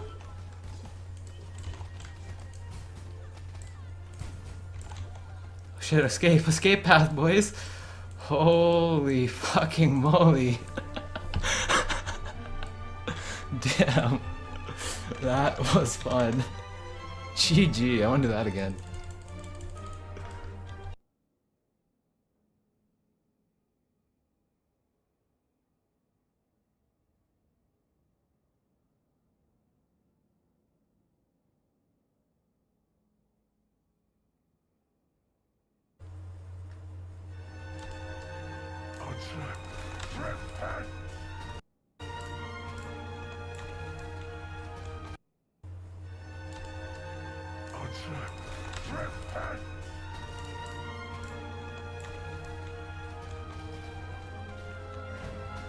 Whoa. What the fuck? I literally did not see the slam. Kinda like zoned out there though. I was reading chat. I almost died to reading chat, boys. God damn it, chat. You almost got me. You almost fucking got me. Literally at 90%. Casual slam tankage, you know. Easy. Yeah, I almost got out there. Whoa. What the fuck? I literally did not see the slam. Kinda like zoned out there though. I was reading chat. I almost died to reading chat, boys. God damn it, chat. You almost got me. You almost fucking got me. Literally at 90%. Casual slam tankage, you know.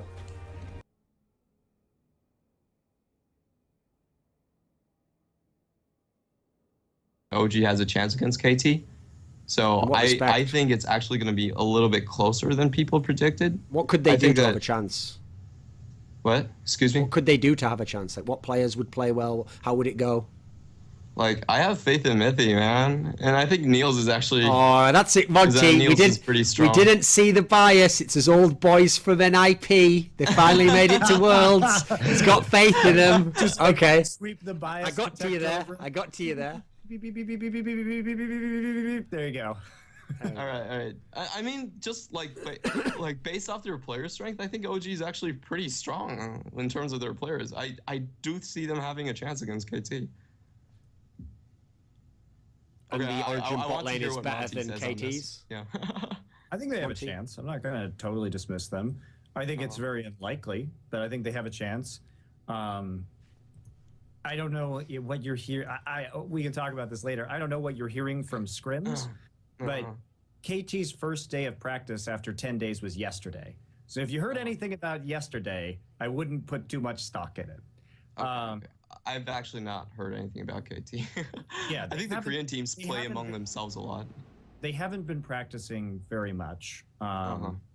So there's that aspect to it. I think they'll get their shit together. Well, the thing is, Clement, if you want to practice a Korean team, it's sort of like trying to marry the daughter of an Arabian sheik. You have to come before him, perform certain great tasks of his bidding, present him with fine jewels, and show your character, essentially. And if you can do so, you may be granted a scrim for the low price of, I think it was $18,000 or something. Something along those lines. Sorry, I can't. Yeah. Okay. Yeah, I don't know why, but I think the Korean teams are known for being kind of hard to scrim, or maybe they just don't rate the LMS region that high. I'm not sure. Fair enough. But, so then for you, LGD is just the clear-cut winner of the group. Yeah. I don't think anyone's surprised by that. Do you think they can go 6-0? 6-0. The thing about LGD is that their regular season performance can be suspect sometimes. So I'm not very confident that they'd go 6-0, but I think 5-1 is a very good bet. Yeah. But we have to talk about the LGD coaching issues. I brought this up before. Their coaching has been a revolving door. Their not coach is going to be there, but he's not allowed on stage. He's not allowed backstage. He can't really coach the team in a best of 5. So to me, these are bringing them. What? Why are they bringing him if he can't? Well, they're not. Oh, but Clement Jr., they're not bringing him. He is there of his own volition. No, you didn't read this shit. LGD released a post saying that is coming to Worlds under his power. He is not our coach, but if he happens to stumble into a room where our team is sitting, perhaps he would offer some advice to his old teammates on Samsung. I love the idea whoever wrote that was like, nailed it. They could never even know what we're doing. These fools. They don't even know he's obviously just going to coach us. The Westerners certainly won't know what we're doing now. So... This is like almost Riot getting around the poaching laws level. Like you walk into the room like, oh, hello, Imp, my good friend formerly of MVPO Zone. Here is a book I wrote, a fictional sci-fi story about a team called LGD. I'd like you to read it and give me some notes on it. Here you go. So Clement, so they have Fire Loli, who I understand is their Taiwanese analyst, who's the main. Do you know this guy? Wasn't it Firefox? You're thinking of Fire Loli, the old EDG player. It's Fire. Hold on, let me just find it. Wasn't it Firefox? Hold on, I'm looking. Give me a second. Are you sure everyone was making jokes about. If you have Taiwanese, I think I would have heard of him. Fire Loli. Here you go. Fire Right here. Loli's the Korean. I just gave you a link. It's Firefox. Yeah, his name is Firefox. Hwang Ting Siang. Look, really. he has a Taiwanese flag on his eSportspedia page. I mean, I know that Taiwan isn't technically like a sovereign nation, but I do understand that you have a flag. Well done. Well done. You did that. That is all they have, by the way, is a flag. And by the way, I don't know if you know this, Monty, but there's actually 2 flags. And one of them, they don't like a whole lot. And that's not the Confederate flag. Don't get confused there, Monty. I don't even know which flag you're talking about. The Taiwanese Dragons? TSL draft season. This is the LGD's head coach right now. Okay, that's interesting. He is the guy who is listed as the coach who will be on stage during picks and bans. So I think LGD is a good team, but I have to question what's going on with their coaching staff right now and if this is a solution that can actually work. Because if we think about LGD, they didn't have that great of a season when Acorn was doing a lot of the coaching duties, and obviously I think that deteriorated his play. So we're in a situation right now where he may have to step into that role again. And I think LGD looked their strongest when Chris was around or immediately thereafter. So the coaching issue is Chris isn't around right now, and they have Chris left. For what?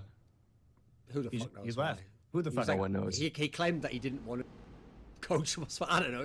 It was so convoluted, mate. I don't think anyone ever got to the bottom of it. All right, so behind the scenes stuff, we're not going to know, but probably is going to be a detriment to their performance. It's not behind the scenes. No, it's actually known.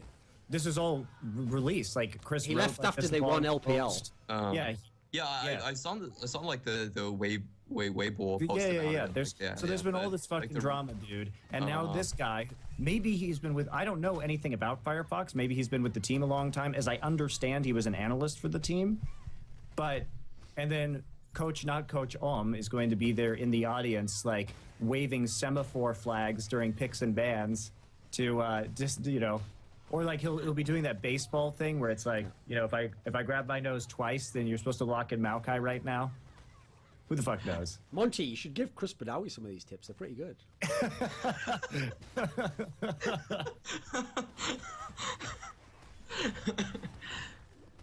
So what about Renegades? Are you gonna do anything for them, or is it just like purely ownership? He'd like to publicly and legally announce he will only own them. For them for the camp. I will only do things for them for the camp. He's not even really the owner. He just does that for the camera. Yeah, sure. As I told Froskuren earlier, Monty's a born thespian, and he, I had to be very clear with how I've pronounced that. So, he's a born thespian, and he knows how to act on a camera. Like remember that time where everyone was like, "Oh, Monty, he's not actually as good as those pro players who are on the analyst desk. Like he gets most of his predictions wrong." And then someone did that stats thing, like everyone else has 63%, Monty has 80%. But that was actually just luck, because Monty just actually counts how many Koreans you have on your team and then just gives them the win. So he just goes by maths. I think it's so easy for Monty, man. Yeah, he just goes by the numbers, much like a little show that Alpha Draft produces with me and Monty on it. For all the rest of the regions, we actually have to appease our fan bases back home. Like if I tell the Taiwanese fan base like, no, I don't think any of the Taiwanese are gonna make it out of groups, then that's gonna be like a shitstorm for me. But for Monty, it's kind of easy because all these teams have Koreans. So there are like 5 full teams of Koreans, even though Korea's only allowed 3 seeds. Who knew? Yeah. But I think it's also interesting is that if you look at all of the foreign Korean teams, like. For NA and Taiwan, actually none of the Korean imports have done that well. And for Flash Wolves as well, at like the regional finals, they actually didn't let Kramer play much at all. So I think there's still like a huge hurdle you have to do with Korean players, is that the communication aspect, you still have to get over that. It's not an easy task at all. Well, as for NA imports, first off, I would argue that Impact has done fine. Second off, I would argue that on an individual level, if Piglet and Phoenix did okay. Especially Piglet was looking quite good towards the end of the season, so it was just more of a. But you're right. But it is NA players who've gotten to Worlds instead of them. Yes. There's only Lost Boy going, basically. You also need to be like China, where they're rich enough to get all the Korean infrastructure, who I can also talk to their Chinese translators at the same time. And I don't think a lot of infrastructure is there for, on other teams to support that. True. Okay. Yeah. So, here's the question that I really want to answer to, Clement. Yeah, sure. Will TSM go 0-6, therefore making me euphoric, not least because I will constantly spam the stat. You ready? It's going to be 1-10, because that will be their combined record over MSI and Worlds. 1-10. 1-11. Oh, I'll be like, how much does TSM suck? 1-11. That's not a rating scale. It's their record. The last two. Hey, that's all the jokes. I've got them all worked ready. Okay. So, do you think TSM will go 0-6? I want to see them go 0-6 just to hear your jokes, man. But I don't think so. I don't think they're gonna go 0-6. They're gonna win a game? Yeah, I think it's highly possible. I'm not sure against who, but I think I'm pretty willing to bet that they're gonna win a game. This guy's a fucking closet TSM. No. He doesn't even give a reason. It's just like, I believe for you. Hear me out. OG, LGD, they're not the most consistent of teams. Sure.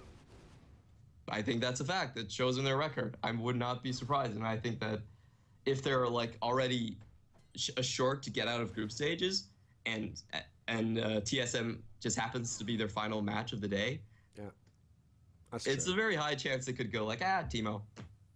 But see, here's my counter argument. So we've got the guy here. So I've been all about, okay, this is a top lane carry meta. There's a lot of strong top laners. That's why I don't think Flash Wolves is going to do well. So Clement here, he's on the stake is going to do well. You seem to be downplaying the importance of top lanes in this tournament, because on paper, if we think about the split pushing and the top lane ramifications here, we got Acorn, Flame, Someday, and Soaz in a group against Iris. Yeah, that's like I'm not saying like TSM is individually stronger than any of these teams or that your points are not valid. I just don't think they're going to go 0-6 because like I think should some have of these told teams you at some a points... reason when he paid you that money. No. Get what you pay for, Reggie. I don't think this logic is like faulty. Is that even though these other teams are stronger than them, I still think that some of them are going to slip up sometimes. They're probably going to give a game to TSM. It's beneficial to throw a game if you're already assured out of group stage. I do think that Origin could lose to TSM. I don't think that's ridiculous. I think I don't think they're super consistent and super strong, so that could definitely happen. They could lose. Yeah. I just hope they don't for the lols. See, I'm not even giving a good reason myself, Clement, but I'm just going to say for the lols. I said what was a good reason, but yeah. So here's the question, Clement. The big question. Who's going to win the tournament? Oh man, this one's the one that I honestly think it's going to be a Chinese team this time. And here we go. Here we go. Backing up his people. They're not. Keep they're going. Not That's the joke. That's the joke. JPG. Okay. I know what you're trying. It's like, Thor, you're just so good at this. It's like you're fishing for two people at the same time. You're fishing for like going. Monty's reaction, and you're fishing for mine as well. That was really well played, I have to say. But I honestly think it's a Chinese team, and I want to see a Chinese team win because I think it's healthier for League of Legends, the esports scene in general. I think that if you have a Korean team winning 3 times in a row and also doing a repeat, I don't think it's a good thing for League of Legends viewership. I think people are going to get bored about it. And it's also funnier looking at Monty's face when they lose in the final. that split second where he has to put on that visage, the steely eye. It's that moment where you catch him, the micro expression when you see. Like I remember watching, my eyes were peeled at that LCK final. I was just waiting for when they flashed the camera. I was like, the second I went back, I watched the VOD. The second they shot the camera onto him after KT had been utterly crushed, I just looked at I paused it and I just like, delicious. Oh god, because it's so rare that you see that moment. It was like the finest caviar, and I was just a peasant who couldn't even handle the richness of the taste. But I knew it was something special to be saving, and then I just gave myself a few minutes. And then what was Monty's prediction? Like Monty predicted. He thought that KT would win. I thought KT would win. What? Seriously? Oh, okay. See the way you hurt his feelings for like half a second there? It's brilliant. Brilliant. Oh, I want to ask, like, on Monte, like, what do you think SKT has really improved over this split? Because if you look at MSI, I mean, even teams like AHQ with their early aggression, they caught SKT really off guard, and they were like ahead 8,000 gold. Or if you look at teams like Fnatic, even when Fnatic wasn't that strong at MSI, they took them to 5 games. So if I look at that past record, I'm not actually that confident in SKT, and I wanted to ask like Monty, like, how have they really improved? First off, I think Faker's having a much better season than he did in spring. And they put him in the games. Huh? That helped. And they put him in the game. That helps. Yeah. I do think, like we said earlier, when we were talking on the show, I don't think it was wrong of them to put an Easy Hoon when they did, because on certain champions or in that meta, he did have strong picks. But Faker certainly didn't have a standout spring season, and this season has been much better for him as an individual player. Marin has added more carry top laners to his champion pool, so that's a big difference. We've also seen more willingness to have early aggression and tower dives, particularly in the final against KT. I think Bengi has stepped up significantly. I think Wolf has not been tilting in a lot of the big games. I also think that they'll have more time to prep this time. They only had 4 days to prep for MSI. They were the last team, right? So I think that was actually a pretty contributing factor, because they didn't even know they were going to MSI. They were preparing for coup, and then they won a Saturday night and had to leave Sunday morning, and then the tournament started, on like Wednesday or Thursday. So plus it was a mistake to put so much emphasis on preparing for pigeons. I'd have like been looking at the other teams in the tournament, you know. Oh my god! Like keep going. What is Coup doing? Like when I watch the finals and the playoffs, it always feels like they're kind of like there for selling their clothes or like Spenu or like something. Like they don't seem very serious at all. Like that's always been like what is their mentality going into games? Like it's really refreshing to see a team be so like. But they actually have a very good team environment, I will say. They work very hard, and they are less, I think, restricted than the Kespa teams. And it's also the personalities. The team got together a bunch of players who operate emotionally very well together. And what differentiates them, I think, from most of the Korean teams is that they are fucking loud as fuck. Like they constantly, they're not very demure. They will just run around all the time, like shouting shit at each other, and they're like notoriously loud. So they're very entertaining, and I just think they have a very different team environment than most of the other squads here in Korea. Because when the Taiwanese, they're really fun. Because when the Taiwanese community saw like their appearances, and everyone was like, so they know they're gonna lose or something. It's like they just don't care or something. It's kind of they definitely care. I mean, you can see Nofe in particular is, he is. I think the Coup Tigers have more to lose than most of the other teams, because not only did they get arguably the easiest group, right? But I think if they lose even a game in that group, the Korean community is going to shit all over them. They admit that they didn't prep very hard for IEM, and they got embarrassed. They feel like shit over that. So I think they are taking Worlds extremely seriously. Yeah. Clement, who do you think will be the best player at Worlds? At the end of who will be like the MVP or just the best player overall at the end of the tournament? Who would you pick? Who's the leading candidate? The war bans have been reset. Let's see. I think the safe picks would probably be either Faker or Imp. I think those would be the really safe picks. But for me personally, I really want to see Ziv kind of show another page and like show us his Fiora and stuff like that. You're just that desperate for him to definitely not ever play an LMS again. Instead, you're looking forward to next season when he plays on fucking King Gaming or something with like good players and no junglers. Hey, Clement, let me tell you how that goes for me. So I had to watch all these Korean players. I had to watch Dandy go to fucking top lane on a shitty ass team. Okay, it's not a fun emotional experience for you. So if I were you, I'd be like, I really hope Ziv just shits the bed at Worlds, and then he's just amazing at LMS again. So at least I get to keep him around and keep enjoying his play, instead of like the ultimate trap. Because who knows with China, man? He could go replace a Luca on WE, and then they'll decide that he's the mid laner. You don't fucking know. It's China. Nobody knows what they're gonna do. That's also another factor. No one knows how they're going to ruin your favorite players. That's also a factor this year. We haven't considered that. That's also a factor that's going on here. Okay, this isn't just a competition for League of Legends. This is a live audition to play in LPL next season for anyone who does really well. Just play your heart out, and maybe, like, sort of like X Factor or something, maybe the Simon Cowell Aaron or something picks you out and he signs you to go and play for EDG next split. It could happen if you play really well. So AHQ, I'd love it if, like, they just signed Hooney. I'd love it if Fnatic did do an amazing job. Had the sickest run. They made the final, and then Hooney's contract was only 1 year, and then LPL literally takes him and puts him on, like, World Elite. Like, laters West. Did you just enjoy that? And then Hooney later shows up back in Korea to the final wearing a $1,200 fucking Givenchy t-shirt for no reason.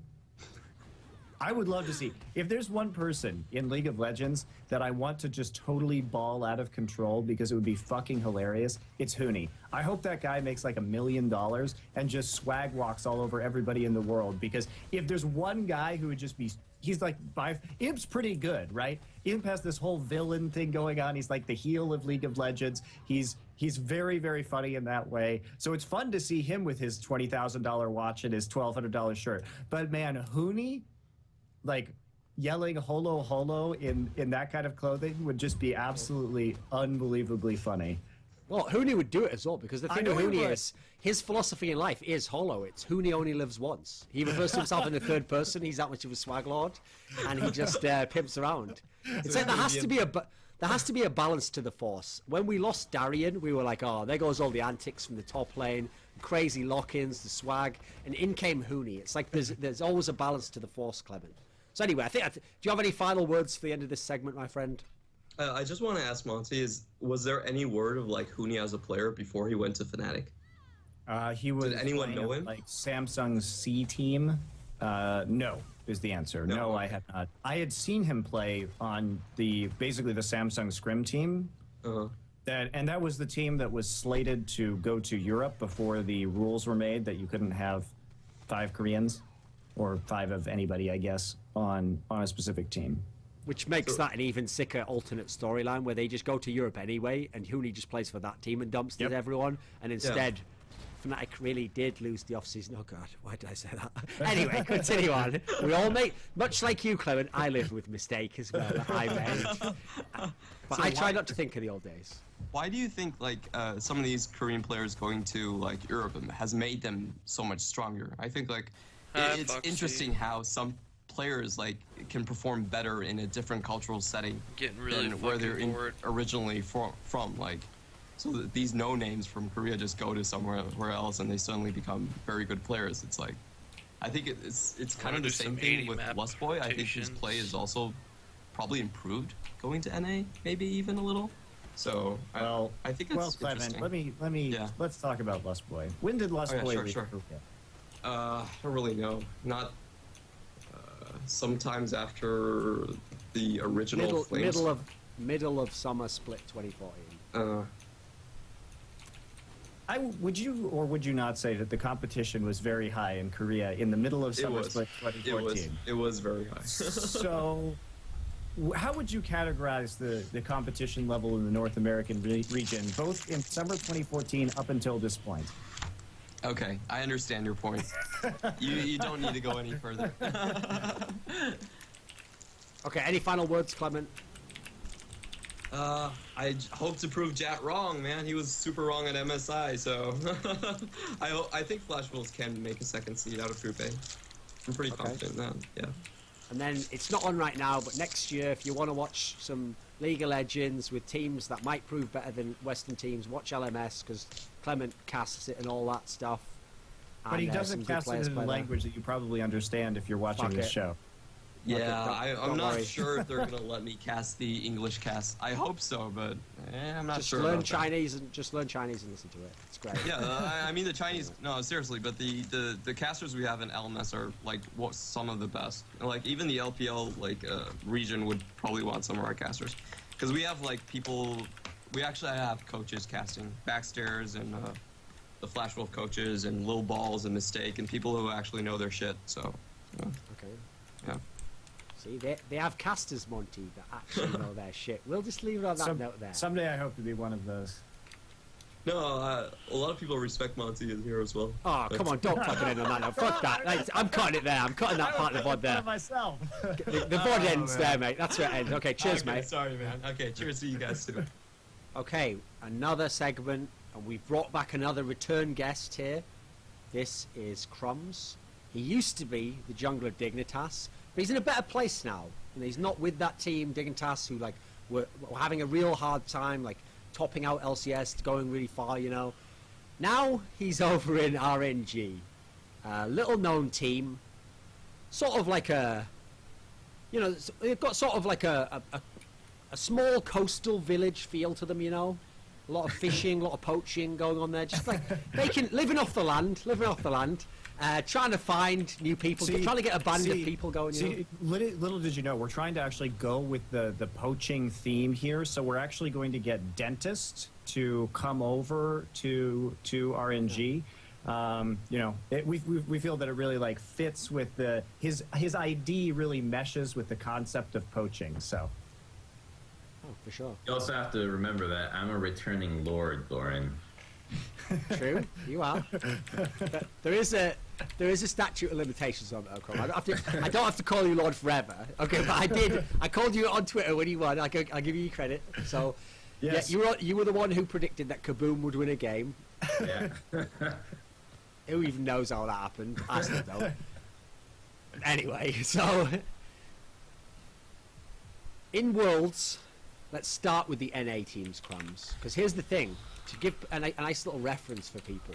Last year, when we were doing this show, you were talking about how against the Chinese teams, you actually thought that the NA teams had a good chance and they'd be able to play well. And the reason you gave was something along the lines of like, if you just don't team fight them, you know, you can actually like beat them in terms of macro play or something. And I said I actually like to sometimes play the role of like an innocent young child, Crumbs, who's like, but sir, naively, may I ask you a question? Didn't you have a Chinese team, LMQ, in NALCS, and everyone got wrecked by them in team fights? And you literally just said, because obviously the season was done for you at that point, you took off the NA rose-tinted glasses and you just said, that's because we were all shit, and we couldn't, and so we were all just terrible. We couldn't do that, essentially. So I'm wondering what your opinion will be on NA this year. So we'll start with the team in Group A, Crumbs. CLG is in a group with Flash Wolves, Coup Tigers, Pain Gaming. Now, CLG, unfortunately, don't have a jungler. Or rather, they do, but it's just a mid laner who's gone jungler, and that's probably going to be a problem, right? What do you think?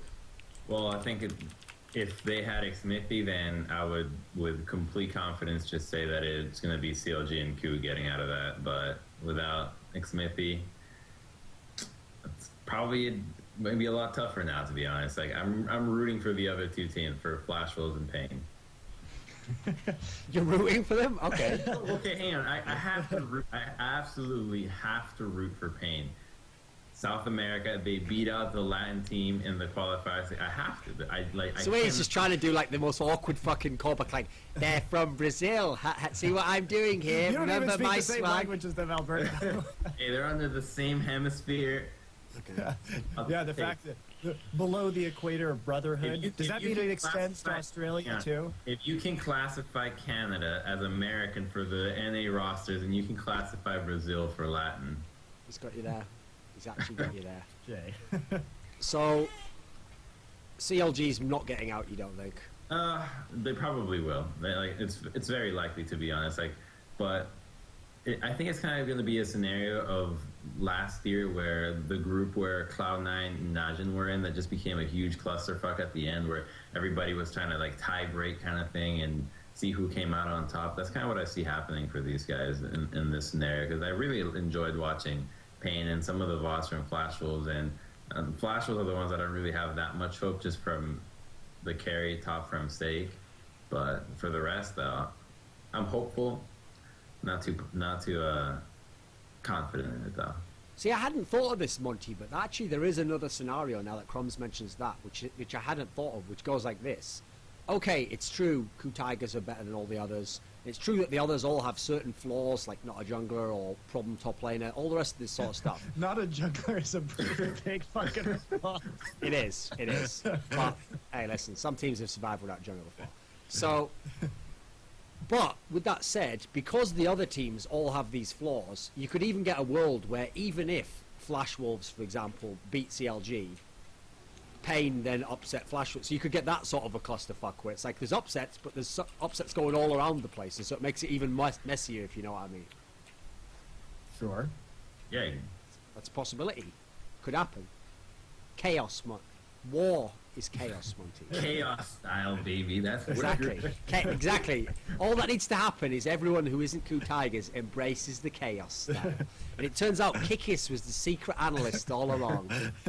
And he just brings the chaos style. Even that name is so lame. Chaos style. It sounds like some shit metal band from the 90s or something that used like electronic keyboards or something. Like, we are chaos style. Anyway. Anyway, so you could probably have been the lead singer of Chaos Style, Monty, with that picture that people always post to you in that leather jacket with the long hair. I reckon you could do it. And Crumbs could be the bassist. And then maybe like Forgiven or Freeze could be the drummer. See what I did there? See how I got it past them, Monty? Yeah, make a great team, wouldn't you? Anyway, let's keep going. So, do you think that Coup Tigers are actually a team that have a chance of winning this tournament, Crumbs? Oh, no. Of course, not even close. No. I mean, if they end up facing, like, the way that SKT dismantles Coup Tigers every time is just not going to be... Like, these guys are going to have to strike gold at every corner to actually win this tournament. Like, everybody has to knock themselves out, and then somehow they end up facing, like, the lower seeded team that managed to miraculously, like, a team that just barely scraped by, and they face that guy kind of thing, like, in every single round. Do you think Coup can win the tournament, Monty? Is there any scenario in which it could happen? Like, is there a player that'd have to play better and that could make them, that could activate the next level for them? Of coolness? I mean, unless Med can bust out 3 I mean, Kuro could game. Kuro could overperform. That's like the one thing I could see. Okay. So, in Group B, Crumbs, the hope of the West, Fnatic, is with IG, AHQ, and Cloud9. Good group for Fnatic? Yeah, absolutely, of course. I'm thinking they're probably gonna make it out first, to be honest, just because they're a lot more consistent than the teams in that group, all of them. Maybe not so much AHQ. Like, AHQ could be the one that could honestly come out swinging, because every single time the same thing happens. AHQ, they're not that good that region, and then every time it's like, wow, they're really putting up a good fight kind of thing. So I think Fnatic should honestly have it. IG would probably give them the most trouble if they pull their shit together, but you know, you can't really hope that a team can actually get it together when they haven't done so for how many months and just do it in the last like 2 weeks.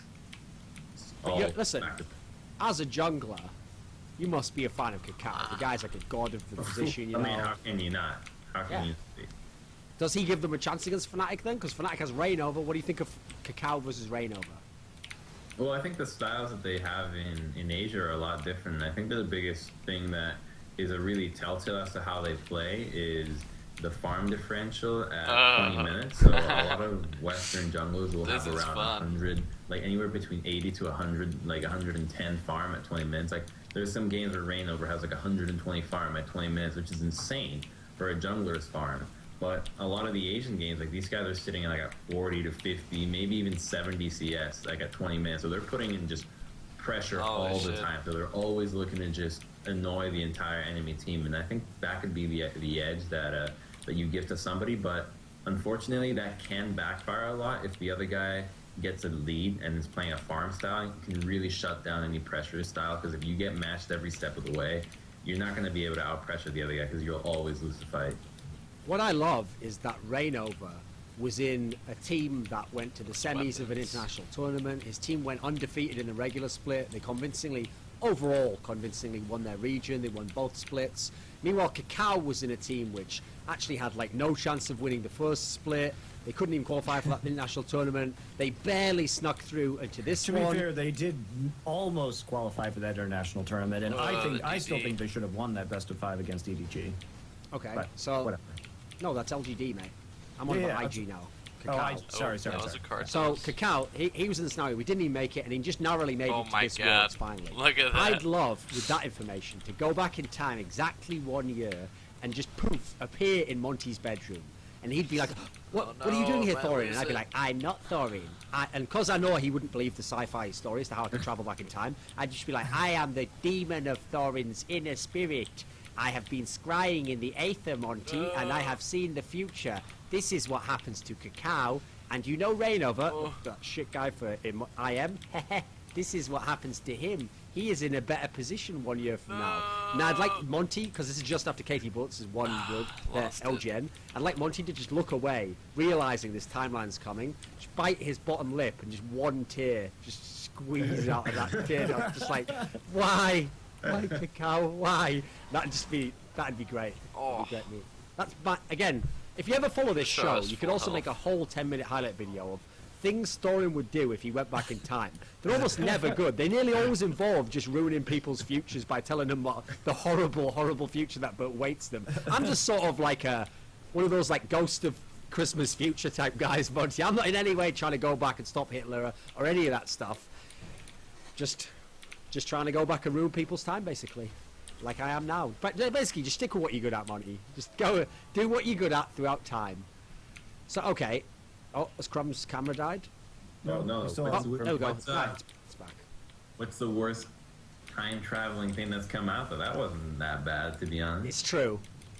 I mean, I could also go back and tell you what happens. You'd be like, well, if I leave Dignitas, I'm probably going to a better team at that point. Probably like TSM or something. I mean, this time next year I'll be at one. In fact, I think you even said that. I love those freaking stun bullets. It was like fireworks.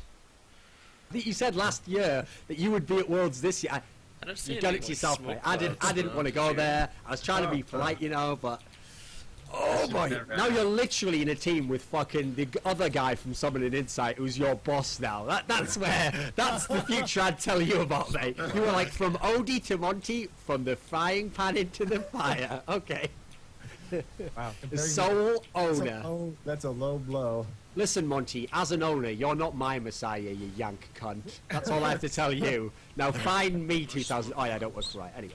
So, anyway, in Group B, I have to ask you this, Crumbs. So, as someone who was a jungler and then role swapped to top lane and came back to the jungle, what do you think of Cloud9 and their mid laner role swap into jungle? Hi. Does Cloud9 have any chance? No. just being as reasonable as possible.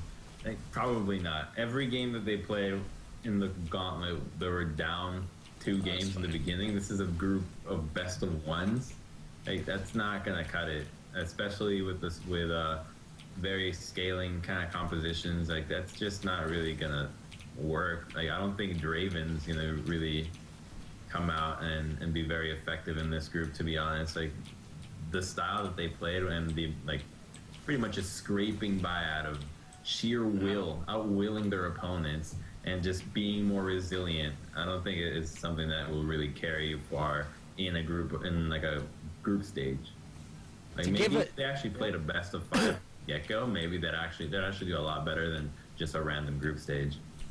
To give kind of like a metaphor for what it's going to be like in this group, it's almost like Fnatic are like challenger tier with like 575 points, and IG is challenger tier with like 525 points, and AHQ is challenger tier with about like, let's say like 350 LP, and then Cloud9 is Diamond 2 at the moment. They got demoted from where they used to be in Diamond 1 internationally, and they have about 85 LP, so it's a worrying trend right now. How many more games do they have combined, though?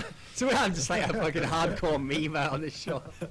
It's true, you got me there, Crumbs. How many games did they play? That's the real question, right? Twice as many, mate. Twice as many. So anyway. So, okay.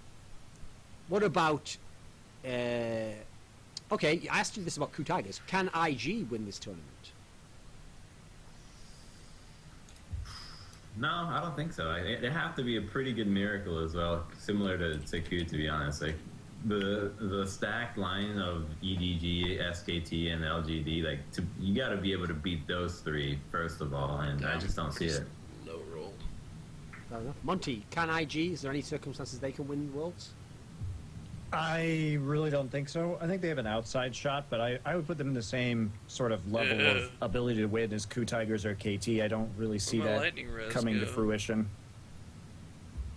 So in Group C, we have SK Telecom, H2K, EDG, Bangkok Titans. That's not even Who's going to close. get out of the group?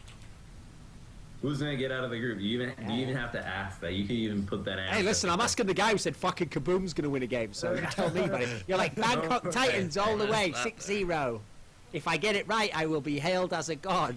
You would as well. If you got that right, if you said Bangkok Titans 6-0. Right, you're already a meme. You're Professor Crumbledore. Exactly. No, not this time. Not this time around, though. You done with your memeing? The unintentional memeing has gone too far. Memes have just been spilling out. The whole. But here's the thing. As obvious as it is, it's SKT EDG. In which order? I think it's going to be SKT coming down first, but it might just have to come down to a tiebreaker, to be honest. Like, I could easily see it just one of them taking a game off the other, but I'm not sure what the format is going to be in terms of did they win faster kind of thing. So I guess if they win faster, would that really even count as something you want to predict? I love that tiebreaker as well. You won the game faster. You must be better then. Listen, much as in sex, faster isn't always better. Won't they play the tiebreaker if the teams are tied? I assume they will, since they did last year. What is this? No, sex. Sometimes it's the actual time. No. But remember that Cloud9 and was a where? tie. No, it was a two-way tie, mate. Because remember, Kaboom. Yeah, because Kaboom stopped Alliance being in the tiebreaker. Yeah. Okay. I quite vividly remember it.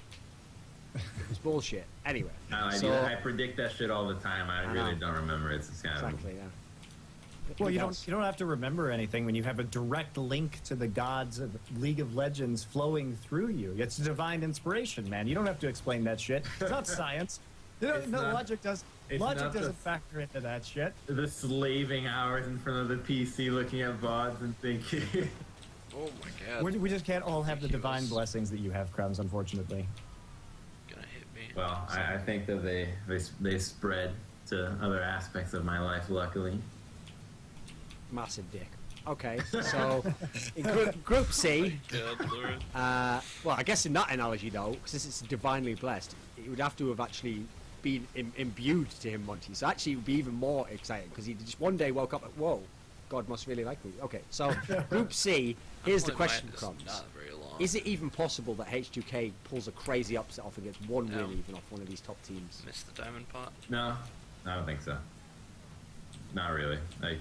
Where is the win gonna come from? To be honest, like who from that team is gonna be able to really command a victory? I already went through this, Crumbs. Ryu has been training every day of his life. He goes in there. He literally comes in before the minions even come. He flashes onto Faker, who's spamming laugh, and just starts fucking out, going crazy, just going in on him completely. To the extent Faker kills him, of course, because he's like on a tower. Then Faker's like, what the fuck's wrong with this guy? This guy's crazy. And then Rio just looks over, like, does that thing where you point at the other guy's eyes and then back at your eyes. He's like, before, I thought it was you fronting me. You're right. I am crazy. You know what? I don't give a fuck. I got the juice now, Faker. And then he just goes back in the next time. And he just literally, the only person to ever force Faker out of lane is because Ryu's just bombarding that mid. But the whole time, it's a trick. And they're just going top lane with the jungler, and they snowball there. See? It's the most elaborate little... It's like a, what would you call it in American football? Cheese. What do you call it? That thing where you give them the signals and then you're tricking them and they go. You mean the fake punt kind of thing? Yeah. So that's the move right there. A fake punt. H2K takes a game off SKT with a fake punt maneuver. That's it. It's actually a fake recall. Yeah, why not? So it's one of those tricks where you start recalling, then you just walk into the brush. Oh yeah, like there's like Renekton trick, some sort of recall with the pool party skin trick. Okay. So in Group D, the group of death. Okay, first things hang on, first. hold on. Before this, I've been watching some videos about the whole like analysts and people giving opinions. I can't stand even watching like one of them. As soon as I start hearing, I'm like, I can't stand this. Like I can't. Okay. What's with this group of death? Group of death, group of life. Why? Group of death. Who gives a shit? Like, no one's dying. It's only one. Only like 2 people die in every group. See, you're right there. I actually sort of said the same thing, Crumbs. Not least because in a real group of death, everyone should be able to die. Whereas in this one, I think we all know at least one team's definitely dying, and at best, maybe 3 teams could die. Probably only 2 though. So actually, you're right. It's actually a normal group. 2 teams will get out. 2 teams will definitely lose. So it's a group of normality, really, in many ways. I like to call it the group of harsh reality for Westerners and the death of hope. So it does have some death in it. I like to call it the group of education, because I've been holding out for a long time that people would finally, who speak English, have some sort of concept of how the scene works. So I'm hoping that this is what's going to teach them at long last. See, I like to imagine that when Monty's significant other came in the apartment, you know, and she was like, "Wow, is that a banana in your pocket? Are you happy to see me?" He's like, "No, you got to see this group, Joe. Group D, it's unreal. I tell you, but first." Bow chicka bow. Anyway, so because obviously, Monty, it's like the opposite of a cigarette. You want to have sex after that to elevate the experience, because you've already got to a high. You get even higher, then you have the cigarette afterwards. It's a trifecta. That's it. Like that. Little tip for you would-be analysts out there: how to spice up your sex life. Crazy Group D drawings for Group of Death drawings for TSM. That's one you haven't thought of. See, Monty, that really would be your meme of like the 50 Shades of Grey, like my tastes are otherwise or whatever, like, and they go into a room, it's just like all the losses of TSM at international tournaments. That's like, you have to be able to role play that. You're going to be Dyrus, and I'm going to be a top tier jungler repeatedly ganking your lane. Anyway, in Group D. In Group D. I'm having MSI flashbacks right now, not going to lie, just seeing the barrage of tower dives in the top lane, just... It's good times, right? So in Group D, is it obvious that LGD and KT make it out? Yeah, I think so. I mean, you can't honestly discount the surprise factor. Like you always got to keep in mind that anything can happen. Like honestly, ever since what is it? IEM Katowice, that KT or that Ku Tigers went in completely like obliterating everybody. Yeah. Goes in and chokes horrendously. I'm kind of refraining myself from making any absolutes, to be honest, especially for a tournament like this where there's so many international teams. Some might choke again. So yeah, Monty, listen, even when a team's really showed you a really impressive top ceiling, you know, and they go into a tournament, sometimes they choke and really underwhelm you, and you get really sad because you hoped it wasn't happening. So KT Rolster and LGD, I mean, you know, do any of these teams have a history? Is anything to go off here, Mon? Is it just speculation? I don't know. We'll have to decide for ourselves. So who do you think's getting out first, Crumbs? Oh, Who's going I think first? LGD for sure, to be honest. I think that right now Imp is best AD carry in the world, to be honest, and people keep complaining that the AD carries are weak, but I like the AD carry meta is weak. Like, no, not really. Like, if you actually see how AD carries perform, like if their mechanics are up to par, they can dismantle these like the Juggernaut champions pretty easily. So I have no issue seeing LGD getting out first place, to be honest. Like Spoken like a true jungler who just came out of a meta where you could have 4,000 health or something. So fucking AD carries. If you just learned how to auto attack, you wouldn't mind me and the fucking top player at our 9,000 health being all over your face with fucking mobility champions and teleport. Okay. It doesn't matter how much life you have. The AD carry has 2 lifesteal items, and it's like, okay, well, I'm just gonna sit here and tank anything with double lifesteal kind of thing. And my Thornmail. No, double lifesteal like literally trumps any armor that you have. Like you actually can't beat it. I'm gonna have to set up a show with like Crumbs and Forgiven on either side. Like ding ding, round 1, let's go. Okay, so. All right. The other day, I had a Malphite reached over 800 armor. I'm pretty sure an AD carry is not going to be able to deal with an 800 armor Malphite. True. So okay. Do you think TSM will go 0 to 6?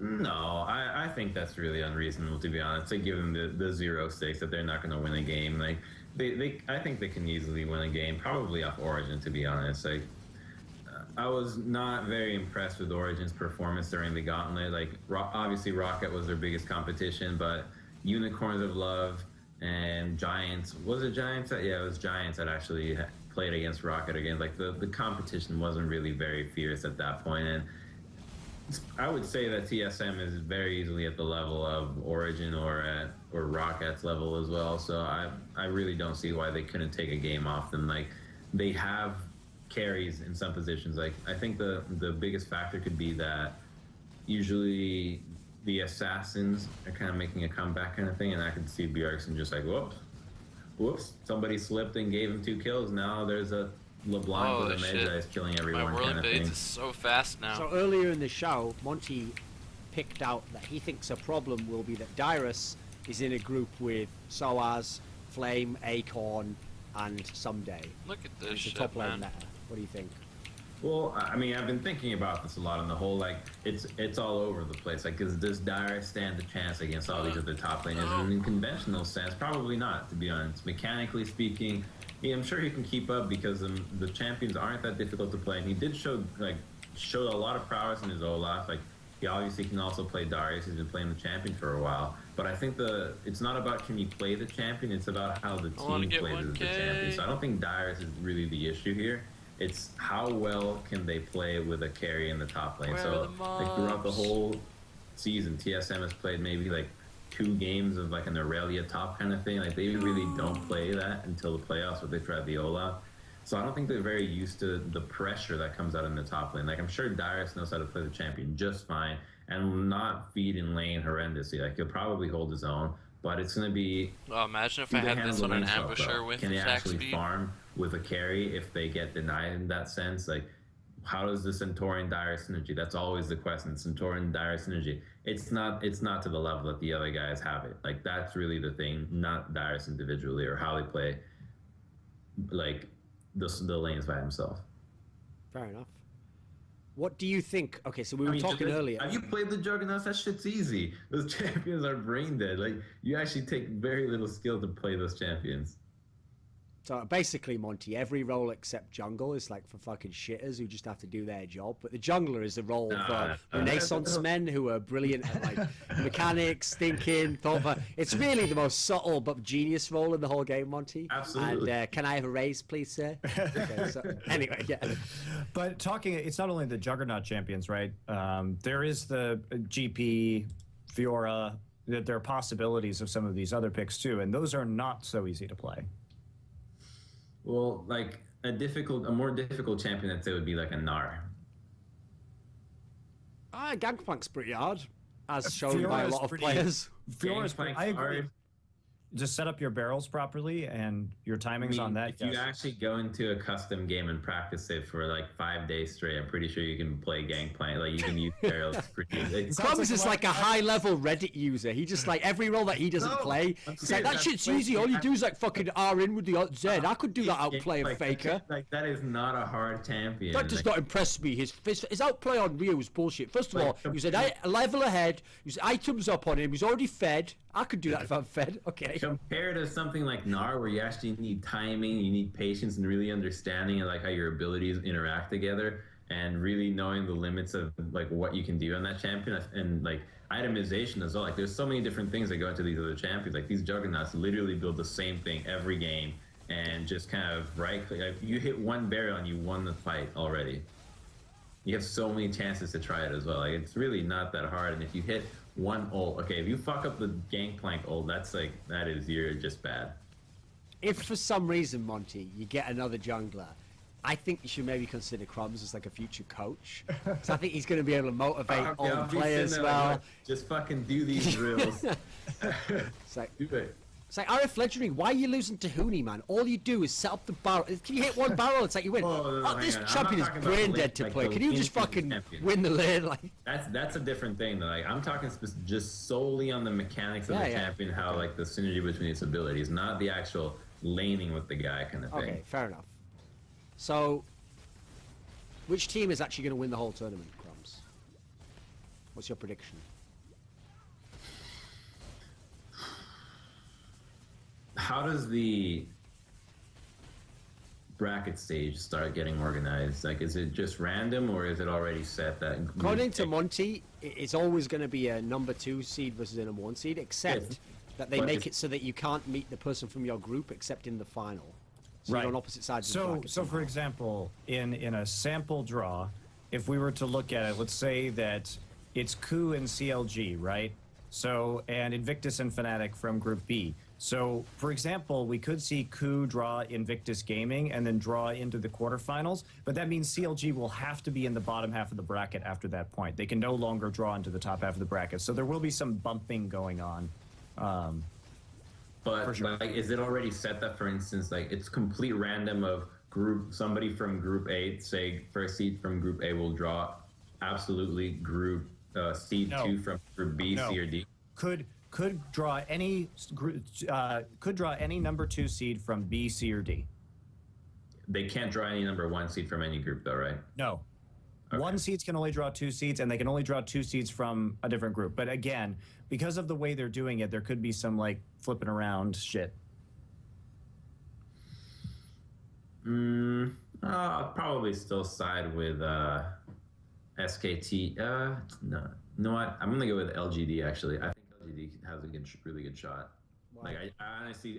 Man, really I need more firmly frenzy believe that AD charges. carries are the ones that That's what I need. Go so unnoticed, but have such an impact on the game. Like, maybe I should Vaal this amulet. How hard an AD can carry right now. Like I haven't like the games where a top laner carry are usually from split pushing. It's really. Crumbs has literally just played like 5 back-to-back games where he got dumpstered by some AD carry. Dual life steals. This is bullshit. This Vaal. Nerf AD carry, Riot. The AD that does that shit is Callista and Vayne though, and those aren't even that hard to deal with. Like the AD carries have such an impact in terms of actually taking down the turrets. Like sure, the top laners do as well right now because they start building damage, but you leave a Tristana on one turret, you fuck up one rotation, you lost your entire base. Like these champions take the base so quickly, take objectives down so fast that I think that the positioning that the ADs will have is just something that's really gone unnoticed. And just from random circle jerk complaining that people think the ADs are in a bad spot, like they're the champions that deal with Look at that stun, so OP. Basically, AD carries grab the base and choke the life out of it. That's called the Thorin. That's my move. The choke. That's yeah. I just leave it so it's like a dead baby seal in my hand. Anatomically accurate life size as well. So anyway, what about is that's just a disgusting mental image though. You don't know how many crazy fucking like, references we've had to that shit in this show. I know. It's just disgusting. I know. And so put it this way, when I'm finished with myself, animal rights activists are picketing in my bedroom. So anyway, so what the fuck, Thorin? So it's a good thing the girls that you're picking on don't speak English. Exactly. Sometimes, sadly, they Google me though, so I have some explanations to make. Anyway, but I'm good at explaining those things at this point in time, Money. That's my second craft. Yeah. So that's why you have to turn the Google image search safety features off when you Google you. By the way. Exactly. So, since you're a jungler, Crumbs, who do you think at the end of this tournament the best jungler should be in this tournament? Who's the best jungler? Like going into it? Like at the end of the tournament, who will have performed the best as a jungler, do you think? What's your pick? That is We've got a lot. We've got Jesus. Cacao. Now, are you gonna make this basis off of like the games, the amount of games played? Because I could easily be like, oh, Cacao could easily perform the best, but if he doesn't make it out of groups, he has like 6. Just who you think the strongest jungler will be? Probably Clear Love, to be honest. Like, it's just like an easy, safe bet that you can't really like. Oh, he's gonna do poorly. Like, he'll probably do either average or above average or like great. He's not really gonna drop the ball. Like, there's game. Like, I'm pretty sure there's like it's very likely that there's games where you see like Bengi kind of like go around and do whatever his Bengi does when he's not focused and just kind of dies a lot on his own. Yeah, 2014. Anyway, so do you have a final message for everyone who watched, Crumbs? A final message, yes. Well, probably that I am rooting eternally for the Brazilian team. And externally, apparently. That's a team that I'm really hoping does great things, because I think that they really should get, with due time, their own region kind of thing, because there seems like there's more money, more infrastructure, more things than any other. I'm with you, Crumbs. Just take a spot from NA and give it to Brazil. I'm with you, mate. You know, that might not have been such a bad idea. Okay. You've gone too far with this Brazilian thing now, Crumbs. You've gone too far, mate. Okay, so anyway, you got anything else in your final words? No, I think that's it. It's the final segment of the show, the marathon. We're almost at the finish line. Oh, no, come back down, come back down. So well. Like Wacky Races. Oh shit. Who, let's face it, in Wacky Races, Monty, you would be Dick Dastardly and I would be Motley. So, Right? much like an episode of Whole Black Races, Oh maybe shit. we fuck up completely at the finish line and okay. get wrecked by someone who doesn't deserve it. That could happen as well. Ah. Usually someone blonde and Oh, white, I have to say. There was a little bit of a racial element in that show. Wasn't a fan myself. So would you say it's mostly armor or block that gets you through that? So anyway, they were on Sesame Street. MOM? Here's the thing. I was almost veered into something there, Monty, but I pulled it back last second. So, Oh, and then it's the Kingsguard and then MOM? Yeah. Are you ready, Monty? Okay. See what I did here? You Cool. thought to yourself, like, oh, it's Like lovely. flasks. You brought me Clement Chew, love talking to him. You brought me Edward. always one of Flask my Kingsguard favourites. MOM, Cheers, probably mate. block Brought me some of them. Crumbs. Of course I love him. That One shit of my sounds so favourite broken. employees for now. In your opinion, does it seem like something that should be fixed, or do you think it's just like... I opened the show with a Because it took Chinese a fat fucking investment on your part. This was no easy feat. Now I'm going to close the show with the Chinese expert. and The build's not even done. It's +1 Voidbringers. Yeah. I'm going to put Yeah, that but the thing with the lovely fat I'm fucking gonna put, like, a investment little on bit his of, part is I guess, a lot of Wow. it's not necessary. Like, you don't need a 6-link Kingsguard. It's nice, but it's not necessary. 5-link is Well, it doesn't have to be a 6-link. What would you pull out if it was a 5-link? I assume he's using like Lightning Lightning Pet? Molten Strike. No, my 6-link's faster attacks, Molten Strike, Multi-Strike, Fortified, GMP, Blood Magic. Wow. Unmuted. So Oh, you yeah, could just you like can take have out faster heal. attacks. Yeah, you just pull faster attacks. What? No. Ice Boat. Yeah, it's fine. It'd No, be you're fine. wrong. Why I'm not? saying if It's you- not like necessary, is it? Yes. No, it's not. Yes, it is.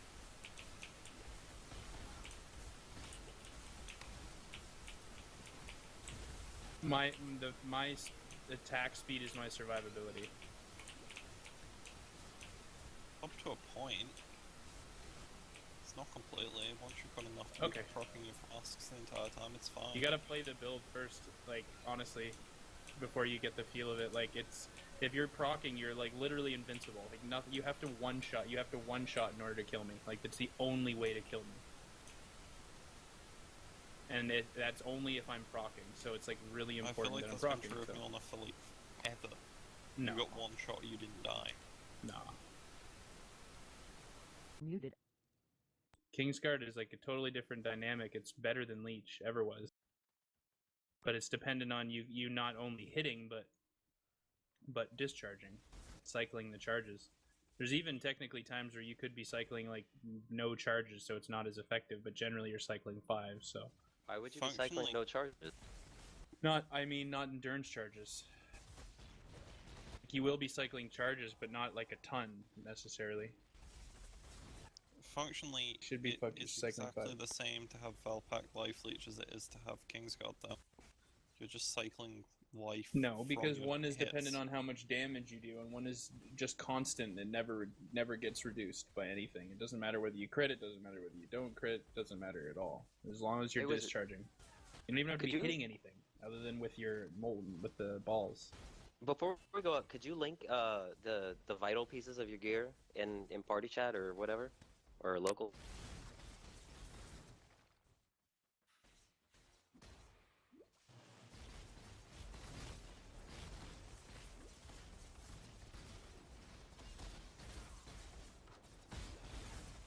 Unmuted.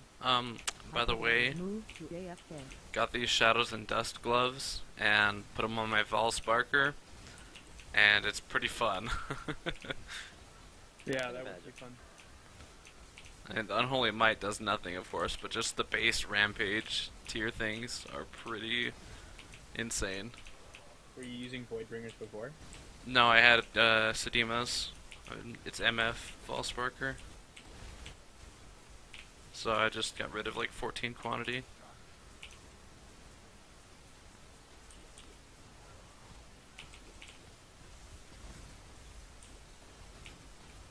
But I also got a pretty nice dagger upgrade too, so it's even nicer.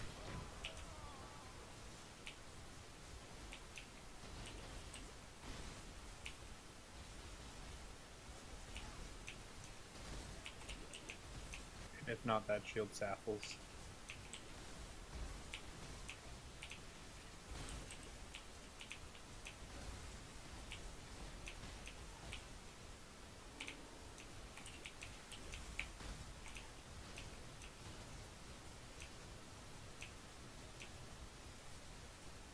Muted. Because you want to like run up to stuff, throw down a bunch of balls, and then like walk away as you're discharging, so you discharge all over it, but you're already gone, kind of thing. And you deal all the damage to it, and then you kind of it's been that way forever. And like what I'm wondering is like, why is a 6-link absolutely essential? 6-link isn't essential. Oh, okay. 6-link is essential to my build.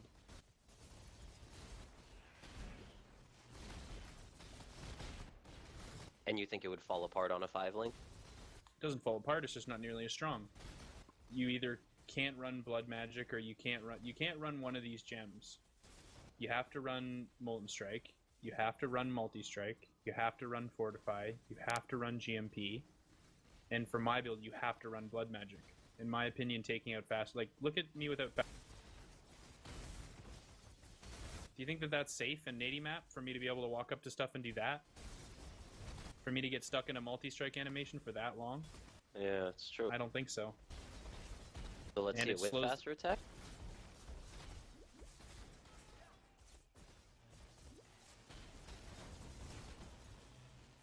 Unmuted. Okay, I just got an acceleration shrine, and that was insane. I'm gonna have to highlight that. Muted. Alright, let's finish this map before this race starts.